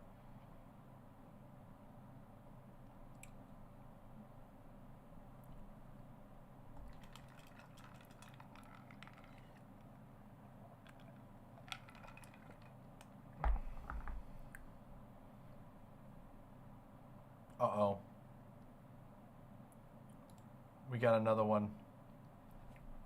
Another one has hit the tower. And everything you're warning about comes to pass. And if you stay in and Trump is elected and everything you're warning about comes to pass, how will you feel in January? I feel as long as I gave it my all and I did the goodest job as I know I can do. That's what this is about. Look, George, think of it this way. You've heard me say this before. I think the United States and the world is at an inflection point. Where the things that happen in the next several years are going to determine what the next 6, 7 decades look like. And who's going to be able to hold NATO together like me? Who's going to be able to be in a position where I'm able to keep the Pacific Basin in a position where we're at least checkmating China now? Who's going to do that? Who has that reach? Who knows all these? We're going to have, I guess, a good way to judge me is you're going to have now the NATO conference here in the United States next week. Dude. Come listen. See what they say. Dude. Holy shit.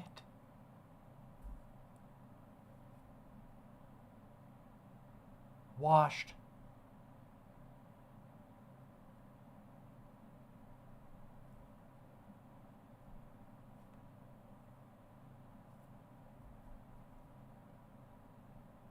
Do you think he sounds better? Better? Better? Better than what? Better than what? I don't know. I don't know what he could possibly sound better than. This is about, I have never in my life seen a president sound this bad on TV, ever.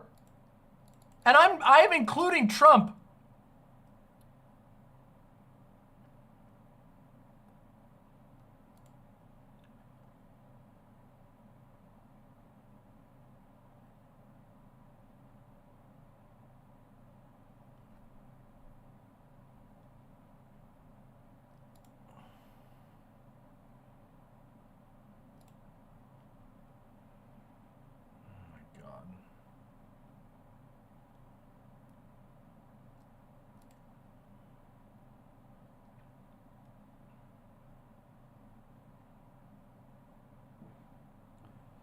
It's actually crazy that Joe Biden is going to be, I shouldn't say is going to, might be the first president to get the Mad King treatment. Actually wild. Uncle Gumball with the incredibly generous tier 2 sub. After like 30 tries, I finally beat that bag of dicks of a putrescent knight. I hereby divest myself of my Comet Azure abandonment. Congratulations. Well done. Really seriously well done. Putrescent Knight can be pretty tough. The Mad King treatment? Yeah, it's when you have your King's Guard give you the old pokey pokey, or you fall down the stairs. They're gonna give him it. They're gonna Mad King him.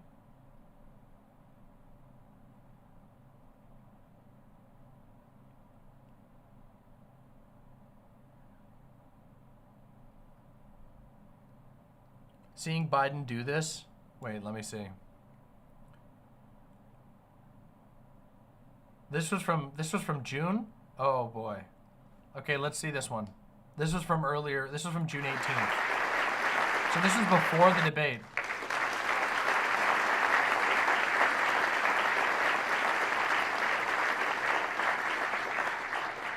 My name is Joe Biden. I'm Jill Biden's husband. Thanks to all the members of Congress and Homeland Security Secretary.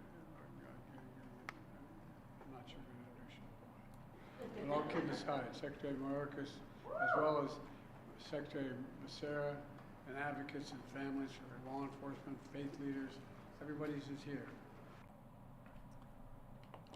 Just the absolute worst possible time to stumble and lose yourself. I'm Joe Biden, and I'm Jill Biden's wife. I mean, husband, God willing, and dispenser of secretarial security. I'm not gonna like that one very much.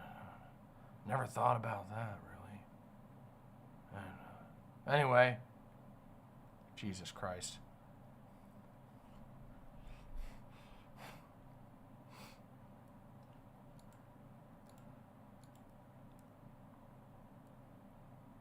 Do you think Kamala could force everyone's hand? No. Kamala is in a really rough position I think that Kamala knows that there is no path to presidency except if it's like officially sanctioned. And she's right. There's no way that Kamala can do like a soft coup type thing.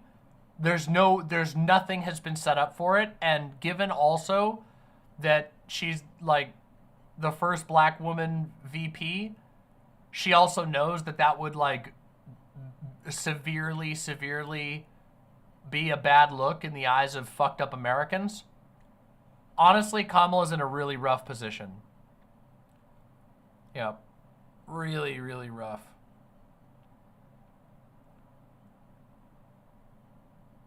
Is the speech impediment a real thing? Yes, Joe Biden does have a speech impediment, but what we are seeing is not speech impediment, okay?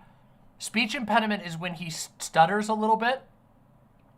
This is him completely losing his train of thought, talking about completely different, unconnected things, stringing together concepts that don't make any sense. Those Stephanopoulos clips are fucked.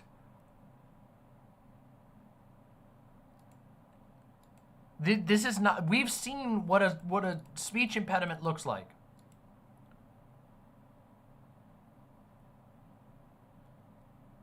Yes, good job, Fortnite. Sometimes, seriously, no joke, with Elden Ring stuff, if you sleep on a boss you've been trying a lot, sometimes you beat him really quickly when you come back.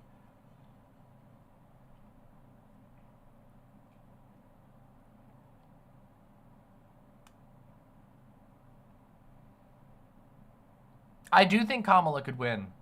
I think it would be an uphill struggle, but she has a chance, unlike Joe Biden.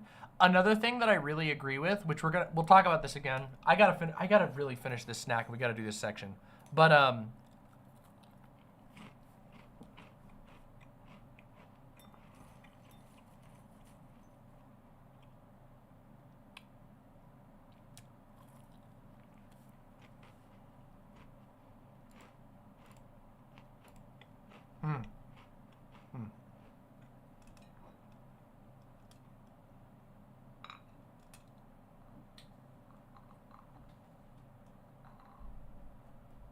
give me a second here. Whoa! Don't want to drop anything. Snacked up. We are snacked the fuck up.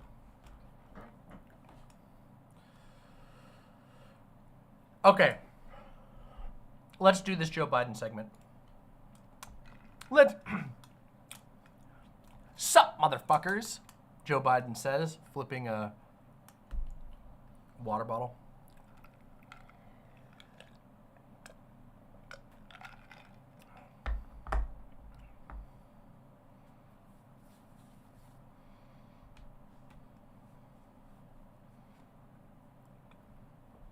All right.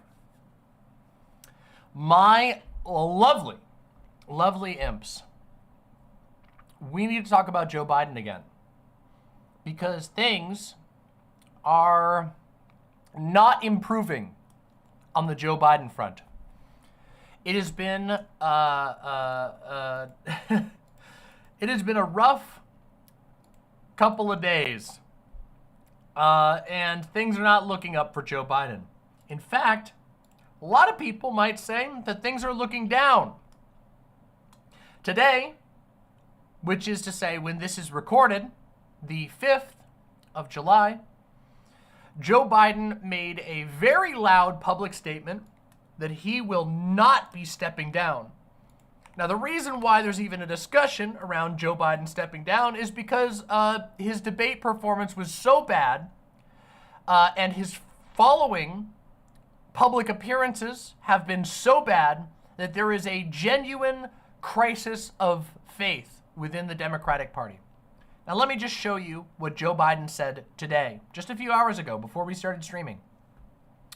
Let me say this as clearly as I can. I'm the sitting president of the United States. I'm the nominee of the Democratic Party. I'm staying in the race. Now, this echoes what his team has been saying to the public for days.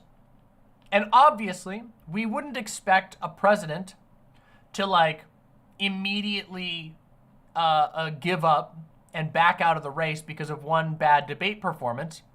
However, this has not just been one bad debate performance. His entire party is currently in shambles. And I mean that. The entire Democratic network is in shambles, and nobody can agree on what the right path is forward. And every day, Joe Biden keeps making public appearances that make him look worse.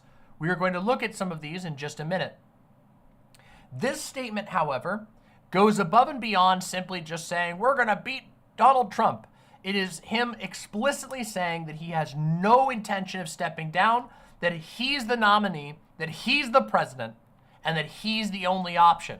Basically, Joe Biden is saying, yes, Donald Trump is the most dangerous president the United States ever had. Yes, democracy is going to crumble. Yes, Donald Trump is threatening a fascist takeover, but I'm more important than all of that. So you better vote for me.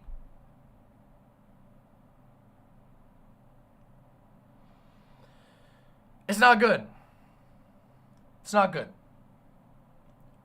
Donald Trump has been surging in the polls. Biden's approval has been dropping. Numerous polls show Biden trailing increasingly behind Donald Trump. And what we have gotten has been a series of absolutely disastrous reports from the Joe Biden camp.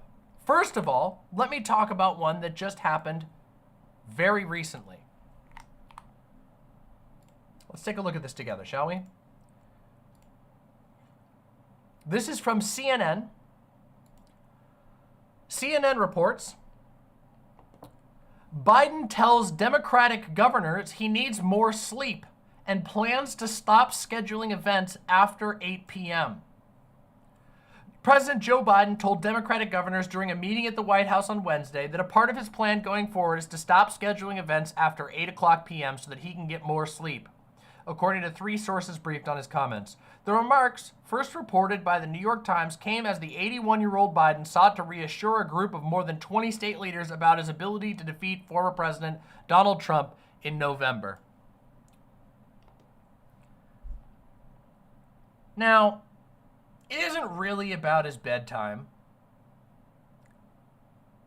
Not exactly. However,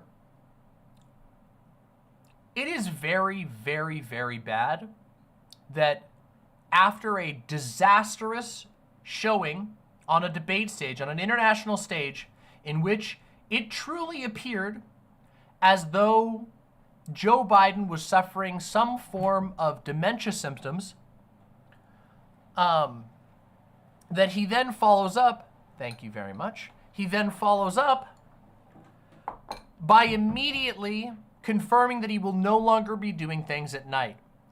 Now, some people who are watching and listening might not know this. And while I don't think that it's good generally, as a general practice, to speculate exceedingly over people's health, one of the most common and severe and indicative symptoms of dementia is sundowning. What sundowning is basically a decline in mental function once the sun goes down. It is incredibly common. There are various theories as to what ties into it, but basically, people who have dementia have a severe tendency that once it starts to get a little bit later in the night, their symptoms get significantly worse. Joe Biden responding to all of this by saying no more events after 8 p.m., as he is running to currently be the President of the United States of America, is a very, very bad sign. It's a very bad look, and it's also a bad sign. It is possible that Joe Biden is not struggling with dementia. It is possible that he has a perfectly clean bill of health and that he's just struggling generally. However, I do think this is reason for concern, and I completely understand why a lot of people find this to be a very bad sign, especially given everything else that has been going on. Of course, everyone's saying being the president is a 24/7 job, but also it's kind of crazy that the only real response that the Biden team has had to his truly disastrous debate performance has been, well, it must be because the debate was held at 9. A fit president should be able to do an event at 9 once in a while. And also, staying up till 9 p.m. is not, that's not what causes any of this. You could have said anything for that, but they keep saying, oh, it was a little late, he had a cold. It's ridiculous. It's frankly, it feels like systemic gaslighting.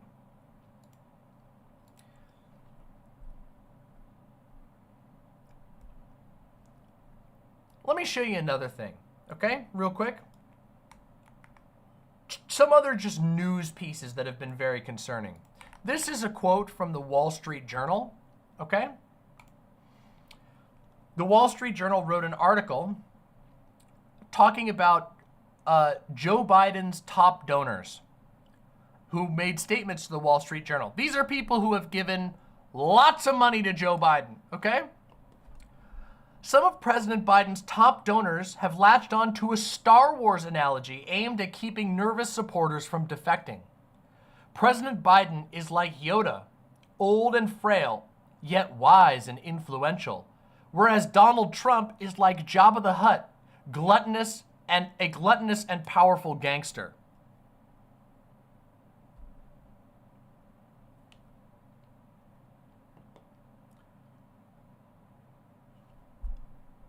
Now, for a number of reasons, making a comparison to Yoda is a really bad idea.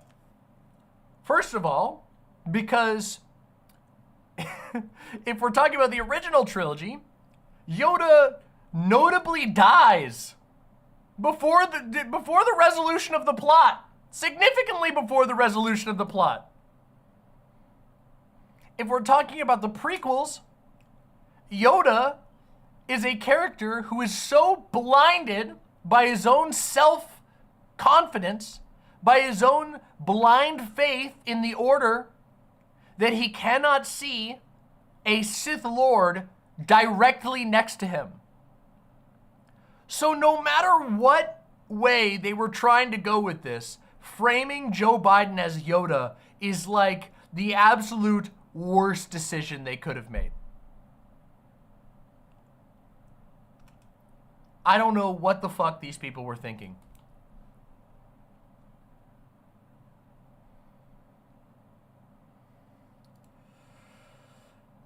Okay. Oh yeah, sorry. There's two more stories I want to touch on before we get into watching a couple of clips of Joe Biden to kind of hammer home what I'm talking about. The first one is that there have now been multiple reports that are showing that high dollar donors are beginning to bail on Biden. The whole Yoda analogy was some donors trying to convince other donors not to jump ship, but a number of donors are currently jumping ship. We're going to have to see at the end of this month when donor statements are released whether or not Joe Biden takes a significant hit. It's too early to tell, but the fact that there are enough people talking about it and that other high-earning donors felt the need to make a public statement comparing Joe Biden to Yoda seems very concerning to me.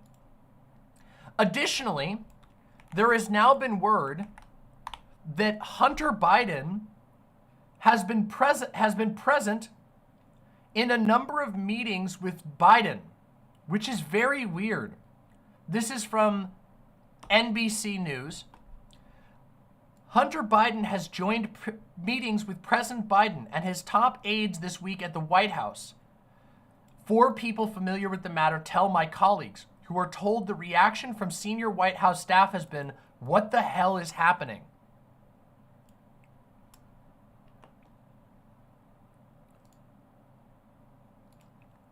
Now,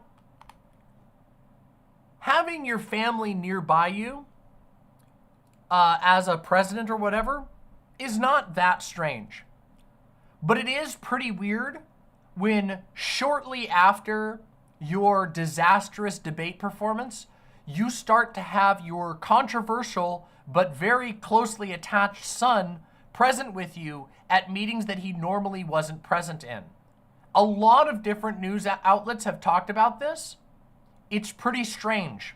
It's also not a very good look for his campaign at this point. It indicates that perhaps his family is circling the wagons because they know just how bad it really is. Now, we can't know for sure. All of this is a little bit speculative, but we're kind of reading the signs. We're kind of seeing some very weird behaviors that are very out of the normal all of a sudden popping up.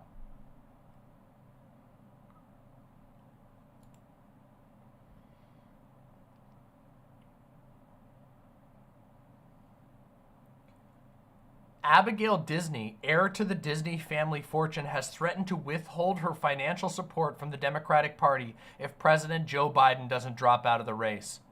In a statement to CNBC on Thursday, Disney said she will halt her contributions to the Democrats unless and until they replace Biden at the top of the ticket. A longtime donor to liberal causes, Disney said the stakes are far too high for Biden to continue running. If Biden does not step down, the Democrats will lose. Of that, I am absolutely certain. The consequences for the loss will be genuinely dire. Disney has called for Vice President Kamala Harris to take over as the Democratic nominee. Disney joins a chorus of major Democratic Party donors who have called for Biden to step down from the ticket as his campaign scrambles to contain the fallout from his underwhelming debate performance. Underwhelming? Disastrous. On Wednesday, Reed Hastings, the Netflix co-founder who donated more than $20 million to Democrats. Jesus fucking Christ! $20 million?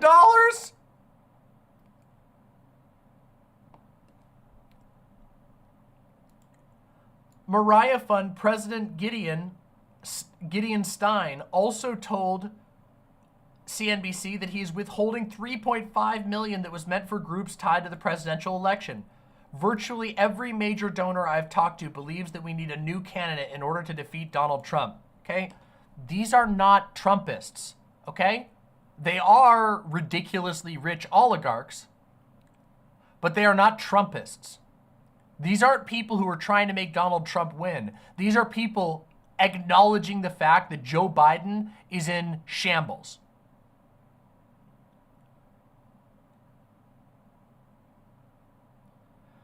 By the way, for the record, we're going to talk about this a little more later after I get through some of these things we got to watch together.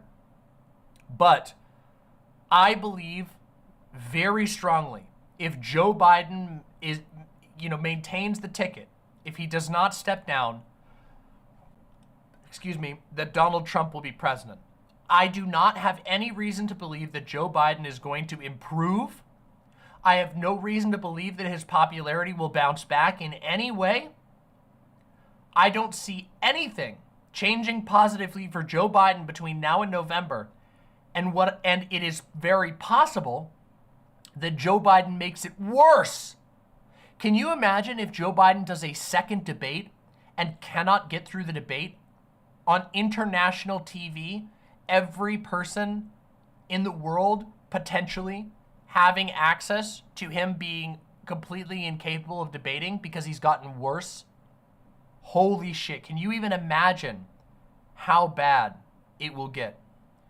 Paul's ego says he's been in shambles for a long time too. Yeah, Joe Biden has always struggled. He's been getting worse, but it's really bad. Like, this is inarguable now. He's always had issues, and politically, his platform has been weak. Joe Biden doesn't even have a fucking platform published. His website is all just donations. He has no platform. He hasn't put out a platform for what he's running for. He has no heirs. He has no support. He's not setting up for anybody to run against whoever comes next 4 years from now. So yeah, politically he's been in shambles. But as far as his public presentation, this is the worst it's ever been. There's never been a moment this bad so far. But otherwise, I do agree with you. He has been a mess in a lot of ways. I completely understand that. Paul says, Palestine ruined him forever and always for me. I will not vote for genocide. He deserves the title Genocide Joe. No doubt. Absolutely. Okay. I want to watch a couple of clips. Okay? Because Joe Biden's had some issues. Okay? He's had some moments. Okay, hold on a second. Let me get these queued up real quick. Joe Biden has had a number of moments in the last couple of days that are not looking hot. Okay? And I want us to listen to these and hear for ourselves that he is not there. It is very unlikely that he is going to be bouncing back from this. These are post the debate.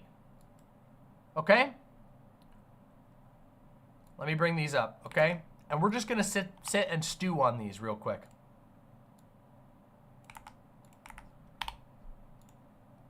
All right, let's start with the first one. This one's a short one. Let's see it. This was from his 4th of July speech. Ready? And by the way, I've been all over the world with you. I've been in and out of battles anyway.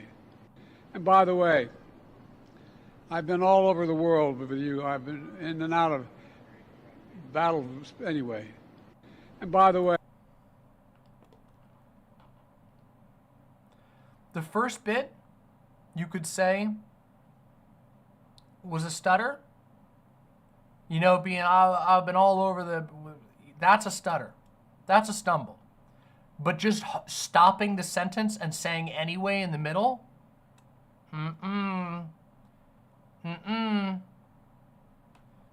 he's been giving up in the middle of thoughts over and over and over again. Here's another one. This is not a stutter.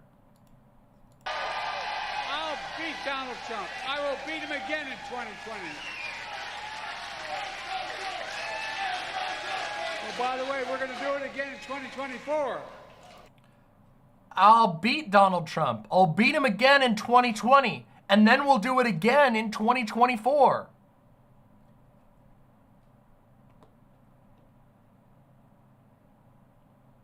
In a vacuum,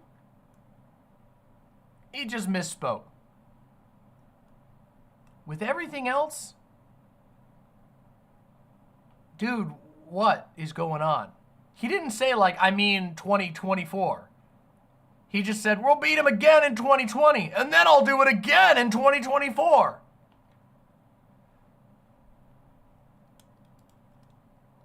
By the way, there's been insane coping about this one. This one's another one, all right? This was from a Philly radio show, okay?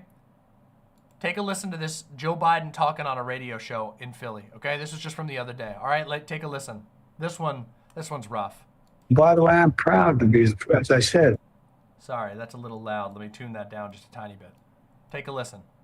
By the way, I'm proud to be, as I said, the first vice president, first black woman, served with a black president. I'm proud of the first black woman in the Supreme Court. There's just so much that we can do because together there's nothing. Look, this is the United States. By the way, I'm proud. By the way, I'm proud. Proud to be, as I said. I'm proud to be, as I said. The first vice president.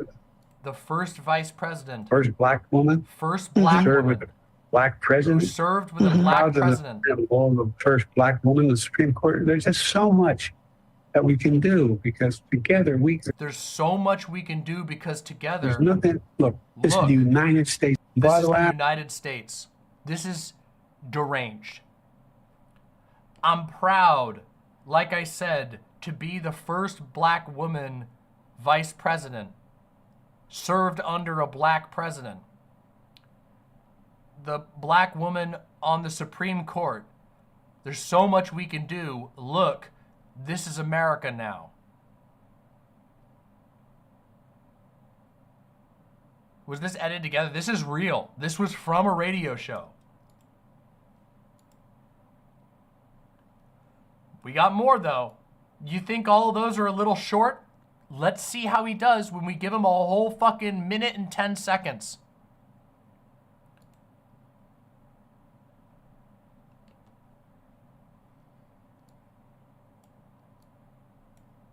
Did you ever watch the debate This is from his interview with George Stephanopoulos. afterwards? I don't think I did, no. Well, what I want to get at is, what were you experiencing as you were going through the debate? Did you know how badly it was going? Yeah, look. The whole way I prepared, nobody's fault, mine. Nobody's fault but mine. I prepared what I usually would do, sitting down, as I did come back with foreign leaders or the National Security Council, for explicit detail. And I realized about Let me just hear that again real quick. come back with foreign leaders, or I prepared what I usually would do, sitting down, as I did come back with foreign leaders or the National Security Council, for explicit detail. And I realized about partway through that, you know, I get quoted, the New York Times had me down at 10 points before the debate, 9 now, or whatever the hell it is. The fact of the matter is that what I looked at is that he also lied 28 times. I mean, the way the debate ran, not my fault, nobody else's fault. No one else's fault. But it seemed like you were having... What? What the fuck is he saying? Actually incomprehensible.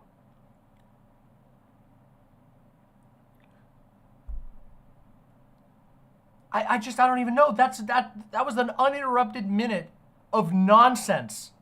And he didn't even answer the question in a one-on-one setting. trouble from the first question in, even before he spoke. Well, I just had a bad night. Oh, that's so... Look, it's wrong that we should be feeling bad for Genocide Joe, but I'm not gonna lie. Even though this guy's a monster, in so many ways... From the first question in. This actually makes me sad. Even before he spoke. Well, I just had a bad night. Oh, God. I just had a bad night. If you can grab Grime Dango, if you have that clip from 2020, I didn't have it on hand, but I totally would. Good point. Grime Dango says, also, God, those mics are hot. He must be so quiet. He's still quiet, even with it cranked up, the gain cranked up so loud that you can hear like the fibers of the carpet rubbing together.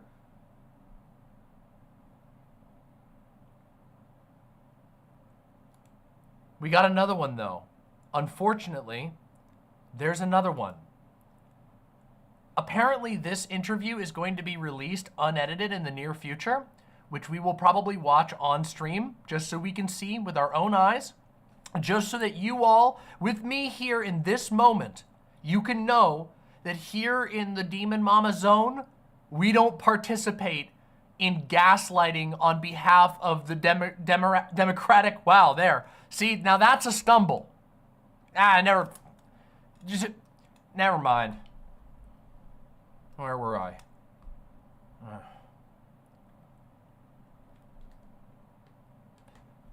Here, we don't fucking participate in the gaslighting. I'm 100% K-hived. Yo, me too! And if you stay in and Trump is elected and everything you're warning about comes to... Hold on a second. Gotta crank it back up again. Let's go. And everything you're warning about comes to pass, how will you feel in January? I feel as long as I gave it my all and I did the goodest job as I know I can do. That's what this is about. Look, George. That's not what this is about. This is not about, first of all, this is not about you getting a trophy for doing your bestest. Apparently, this is about, and I agree with this statement, but according to Joe, this is about the fate of democracy. It's not about a fucking trophy. Think of it this way. You've heard me say this before. I think the United States and the world is at an inflection point where the things that happen in the next several years are going to determine what the next 6, 7 decades look like. And who's going to be able to hold NATO together like me? Who's going to be able to be in a position where I'm able to keep the Pacific Basin in a position where we're at least checkmating China now? Who's going to do that? Who has that? Where we're at least checkmating China? Checkmate is a victory. I think he meant checking? Reach. Who knows all these? We're going to have, I guess, a good way to judge me is you're going to have now the NATO conference here in the United States next week. Come listen. See what they say.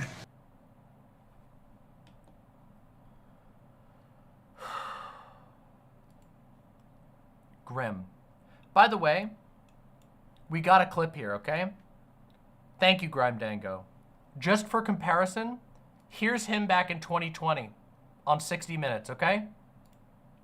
Making Here you go. less than $400,000 will pay a penny more in tax under my proposal. That's a promise. That's a guarantee, a promise. I give you my word as a Biden. That's an absolute guarantee. And you think it's a good idea to raise taxes when the economy's in dire straits? Depending who you're raising them on. Look, if you're raising somebody who's making $1 billion a year, it's not a problem if they pay 39.6%, which everybody should pay, raise another $90 billion. See, there's his little speech impediment where he slurs words together and makes a little stutter. That's it. A stumble here and there. A stutter here and there. Nobody making less than $400,000. It's actually insane. You watch these here, let's just can we just do this? There we go. We just watched that one. We'll do it one more time immediately after. The whole way I prepared, nobody's fault, mine. Nobody's fault but mine. I prepared what I usually would do, sitting down as I did come back with foreign leaders or the NASA. The full interview went up? Wait, is this the unedited interview or is this just the one that they've been getting clips from? Okay, so it is the full interview. Maybe we'll react to this afterwards.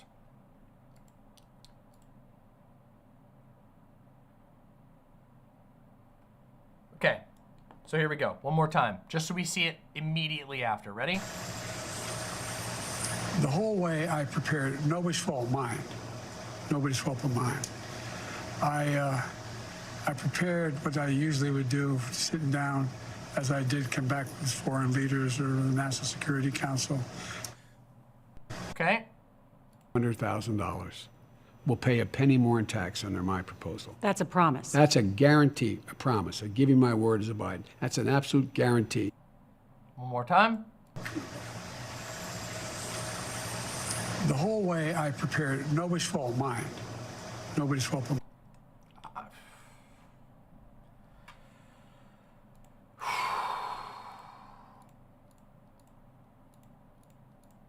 Okay. My God.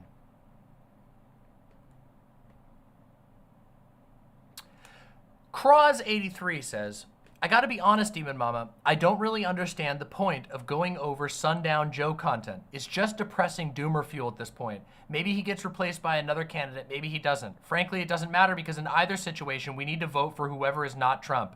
Even if Biden is clinically brain dead at the time of the election, the math doesn't change. Our sole job in terms of voting is keeping Donald Trump out of the Oval Office. Then what do you care? Then if that's it, if all that matters is just vote for whoever isn't Trump, then none of what I'm doing, none of it matters to you. None of it. I could be covering anything right now. I'm covering this because I'm tired of the fucking gaslighting. Okay? Not to blow up on you, not to pull an angry Joe on you, But I'm tired of it. It's from the top down.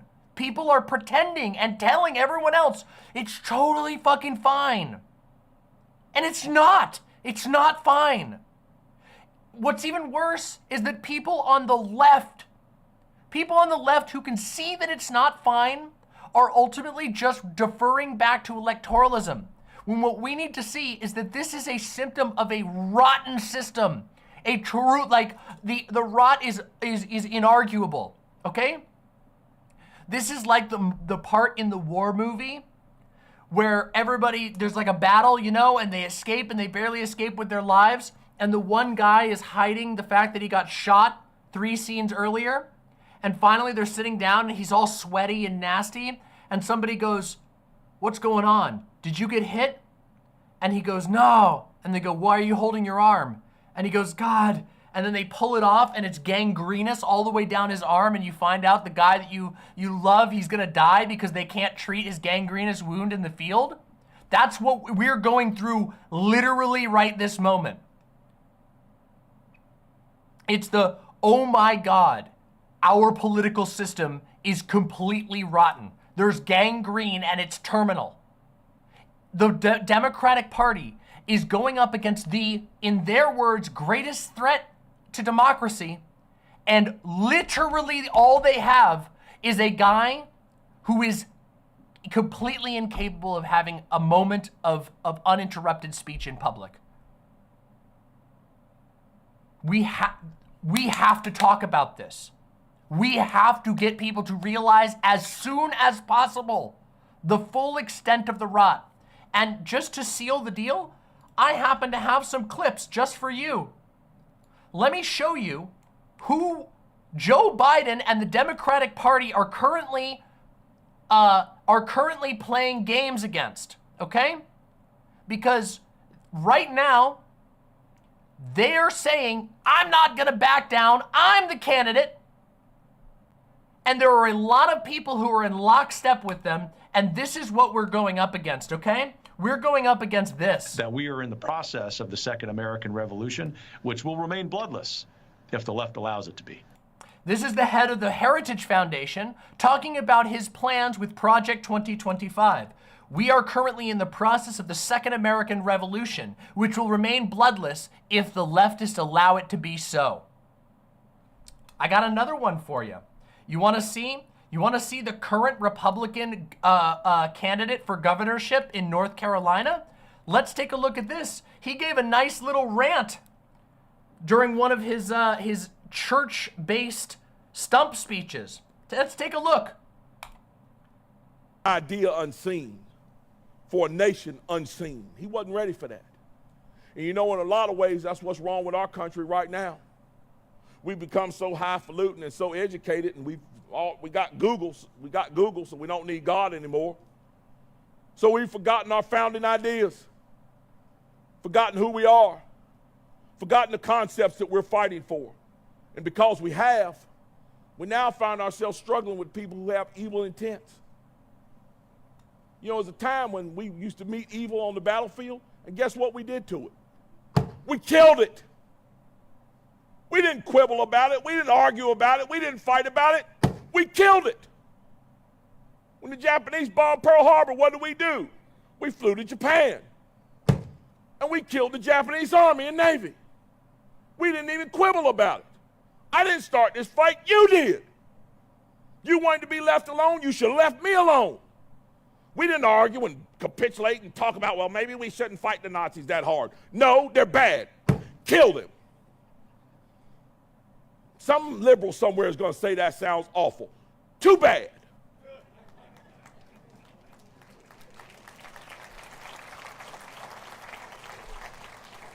Get mad at me if you want to. Some folks need killing.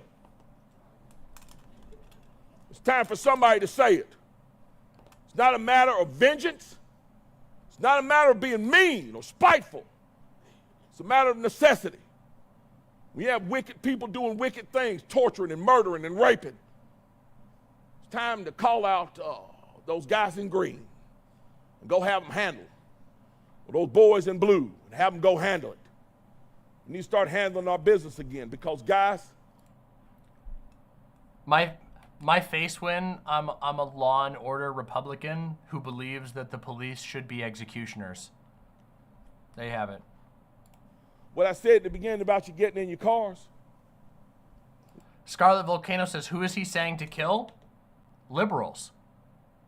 He started this ranting about liberals. Listening to your radio, putting on what you want to put on, and saying what you want to put on. Keep thinking about it. Don't you feel it slipping away? Don't you feel it slipping away? The further away we get from the concept of 1776 and why we declared our independence and how we declared our independence, the further we start sliding into making 1776 a distant memory. And the tenets of socialism and communism start coming into clearer focus. They're watching us. They're listening to us. They're tracking us. They get mad at you. They cancel you. They dox you. They kick you off social media. They come in and close down your business. I got banned from social media, so I gotta kill somebody over it. Yeah. This is the movement. That's the MAGA governor candidate in North Carolina. The previous guy was the Heritage Foundation head, the guy behind Project 2025. The MAGA movement is very open about their desire to bring dictatorship and violence to this country, to dismantle democracy as we recognize it now and install something that doesn't even resemble democracy. And you're telling me that the entire billions of dollars in the Democratic machine, all they could come up with was what we just saw from Joe Biden? And you're telling me that I shouldn't talk about that? I think that's absurd. I think that's absurd. Cross83 responds by saying, I'm definitely not saying it's fine. It's a serious problem, and I'm well aware of the psycho-fascist. The point I'm trying to make is that the fixation on how unwell Biden is when we have zero power to change his candidacy is nearing the point of psychological self-harm. If it's psychological self-harm for you, then you don't have to watch it. You don't. You can tune out. I want people to know what we're dealing with so that we can actually push back on this shit. So that there is a chance that if we're informed on this, that we can talk to these people who are completely lost. I don't know if you know this, but the liberal sphere is so... If you think lefties are doomers, the liberals are teetering on the edge of complete oblivion right now. The liberal sphere is totally lost. They're literally like, it's over for us. They have no answer. They have nothing. And they're wasting their time. In this stream, almost the entire stream has been focused in exactly one direction, which is giving people the tools to convince and convincing people to change their political framework permanently. From fixating on backing up Joe Biden, from fixating on falling in line with the Democratic Party, from only ever thinking about where you're going to drop your vote into the bucket, and instead to start thinking, how the fuck are we going to survive this shit? How the fuck are we going to connect with each other? And if we don't have the answers, start asking them now so we can start coming up with answers in time. That's what it is. And you say that fixating on unwell Joe is like somehow out of line, but you don't understand. There's an enormous chunk of the liberal and leftist first that are trying to say everything's okay. They are literally actively doing that. My little show right now with 450 viewers, we're one of a handful of shows actually saying it's not fine at all, and this is a sign of the rot. Most every other platform out there is saying, no, we just got to vote for Joe. Maybe it sucks. Sure, he had a bad debate. There are millions of dollars circulating around to Democratic mouthpieces currently right now being paid to go and say everything's fine, Joe Biden's the candidate, vote for Joe.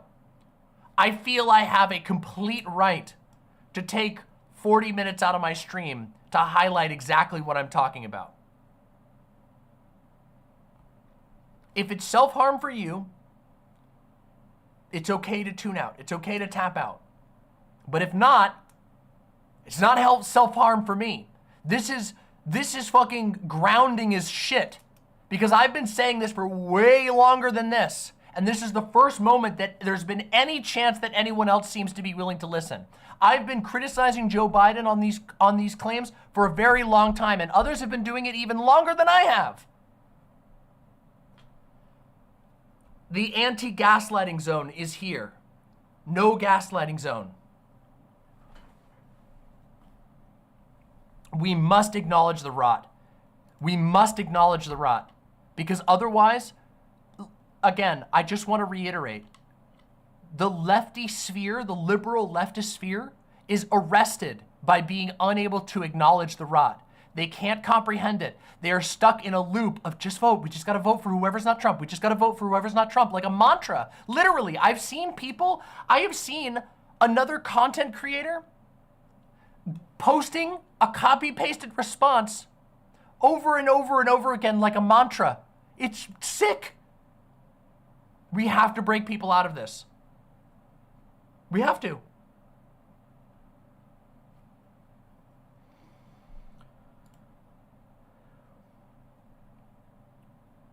There was one other thing I wanted to talk about here, which was, of course, that the protections that Joe Biden put into place for trans people were overridden by Chevron, the Chevron decision. Let me show you.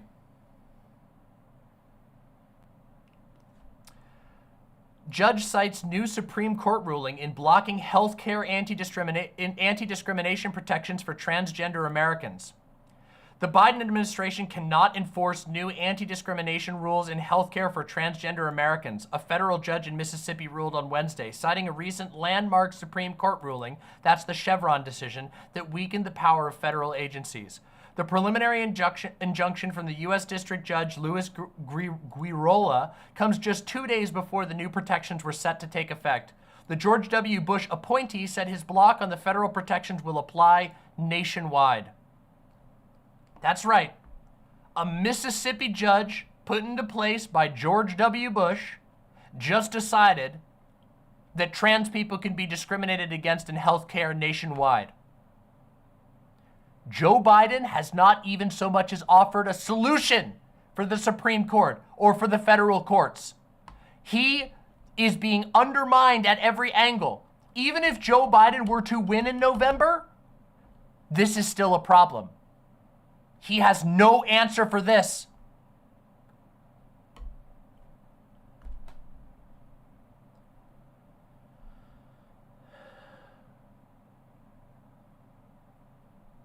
So I need people.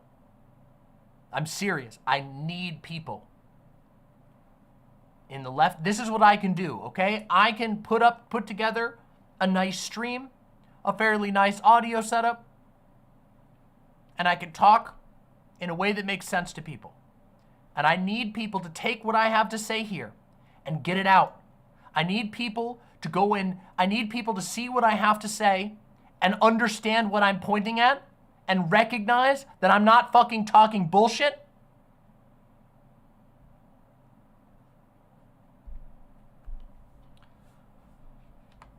And I need them to change desperately.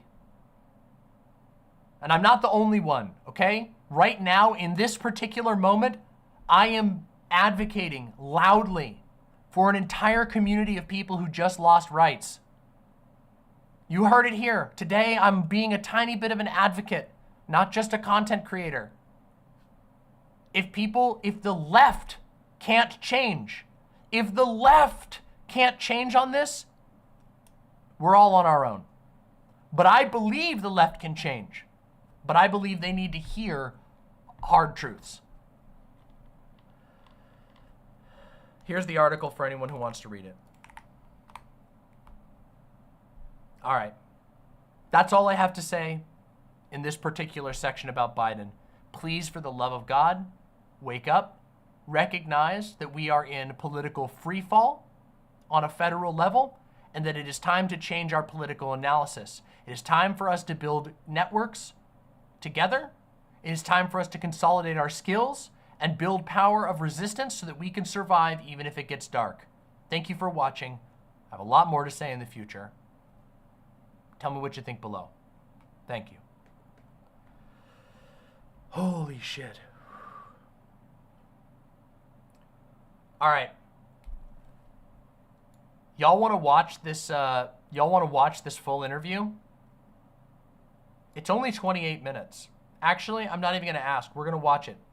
My lovely imps, we just came hot out of a segment talking about Biden, and I've been informed that the full interview has been posted. However, it is in its edited form. We are supposed to be getting an unedited version of this in the future, but as it's 28 minutes, I think value can be gained from watching the entire ABC News, George Stephanopoulos interview with Joe Biden. And we're going to do this together now. Let's enjoy. And by enjoy, I mean scream.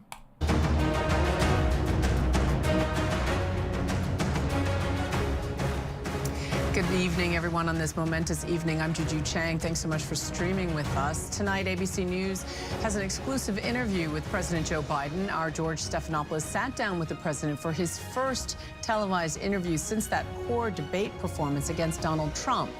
President Biden says he is committed to staying in the race and confident that he will prevail and beat Donald Trump. The president was directly called on to answer for his faltering appearances and whether he still has the mental and physical fitness for another term in the White House. Our team is standing by, of course, for analysis, but first, let's get to the interview. Mr. President, thank you for doing this. Thank you for having me. Let's start with the debate. You and your team have said you had a bad night, but your friend Nancy Pelosi actually framed the question that I think is on the minds of millions of Americans. Was this a bad episode or the sign of a more serious condition? It was a bad episode. No indication of any serious condition. I was exhausted. I didn't listen to my instincts in terms of preparing, and I had a bad night. You know, you say you were exhausted, and I know you've said that before as well, but you came, and you did have a tough month, but you came home from Europe about 11 or 12 days before the debate, spent 6 days in Camp David. Why wasn't that enough rest time, enough recovery time? Because I was sick. I was feeling terrible. Matter of fact, the docs with me, I asked if they did a COVID test because they were trying to figure out what was wrong. They did a test to see whether or not I had some infection, a virus. I didn't. They just had a really bad cold. And did you ever watch the debate afterwards? A cold is a virus, but okay. I don't think I did, no. Well, what I want to get at is, what were you experiencing as you were going through the debate? Did you know how badly it was going? Yeah, look. The whole way I prepared, nobody's fault, mine. Nobody's fault but mine. I prepared what I usually would do, sitting down, as I did come back with foreign leaders or the National Security Council, for explicit detail. And I realized about partway through that, I get quoted, the New York Times had me down at 10 points before the debate, 9 now, or whatever the hell it is. The fact of the matter is that what I looked at is that he also lied 28 times. The way the debate ran, not my fault, no one else's fault. No one else's fault. But it seemed like you were having trouble from the first question in, even before he spoke. Well, I just had a bad night. You've had some bad interviews once. Oh, good point. Gamer Girl Uwu says this interview happened during the day, during the time when he said he's at his best. So this is his best now. That's a really good point. Oh, I can't remember any, but I'm sure you do. I've had plenty. I guess the question, the problem is here for a lot of Americans watching is you've said, going back to 2020, watch me. Yep. To people who are concerned about your age. And, 50 million Americans watched that debate. It seemed to confirm fears they already had.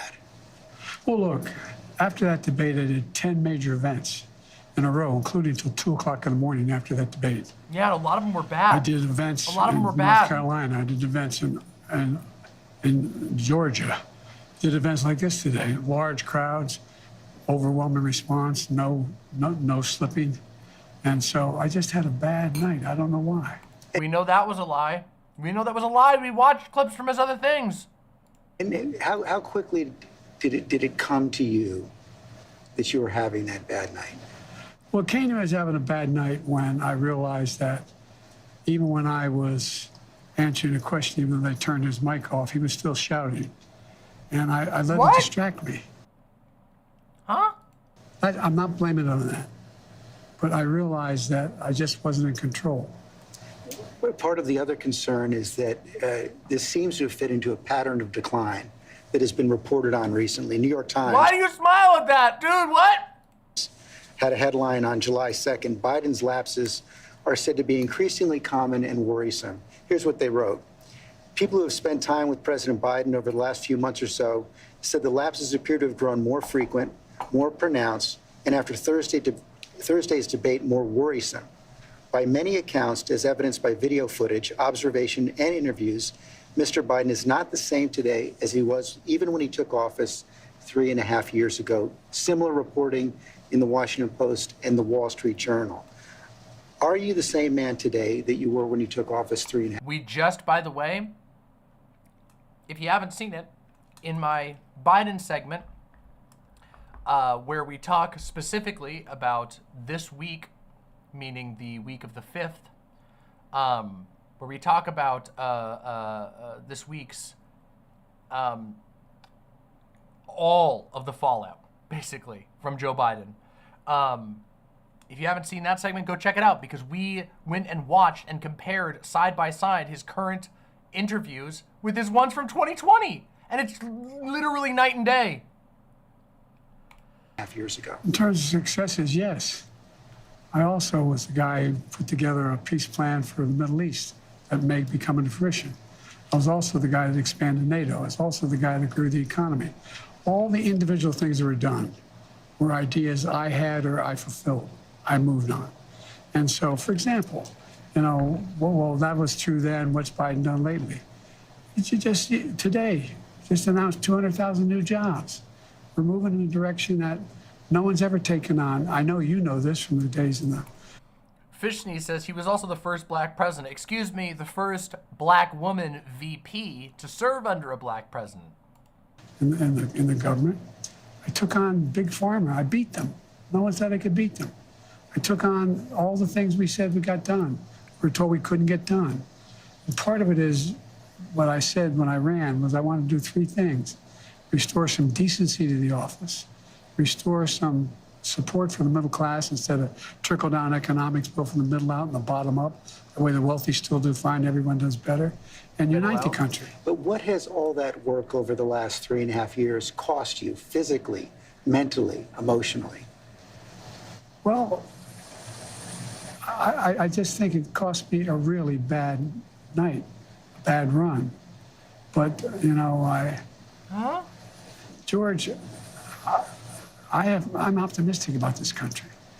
I don't think we're a country of losers that he points out. I don't think America's in tough shape. I think America's on the cusp of breaking through, and so... I think it cost me a bad night. Pivots to, I think America's good. What the fuck? Many incredible opportunities. This next term, I'm going to make sure we have straighten out the tax system. I'm going to make sure we're in a situation where we have health care for all people, where we're in a position where we have child care and elder care, free up, and all these things. The one thing I'm proudest of is, remember when my economic plan was put forward, a lot of the mainstream economists said it's not going to work. Well, guess what? We now have 16 Nobel laureates, 16 of them in economics, saying that Biden's next term would be, based on what he wants to do, enormous success. Trump's plan would cause a recession, would significantly increase inflation. I've made great progress, and that's what I plan on doing, and we can do this. I understand. This is the best section that he's had, and this is the best section he's had in the whole first 7 minutes of this interview. was this little segment where he said, America's great and I think we can do good. I think we can do real good. I think Donald Trump will cause bad things to happen, but we can do good things. And it wasn't even the question that he was asked.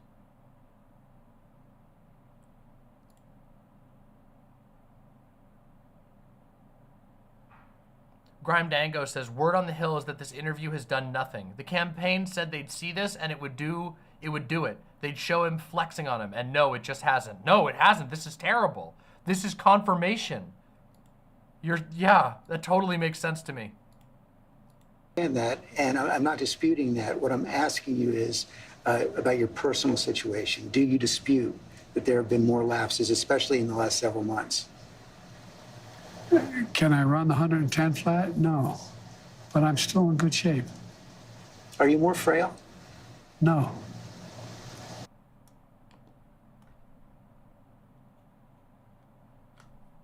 Bazinga.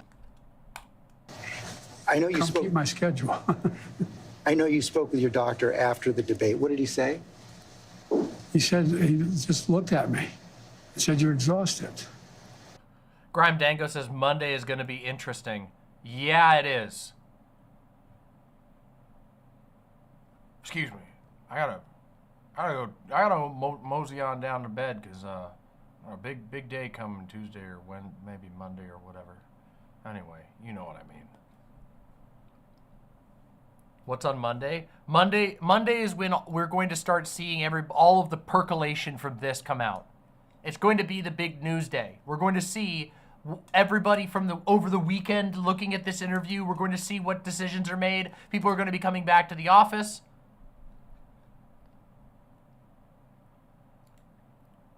Yatrial says, my grandpa is showing signs of dementia and he is denying everything just like Biden is. I'm pretty sure it's a common thing with dementia patients.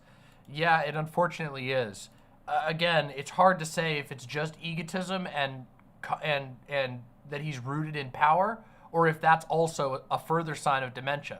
The biggest thing to me is the sundowning. That is the biggest concern to me, and obviously everything, the general demeanor. But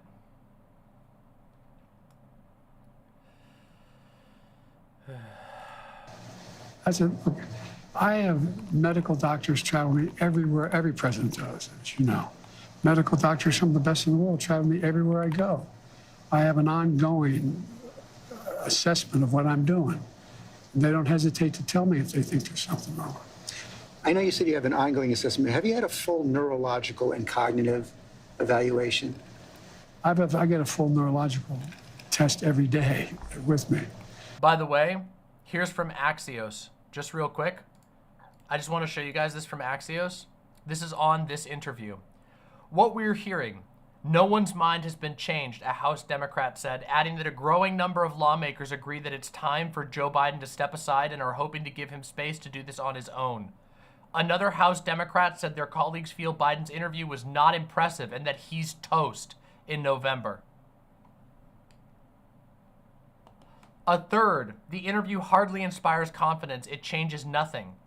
A fourth House Democrat said that they were shocked by Biden's refusal to recognize reality in terms of polling and his failure to make an argument about why he even wants a second term.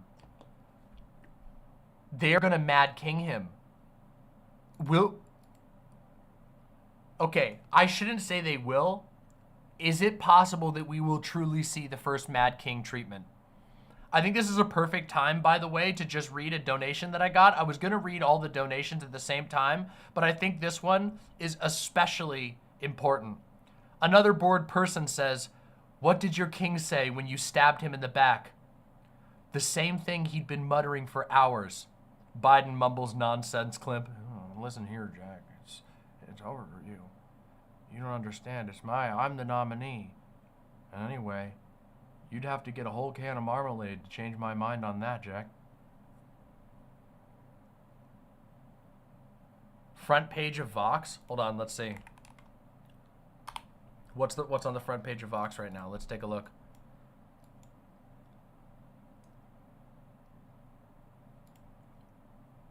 Holy shit.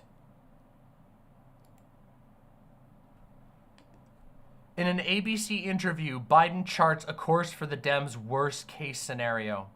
The president appeared too frail to defeat Donald Trump and too delusional to drop out.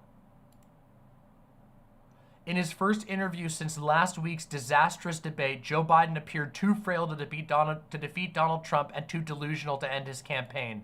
Far from easing anxieties about his candidacy, the president's sit-down with George Stephanopoulos of ABC News should further alarm Democratic leaders. Biden's remarks indicated that his party may be heading towards a worst-case scenario, one in which the president is largely incompetent as a campaigner, but not so consistently and flagrantly inept that his incapacity to win the re-election becomes undeniable, even to himself. Had Biden seemed every bit as ill and confused as he did at last week's debate, it would have been easier to persuade him to drop out, or at least for Democrats to unify behind a concentrated push for his exit. If the president has somehow appeared to grow a decade younger over the past 8 days, then he could conceivably have rescued his campaign. Instead, he did better, but still awful. I don't think he did that much better. I mean, I guess it must be better than the debate. Which means that salvaging the Democratic Party's chances will require a wise and courageous show of defiance from its congressional leadership. It's not clear that this one is in the offing.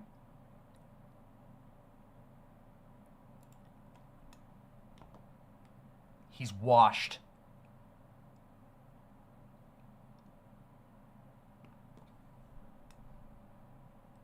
The president's aim in Friday's interview was clear: to establish that all the disquieting features of his debate performance, the incoherence, shaky voice, and vacant facial expressions, were all one-off aberrations brought on by a cold and poor preparation, rather than symptoms of cognitive decline. There probably wasn't any plausible way of making this case. By the time the interview aired, the Washington Post, New York Times, and NBC News had all published stories indicating that Biden had repeatedly suffered similar mental lapses behind closed doors in recent months. That's exactly what I fucking said! I told you all that the reason that everyone was turning on him all at once is because they've known. They've known, but this was the moment where they couldn't hide it anymore, and so they were all scrambling to show, I'm a rational one, I haven't been hiding it. See, I was in good faith. It's a rout. This is a total rout. In the face of Donald Trump. Oh my God. Okay. Let's finish the interview. That is disastrous.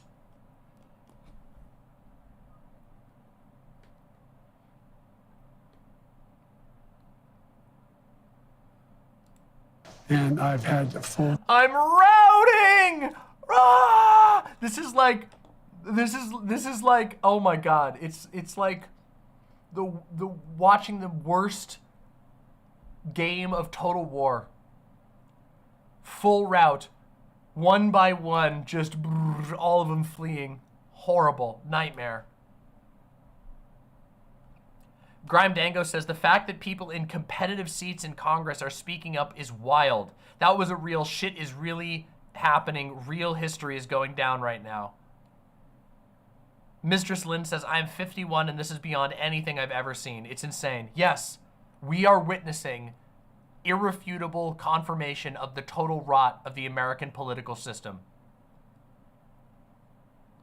It's crazy how over the last 4 full years, we have watched nightmare situation after nightmare situation, and it just keeps getting worse. And everyone's been saying, it's okay.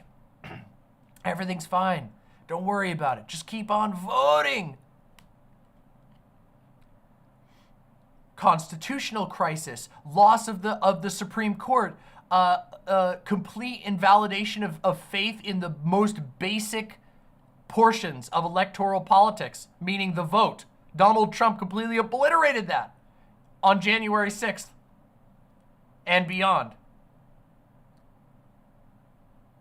Actually wild. Physical, I had, I've been able to read for my physicals. Hey, Evaluation. They don't hesitate to tell me if they think there's something wrong. You clearly don't listen. I know you said you have an ongoing assessment. Have you had a full neurological and cognitive evaluation? I get a full neurological test every day with. Dude, come on. That's Trump right there. That is Trumpian. He is becoming Donald Trump. I get a full neurological test every day. Dude, come the fuck on, man. That is just a Trump line, except less funny and delivered worse. And I've had a full physical. I had, I've been able to read for my physicals. Yes, the answer. I know your doctor said he consulted with a neurologist. I guess I'm asking a slightly different question. Have you had the specific cognitive tests, and have you had a neurologist, a specialist, do an examination? No. He's doing the Tucker face. No one said I had to. No one said, they said I'm good. Would you be willing to undergo an independent medical evaluation that included neurological and cognitive tests and release the results to the American people? Look, I have a cognitive test every single day. Every day I have that test. Everything I do. Not only am I campaigning, but I'm running the world. And that's not how it sounds like.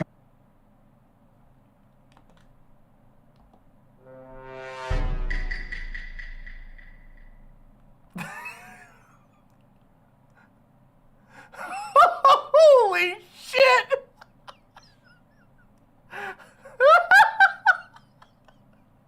I'm running the world. Does the fucking Emperor Palpatine face at the camera? He's hitting him with the Force lightning. Yeah. Holy shit! It's over. Hyperbole. But we are the essential nation in the world. Madeleine Albright was right. And every single day, for example, today, before I come out here, I'm on the phone with the Prime Minister of, well, anyway, I shouldn't get into detail, but. I'm on the phone with the Prime Minister of, well, anyway. Damn, never heard of that country before. Oh, no. Bruh. With Netanyahu. I'm on the phone with the new Prime Minister of England. I'm working on. Alexi with the $5 says, fuck it, Dale Gribble for president. Thank you very much, Alexi. True. Oh, man. On what we're doing with regard to, in Europe, with regard to expansion of NATO and whether it's going to stick. I'm taking on Putin. Every day, there's no day I go through, there are not those decisions I have to make every single day. And you have been doing that, and the American people have been. Wollaniwe is a valid country. I will not tolerate this erasure. I'm sorry for all of the Wollaniwasians. Watching, yet their concerns about your age and your health are growing. So that's why I'm asking, to reassure them, would you be willing to have the independent medical evaluation? Watch me there's a lot of time left in this campaign.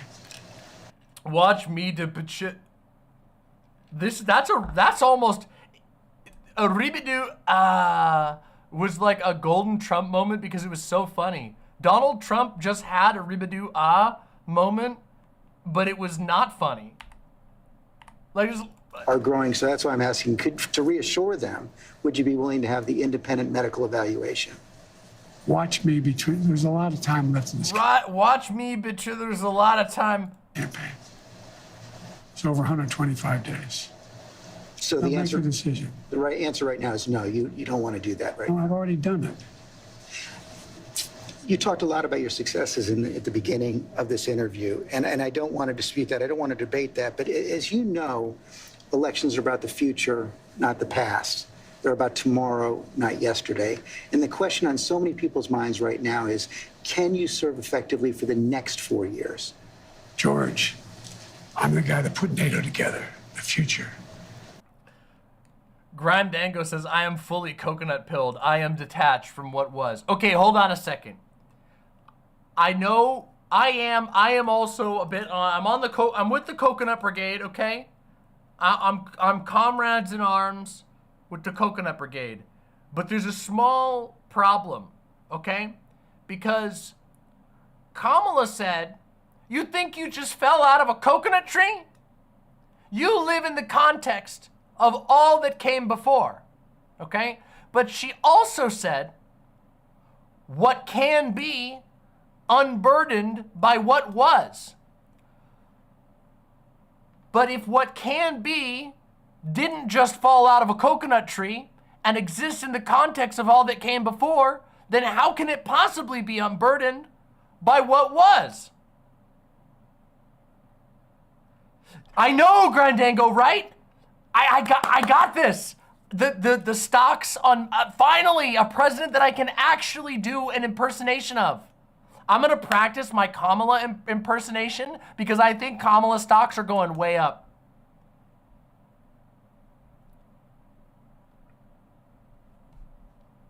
I really do. And if that's the case, worst case scenario, I practice one useless bit. Best case scenario, I have the best Kamala impersonation in a business in a field that has no others. Who do you know who can do a Kamala impersonation? The laugh is going to be the hard part. The laugh is going to be the hardest part. Getting her laugh down is going to be brutal. I'll practice it though.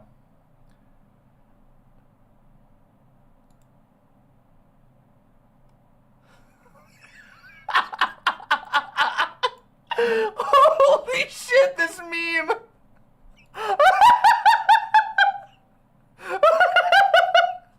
Holy shit.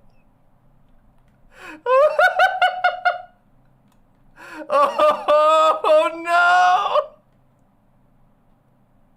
Oh God. It's so true.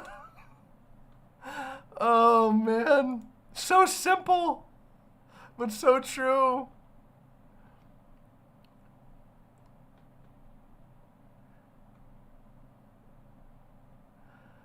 I gotta be able to get, by the way, if I want to do the correct Kamala impersonation, I gotta get the Corey down.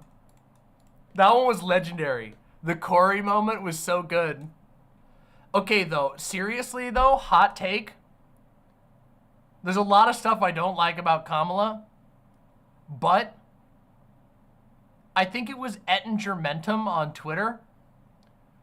Ettinger Mentum said that Kamala has the silliness necessary to be a good candidate. And I actually think that's true.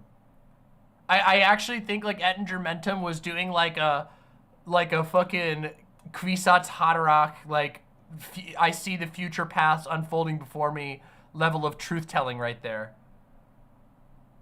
Because that's so correct. Like her goofiness is like it borderline it does tip over into cringe, but that's every politician. Joe Biden has no silliness. He had some at the beginning. Like when Joe Biden called that guy fat, where he was like, listen here, fat, I could beat your ass in a fucking push-up fight. Get up here, come on up, let's go gut to gut. When he did that, that was funny. He doesn't have that anymore, not even a little bit. But Kamala has the goofiness, just sheer goofiness. I can't believe I'm saying it, but obviously I'd love it if it was Gretchen Whitmer, but I don't think that's gonna happen. I don't see it. Maybe.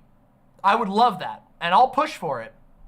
But right now, I think the most likely thing is we're gonna get Kamala, and I actually think that Kamala could completely wash Trump. And think about it like this, okay? Kamala could wash Trump simply because she has the energy to actually campaign.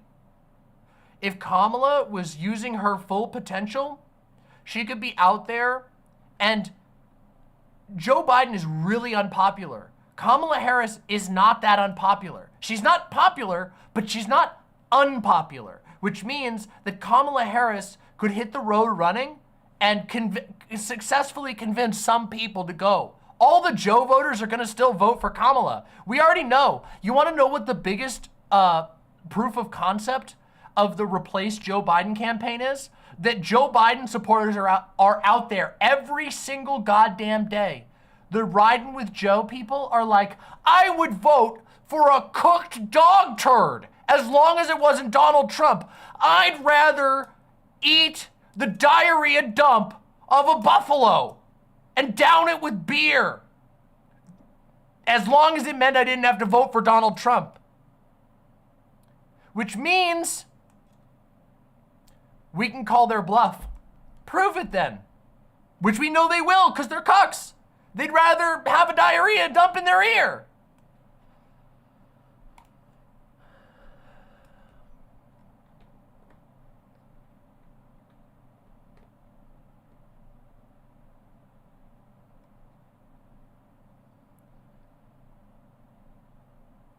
Whitmer's not ready. Yeah.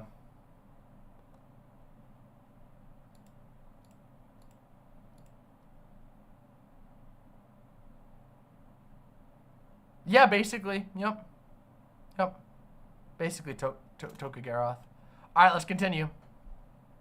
No one thought I could expand it. I'm the guy that shut Putin down. No one thought it could happen. I'm the guy that put together the South Pacific Initiative with AUKUS. I'm the guy that got 50 nations, out, not only in Europe, outside of Europe as well, to help Ukraine. I'm the guy that got Japanese to expand their budget.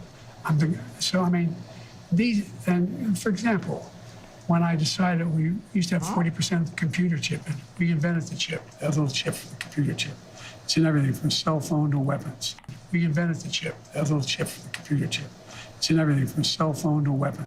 We basically invented the Nintendo, Jack.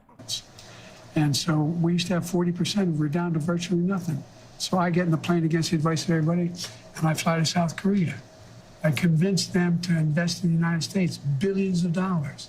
Now we have tens of billions of dollars being invested in the United States. No, Grime Dango, you see, by the electoralist mind, Joe Biden personally invented the microchip.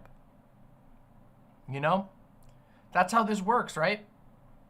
And by extension, every liberal who voted for Joe Biden also did that, because that's the nationalist message. Now, any bad thing that Joe did, well, that's not their fault. Their hands were tied. But any good thing, that was electoralism, baby. It's a throwback. It's a throwback to earlier in the stream. Real fans know. Real fans understand what I'm talking about. Real fans know that I don't have dementia. I'm just referencing, well, anyway. States making us back in a position where we're going to own that industry again. We have, I mean, I just, anyway, I don't want to. He literally did it like 2 seconds after I did it. What the fuck? What? I ought to hang up my hat, okay? Or maybe I shouldn't. Maybe this is just proof that I'm psychic, okay? I was gonna say, he started doing it for me, but to be honest, I'm just a precog. Much credit, I have a great staff. But I guess my point is, all that takes a toll. Do you have the mental and physical capacity to do it for another 4 years? I believe so. I wouldn't be running if I didn't think I did. Look,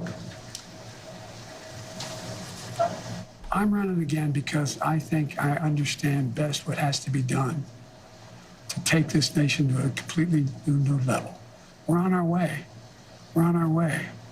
And look, the decision recently made by... Dude, the Supreme Court just undermined every single thing that you did since you got into office. I'm not even kidding. Literally, almost every decision that he's personally overseen has been undermined by the Supreme Court. And that won't change if he gets a second term. If this was a real presidency, Joe Biden wouldn't be struggling through fucking pudding on national TV. He would be running his own pressers, and he would be going, these fuckers in the Supreme Court, we're going to make them suffer. We will be expanding the court. They're going to have to sit through the longest meetings you've ever imagined with 17 new Supreme Court justices. Because if you think you can rule this country by Supreme Court diktat, that's what he should be doing. But instead, it's this. Supreme Court on immunity. You know, the next president of the United States, it's not just about whether he or she knows what they're doing. It's not about a conglomerate of people making decisions. It's about the character of the president. The character of the president is going to determine whether or not this Constitution is employed the right way. And we should note that ABC News offered Donald Trump the same opportunity for a one-on-one interview, and he declined. We'll have more of George Stephanopoulos' exclusive interview with President Biden in just 60 seconds. To serve another 4 years. Yes, I am, because, George, the last thing I want to do is not be able to meet that. I think, as some of the senior economists and senior foreign policy specialists say, if I stop now, I'd go down in history as a pretty successful president. No one thought I could get done what we got done. But are you being honest with yourself as well about your ability to defeat Donald Trump right now? Yes. Yes, yes, yes. Bro. Say that, and let me challenge. Is it bad to doom at this point? Yes! Yes, it's bad to doom at this point. We've been right all along. This people are finally listening to what we have to say. This is the chance to get people to actually take action that could save lives. This entire time, the machine has been trucking towards exactly this spot. I've been saying it. You've been saying it for a very long time. But finally, because of this, people are listening. No dooming. Worst time to doom. We already knew it was a real possibility, a real likelihood that dark times were coming for this country. We knew that because of the Supreme Court. That calculation hasn't changed. Joe Biden was never the last line of defense. We are. Other people are realizing this, and we need to hammer it home as hard as possible. Challenge you because you were close but behind going into the debate. You're further behind now by any measure. It's been a two-man race for several months.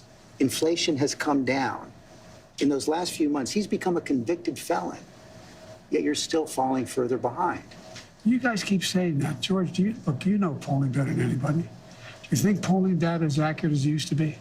I don't think so, but I think when you look at all of the polling data right now, it shows that he's certainly ahead in the popular vote, probably even more ahead in the battleground states. And one of the other key factors there is it shows that in many of the battleground states, the Democrats who are running for Senate and the House are doing better than you are. It's a Biden problem, not a Democrat problem. We know this. Well, that's not unusual in some states. I carried an awful lot of Democrats last time I ran. He's hand-waving. He's hand-waving that he's going to lose to Donald Trump.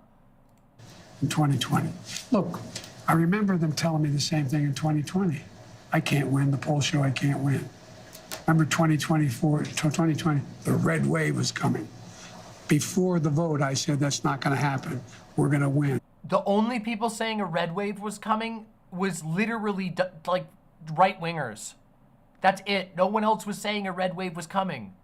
This is your own party freaking out. This is your own donors, your own closest confidants are telling you, you're fucked, man. The polls didn't show a red wave. It was fucking Tim Pool who said there was a red wave. It was fucking America First TV network. We did better in an off year than almost any incumbent president ever has done. They said in 2023, all the tough races we're not going to win. I went into all those areas, all those districts, and we won. All that is true, but 2020 was a close race. And your approval rating has dropped significantly since then. I think the last poll I saw was at about 36%. The number of Americans who think you're too old to serve has doubled since 2020. Wouldn't a clear-eyed political calculus tell you that it's going to be much tougher to win in 2024? Not when you're running against a pathological liar. Not when he hadn't been challenged in a way that he's about to be challenged. Not when this is how he's about to be challenged, by you doddering to the finish line and then fucking shitting out before the finish line? What are you talking about? You were actually campaigning in 2020. You've had months to challenge him. Oh, sure I had my thought, but I was also doing a hell of a lot of other things, like wars around the world, like keeping NATO together, like working, anyway. But look. No! No, not anyway! Do you really believe you're not behind right now? I think it's, all the pollsters I talk to tell me it's a toss-up. It's a toss-up. It shouldn't be a toss-up against the criminal serial liar. How? Throwback. Do you guys remember way back at the beginning of this year when I did that stream that was about the nightmare before us? And I said that it was an absolute unmitigated disaster, that Joe Biden should have had this election in the bag, that it should have been the easiest win ever, and he's fumbling it. And that was before now. Why are you boasting about it being a toss-up? Dude.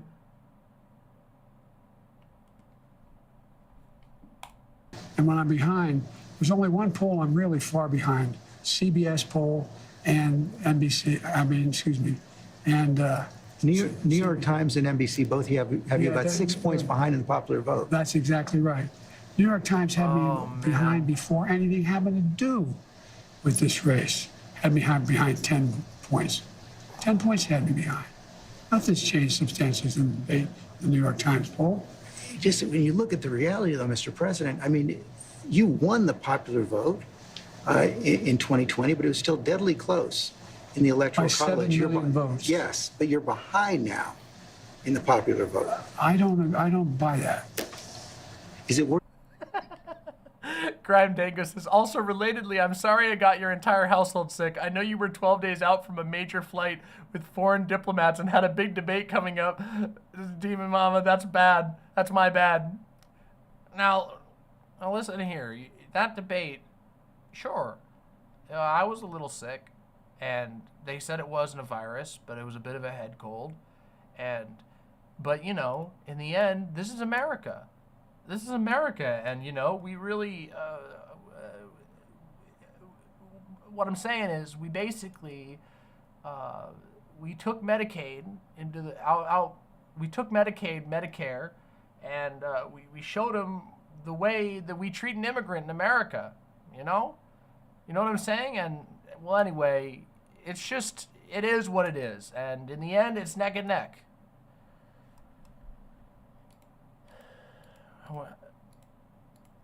Did I mention 20 plus lies? It's all good, Grime Dango. It's fine. It's water under the bridge. The time we had together was so much fun. Even though it was short-lived, we got to play fucking Wormspan, and we had the best macaroni around. It's all good. It was beautiful, in fact. So it's all water under the bridge. You're all good. You don't gotta apologize at all. Worth the risk? I really like that game too. I still like Wingspan more than Wormspan, but I do really like Wormspan. I think it's awesome. And I had like a blast playing it. So I'll totally be down to play it again. I don't think anybody's more qualified to be president or win this race than me. Oh yeah, I gotta open this door. I'm getting really hot. Oh my God, I opened the door and it's like a fucking, somebody cast a magic spell. Holy shit. Please go get some water, Baphomet. Oh. Okay, all right. Okay, everybody, let's continue. We gotta get through this. Oh, we gotta get through this. You know, the heart of your case against Donald Trump. Is hell cold or hot? All. Hell has numerous climates. Hell is enormous. Everybody wants, see, whenever people are talking about hell, they're always fixating on the lake of fire, you know? They're all like, oh, lake of fire. But it's not just the lake of fire, okay? We've got the peaks of despair, okay? We've got the caverns of icy forgottenness, okay? The last circle of hell is frozen. Lucifer is stuck in ice. That's fucking fake news. Lucifer is not stuck in ice. We just had lunch today. Is hell flat? No, it's not flat. Hell is approximately the same size as Limgrave. Just like the Elden Ring DLC. is that he's only out for himself, putting his personal interest ahead of the national interest. How do you respond to critics who say that by staying in the race, you're doing the same thing? So it's 72% of the size of the full map? That's correct. And as we know, the full map of reality is quite large. I want to visit the Peaks of Despair. Peaks of Despair, just beautiful. It's a hell of a climb to get up there. You got to make sure you work out your legs a bit in advance because it's a bit of a hike, but best views you can imagine, okay?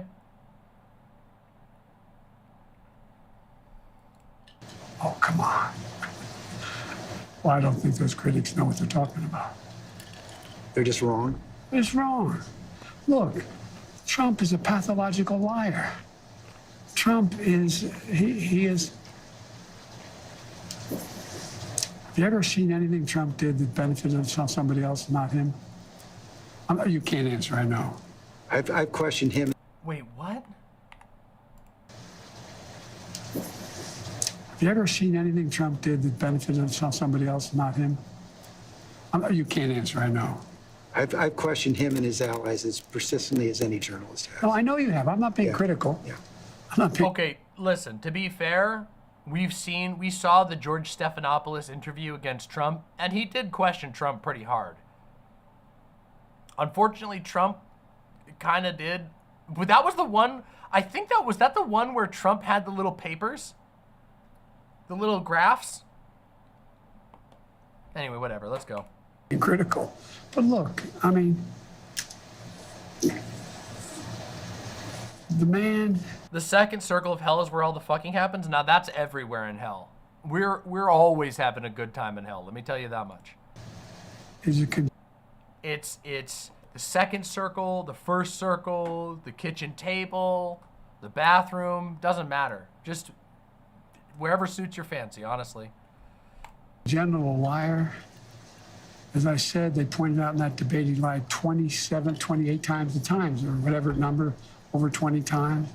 Talk about how good his economy was, how he brought down inflation, how this is a guy who, unlike only other president other than him is Hoover, lost more jobs than he created. This is a guy who told us to put bleach in our arms to deal with COVID, with over a million people died. This is a guy who talks about wanting to get rid of the healthcare provision. We've heard this line before. This is a practiced NPC line. Do you think this is one of the only existing memories he has in his mind, is this particular line? Put in place. This is a guy who wants to give the power back to big pharma to be able to charge exorbitant prices for drugs. This is a guy who wants to undo every single thing I've done. Every single thing. I understand that, and I understand that's why you want to stay in the race, but have you convinced yourself that only you can defeat him? I convinced myself of two things. I'm the most qualified person to beat him, and I know how to get things done. If you can be convinced that you cannot defeat Donald Trump, will you stand down? Well, it depends if the Lord Almighty comes out and tells me that, I might do that. Well,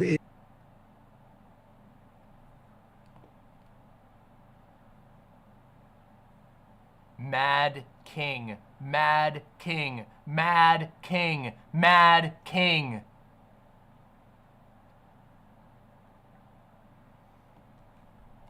I mean, on a more practical level, Washington Post just reported in the last hour that Senator Mark Warner is assembling a group of senators together to try to convince you to stand down because they don't think you can win.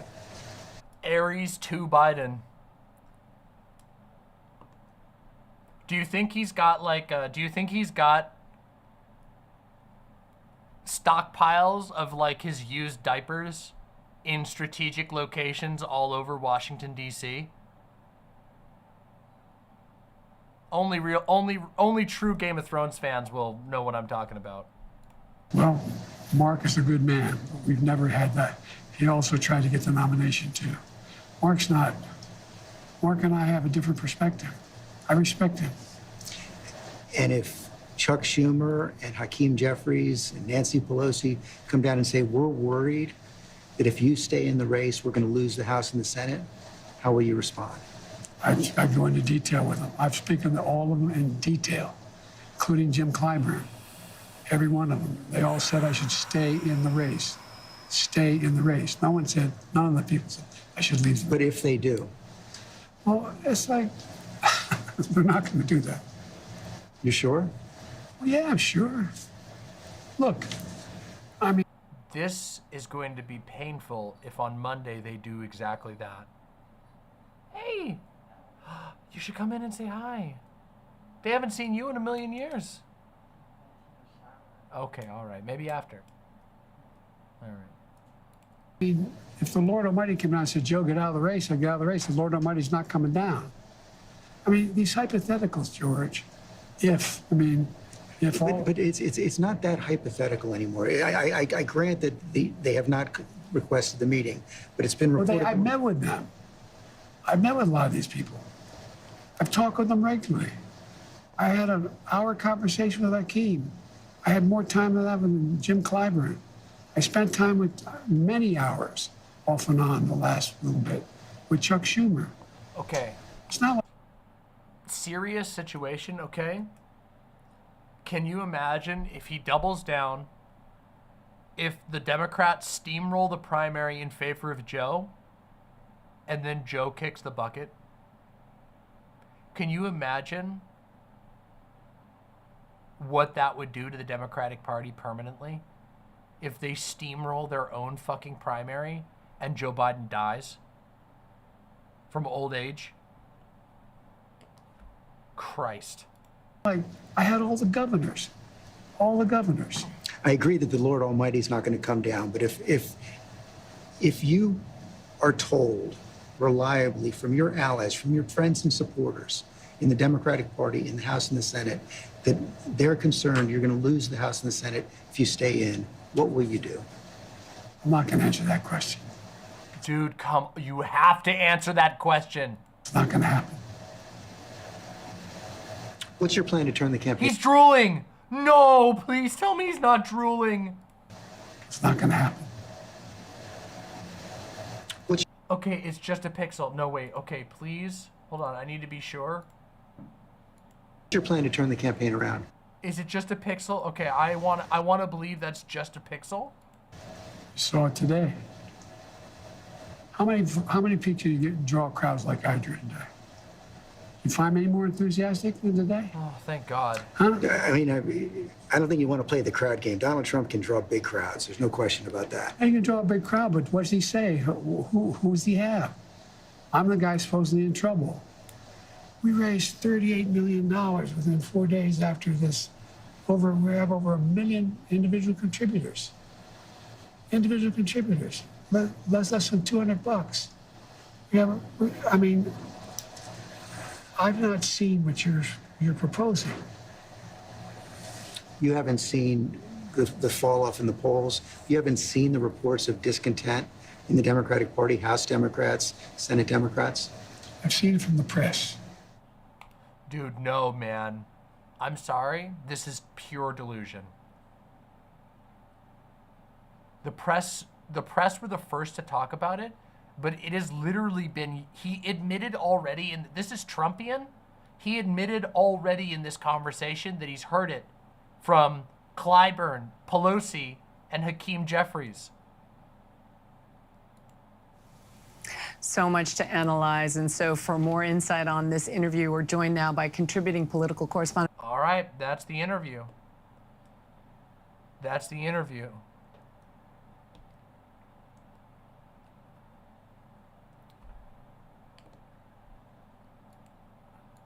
The fall off in the polls. You haven't seen the reports of discontent in the Democratic Party, House Democrats, Senate Democrats. I've seen it from the press. I've seen it from the press, and that's it. I truly hope they drop the unedited version of this interview, the uncut version. This is like, I feel like it's a matter of public safety, a matter of public interest, that they drop the unedited version of this interview.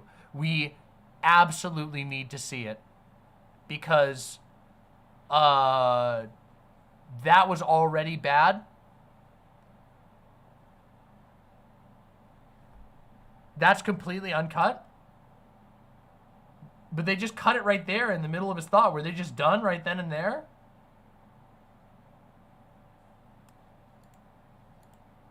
They only did a 22-minute interview? Wow. All right. All right, then.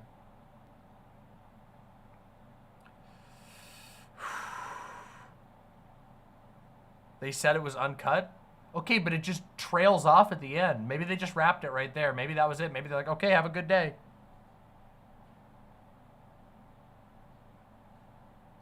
That was rough and bad.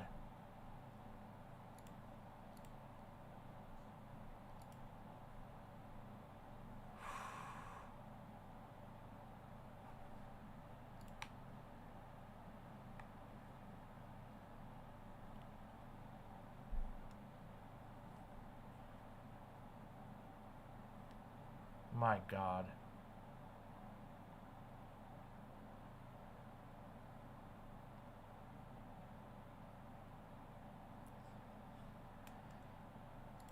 All right. Well, you saw it there. Joe Biden's latest big interview. He's not looking good. Things are very, very rough out there. I think they need to get him out of there immediately. They gotta give him the Mad King treatment if he won't step down. This is a disaster. It's very clear he's only going to get worse. There's no bounce back from this. The longer that he holds on, the longer that they dilly-dally and drag their feet, the easier it gets for Trump to win in the end. And I think that I'm hoping that we can all agree, Joe Biden certainly agrees, that Donald Trump winning is the, stopping Donald Trump from winning has to be the #1 priority. I think probably if they're gonna get him out of there, it's gonna be Kamala and somebody else. I'd like to see someone like Gretchen Whitmer, but I think that Kamala is the obvious answer because she's currently the VP. People are familiar with her. She doesn't have the unpopularity problems. She can speak publicly. I don't envy her position. She obviously can't do anything until she basically has to leave it out of her hands. She has to be like, very well, I accept it begrudgingly.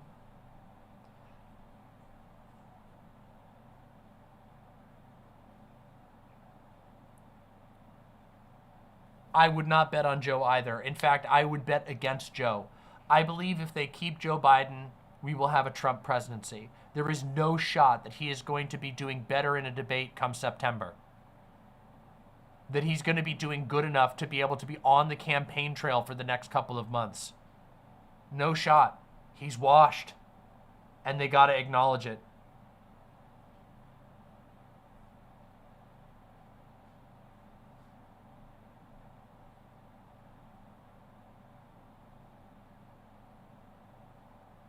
What a mess. What a mess. Genuinely sad at points. Grime Dango says, skibbity Biden. Trump is using Hitler's language. Skibbity, skibbity Biden. Ooh, boy. The good news is for us, nothing changes. The only thing that really changes is the strategic analysis of the playing field. Going forward, we have to get the word out. We have to convince people. We have to convince people not to bet their entire lives on electoral politics. We have to get people thinking, moving, and working towards community building, towards consolidating power together, towards shoring up their supplies, towards shoring up their resources. Because whether Trump wins or Biden wins, and there's a very good chance that Trump wins, the reality is that we currently live in a context in which the Supreme Court makes all the decisions. The Democratic federal government is not coming to help us, and people have to be able to help themselves. We need to build resources. We need to ask questions now. We need to start building communities and reliable connections, powering them up as fast as possible. And the sooner We get onto that. With the more people, the better off we'll be. The more lives that we'll be able to save. Anyway, thanks for watching. Do you have thoughts about this? If so, leave them down below. And make sure you're subscribed to Demon Mama.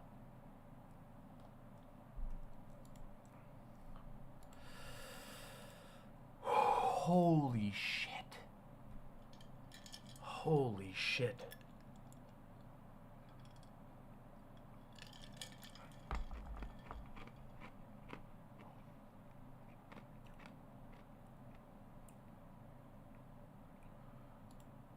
Oh my God. We passed 800 likes. Oh my God. We still have 405 viewers. 6 hours and 12 minutes into stream. Fucking beautiful. Amazing, imps. Thank you so much, imps. 800 likes. Beautiful. We've been killing it lately. Now we just got to get my word out above and beyond the lefty niche. I know there are a ton of people that would like my show and that could get a lot from what I have to say. We got to keep getting it out there. We got to get it out there. We got to find places to find new imps. This is our time. People are finally opening their ears to our message. Oh my God. To be fair, Mama, you've been cooking for like 4 hours. I'm exhausted right now. Today, I have been like firing on all cylinders for 3 gigantic segments.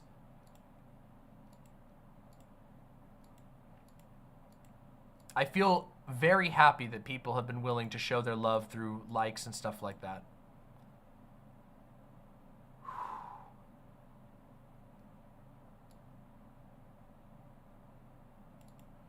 Sonia Forest Guardian says, what if we tried breaking the morale of the MAGA hatters? Not going to happen right now.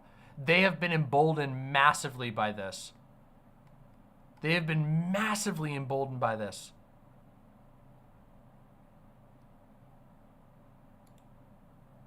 It's really unfortunate, but it's just true.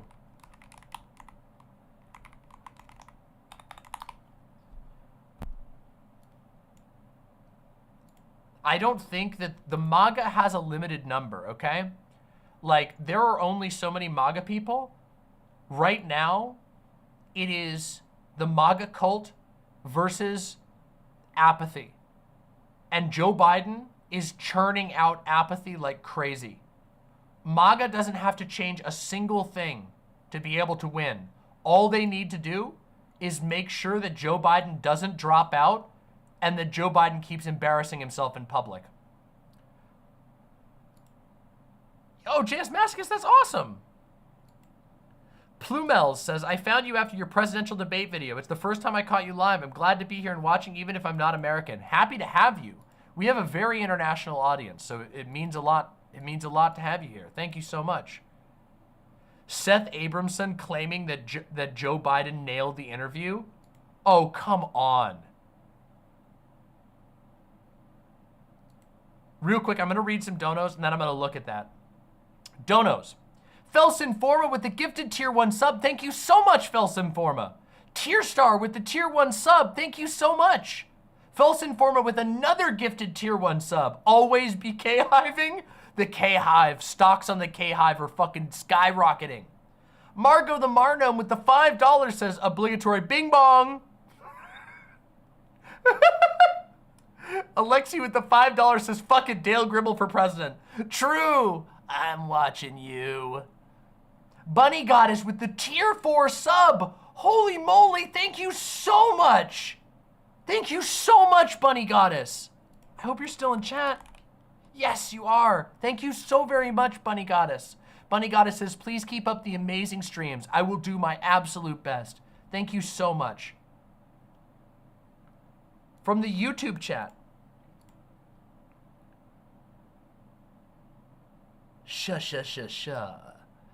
Femboyo with the $5. Fell asleep watching and then got sleep paralysis facing the screen for a minute. No demon but mama. Hey! Happy that worked out for you. I imagine I'm not a very scary sleep paralysis demon. I think I'd probably be a fairly comforting one. I mean, yeah, I feel like I'd be pretty comforting. I have a maternal presence, you know? Unless you're a liberal. Ron's KFC with the incredibly generous $9.99 super chat. Thank you so much, Ron's KFC. Ron's KFC says, that's nice. So if you want to confuse the commander-in-chief, just invade America after 10 p.m. True! Oh, no. Oh, no. Brutal. Brutal.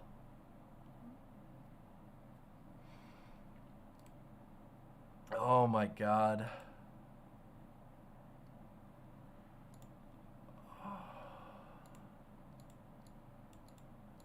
We didn't even get to talk about RFK. I don't, honestly, look, I don't, the RFK dog eating story and the allegations, he did have like the worst response ever, but also like, it's RFK. Like, he's done. He's a total crank.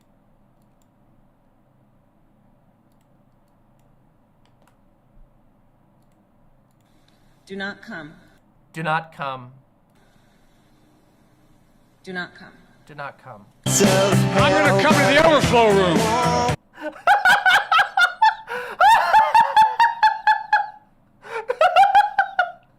I'm gonna come in the overflow room. I'm gonna come to the overflow room. What the fuck?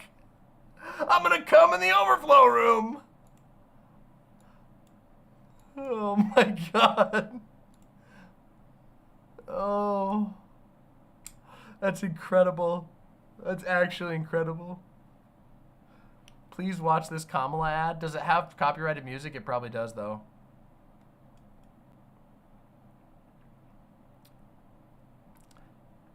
It's definitely gonna have copyrighted music.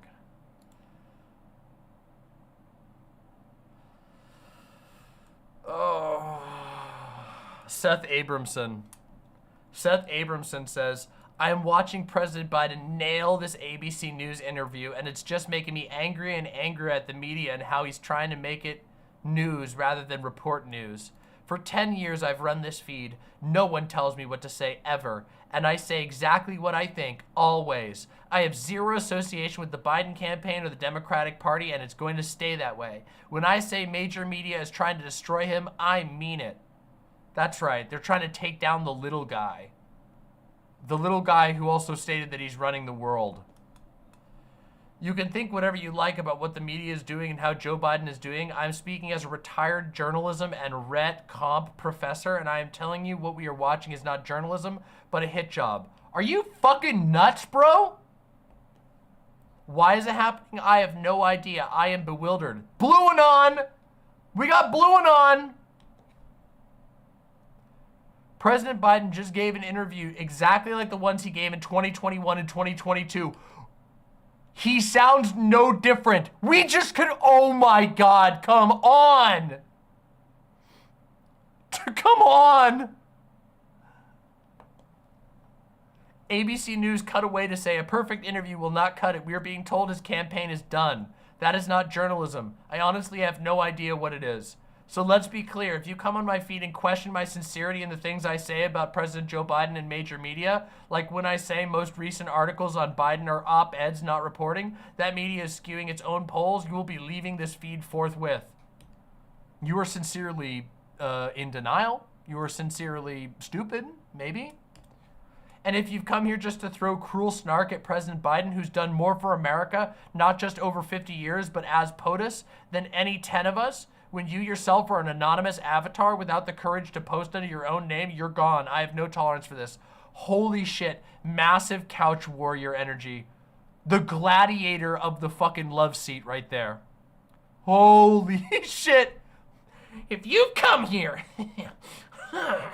if you've come here to throw cruel snark at President Biden, who's done more for America, not just over 50 years, but as POTUS than any 10 of us, when you yourself are but an anonymous avatar without the courage to post under your own name, you're gone. I've no tolerance for that. Holy shit.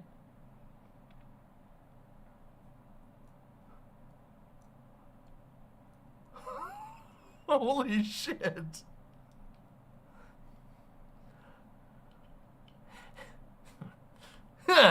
You'll be leaving this feed forthwith.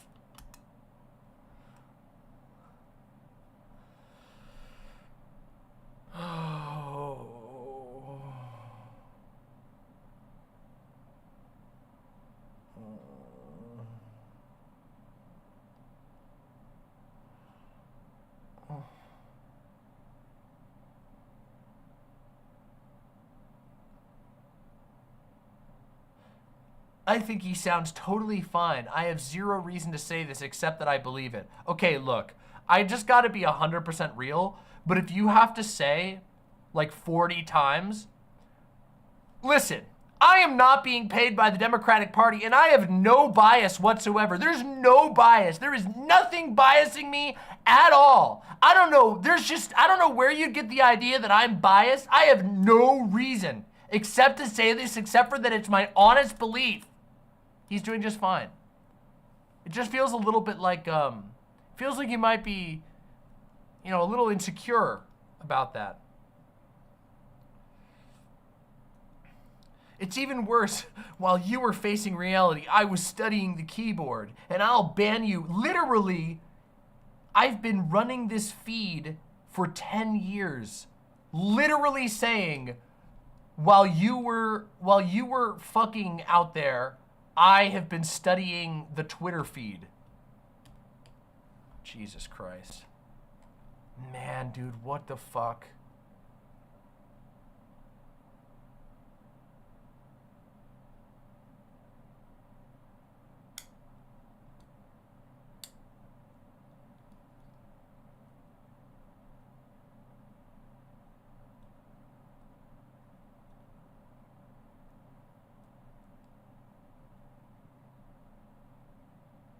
Oh my God.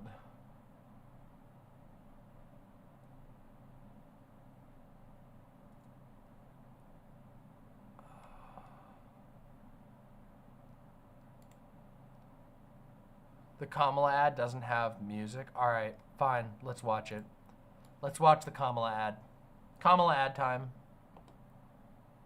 Wait. And as always, Wakanda forever. Paid for by Kamala Harris. That wasn't the one, was it? That wasn't it, right? That wasn't the one, right?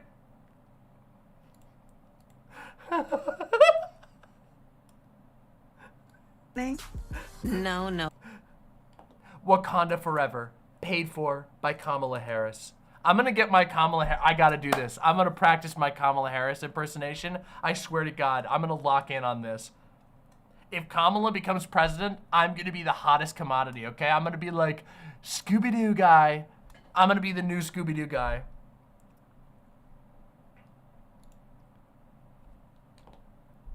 Oh, Taraji, now you know I wouldn't do that, especially not to a fellow bison. The real, ain't you? Especially not to a fellow bisexual. Everybody in chat just went, whoo, and then it was son. You know. So what's on your mind? Oh, Madam VP Harris, I'm worried about the election. Women's reproductive rights are on the... This has music in the background. You said there was no music. It's playing music in the background. What if it's copyrighted? Am I gonna get... Oh, man. I'm gonna lose ad rev for this damn stream. God damn it. It's too late now. I already played it for fucking 16 seconds. It's over. Line, our Supreme Court. It sounds like rando copyright-free music. Never, ever assume that. Ever. Never assume that. Court is on the line. Our basic freedoms are being tested, Madam VP. I know you've been traveling across the country. What are you hearing? Yeah, girl, I'm out here in these streets. And let me tell you, you're... I'm out here in these streets from the literal president of the office of the vice president. So true.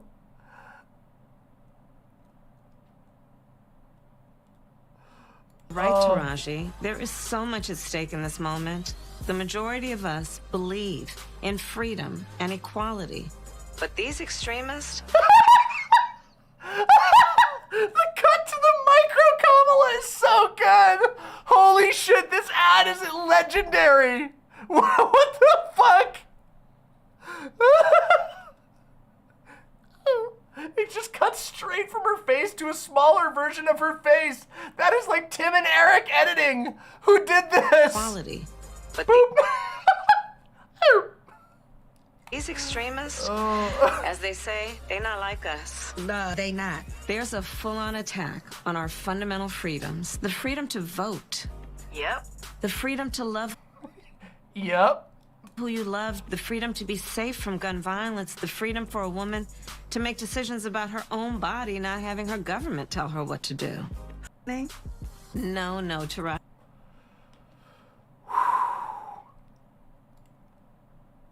That was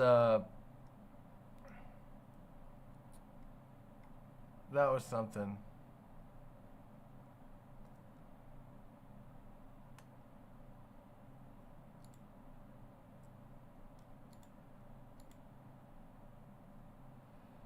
It feels like an after-school PSA. It does. Now this, though, this is gold. And as always, Wakanda forever. Paid for by Kamala Harris. Paid for by Kamala Harris. The fucking paid for by Kamala Harris. The dead straight, oh, just the delivery, just beautiful. Paid for by Kamala Harris.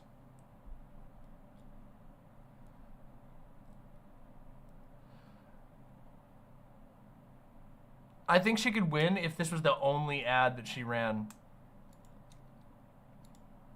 Mistress Lynn with the 5 gifted tier 1 subs. Thank you so much. I am so sorry about the beat in the background. I did say that in a previous message, but you probably didn't see that. I thought it said that no music, but it's okay. Don't worry. Thank you.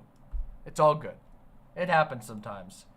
It's just a risk of the job. I try to do my best because we have been doing good. It's possible that it won't get hit, but thank you for the donations. It means the world to me. Thank you. These are our options.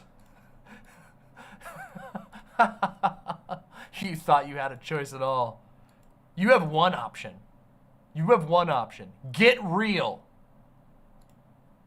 That's our one option. There is one option.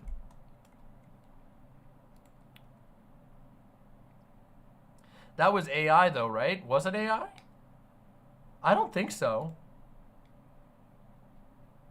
I don't think it was AI. I think it was really her. I think it's just from like a... She was probably just getting different things. Oh, I'm sure well, I mean, I think the stuff on the screen is probably edited.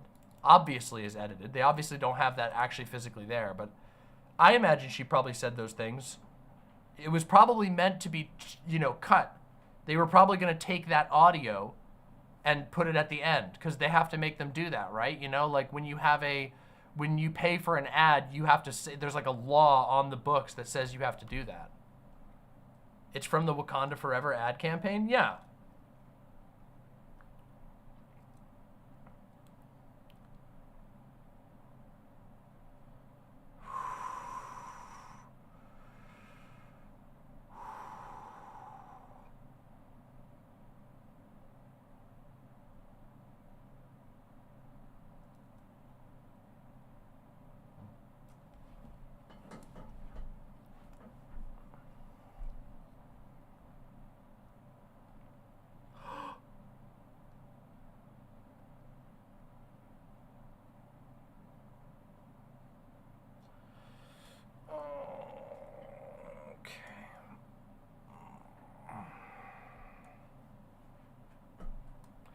So no Dark Souls tonight? No, I do not have the energy. I do not have the energy.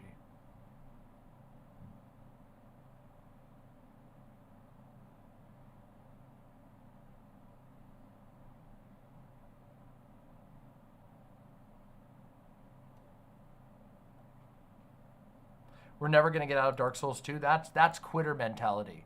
We will get out of Dark Souls 2. We will get through Dark Souls 2, even if it takes us a millennia. Even if I have become a shriveled undead. Even if I'm green and curse rotted, we will finish Dark Souls 2. In fact, what I'm going to do is I'm going to do the right thing. I'm going to do what Joe Biden couldn't do, which is I'm going to know when it's past my nap time, past my Betty Bye time, and I'm going to say goodnight before I make a true fool of myself. And what that will do is it will ensure that I get lots of rest so that this weekend, what is today? Friday?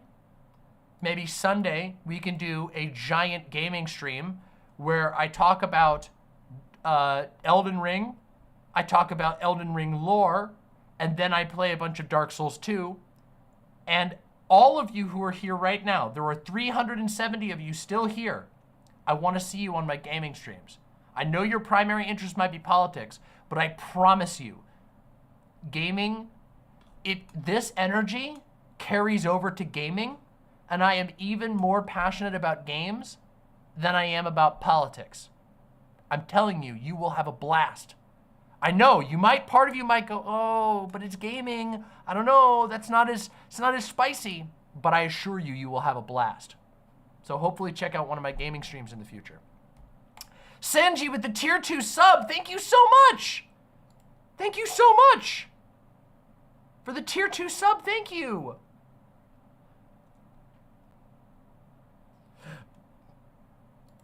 Thank you all for being here.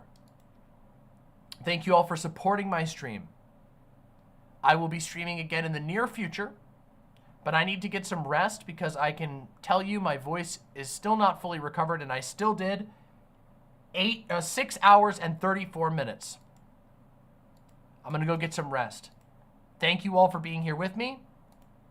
Check out the rest of the videos on my channel, etc., etc., etc. And remember, rule number 1, okay? Do not fucking die. I'll see you all very soon, okay? Good night.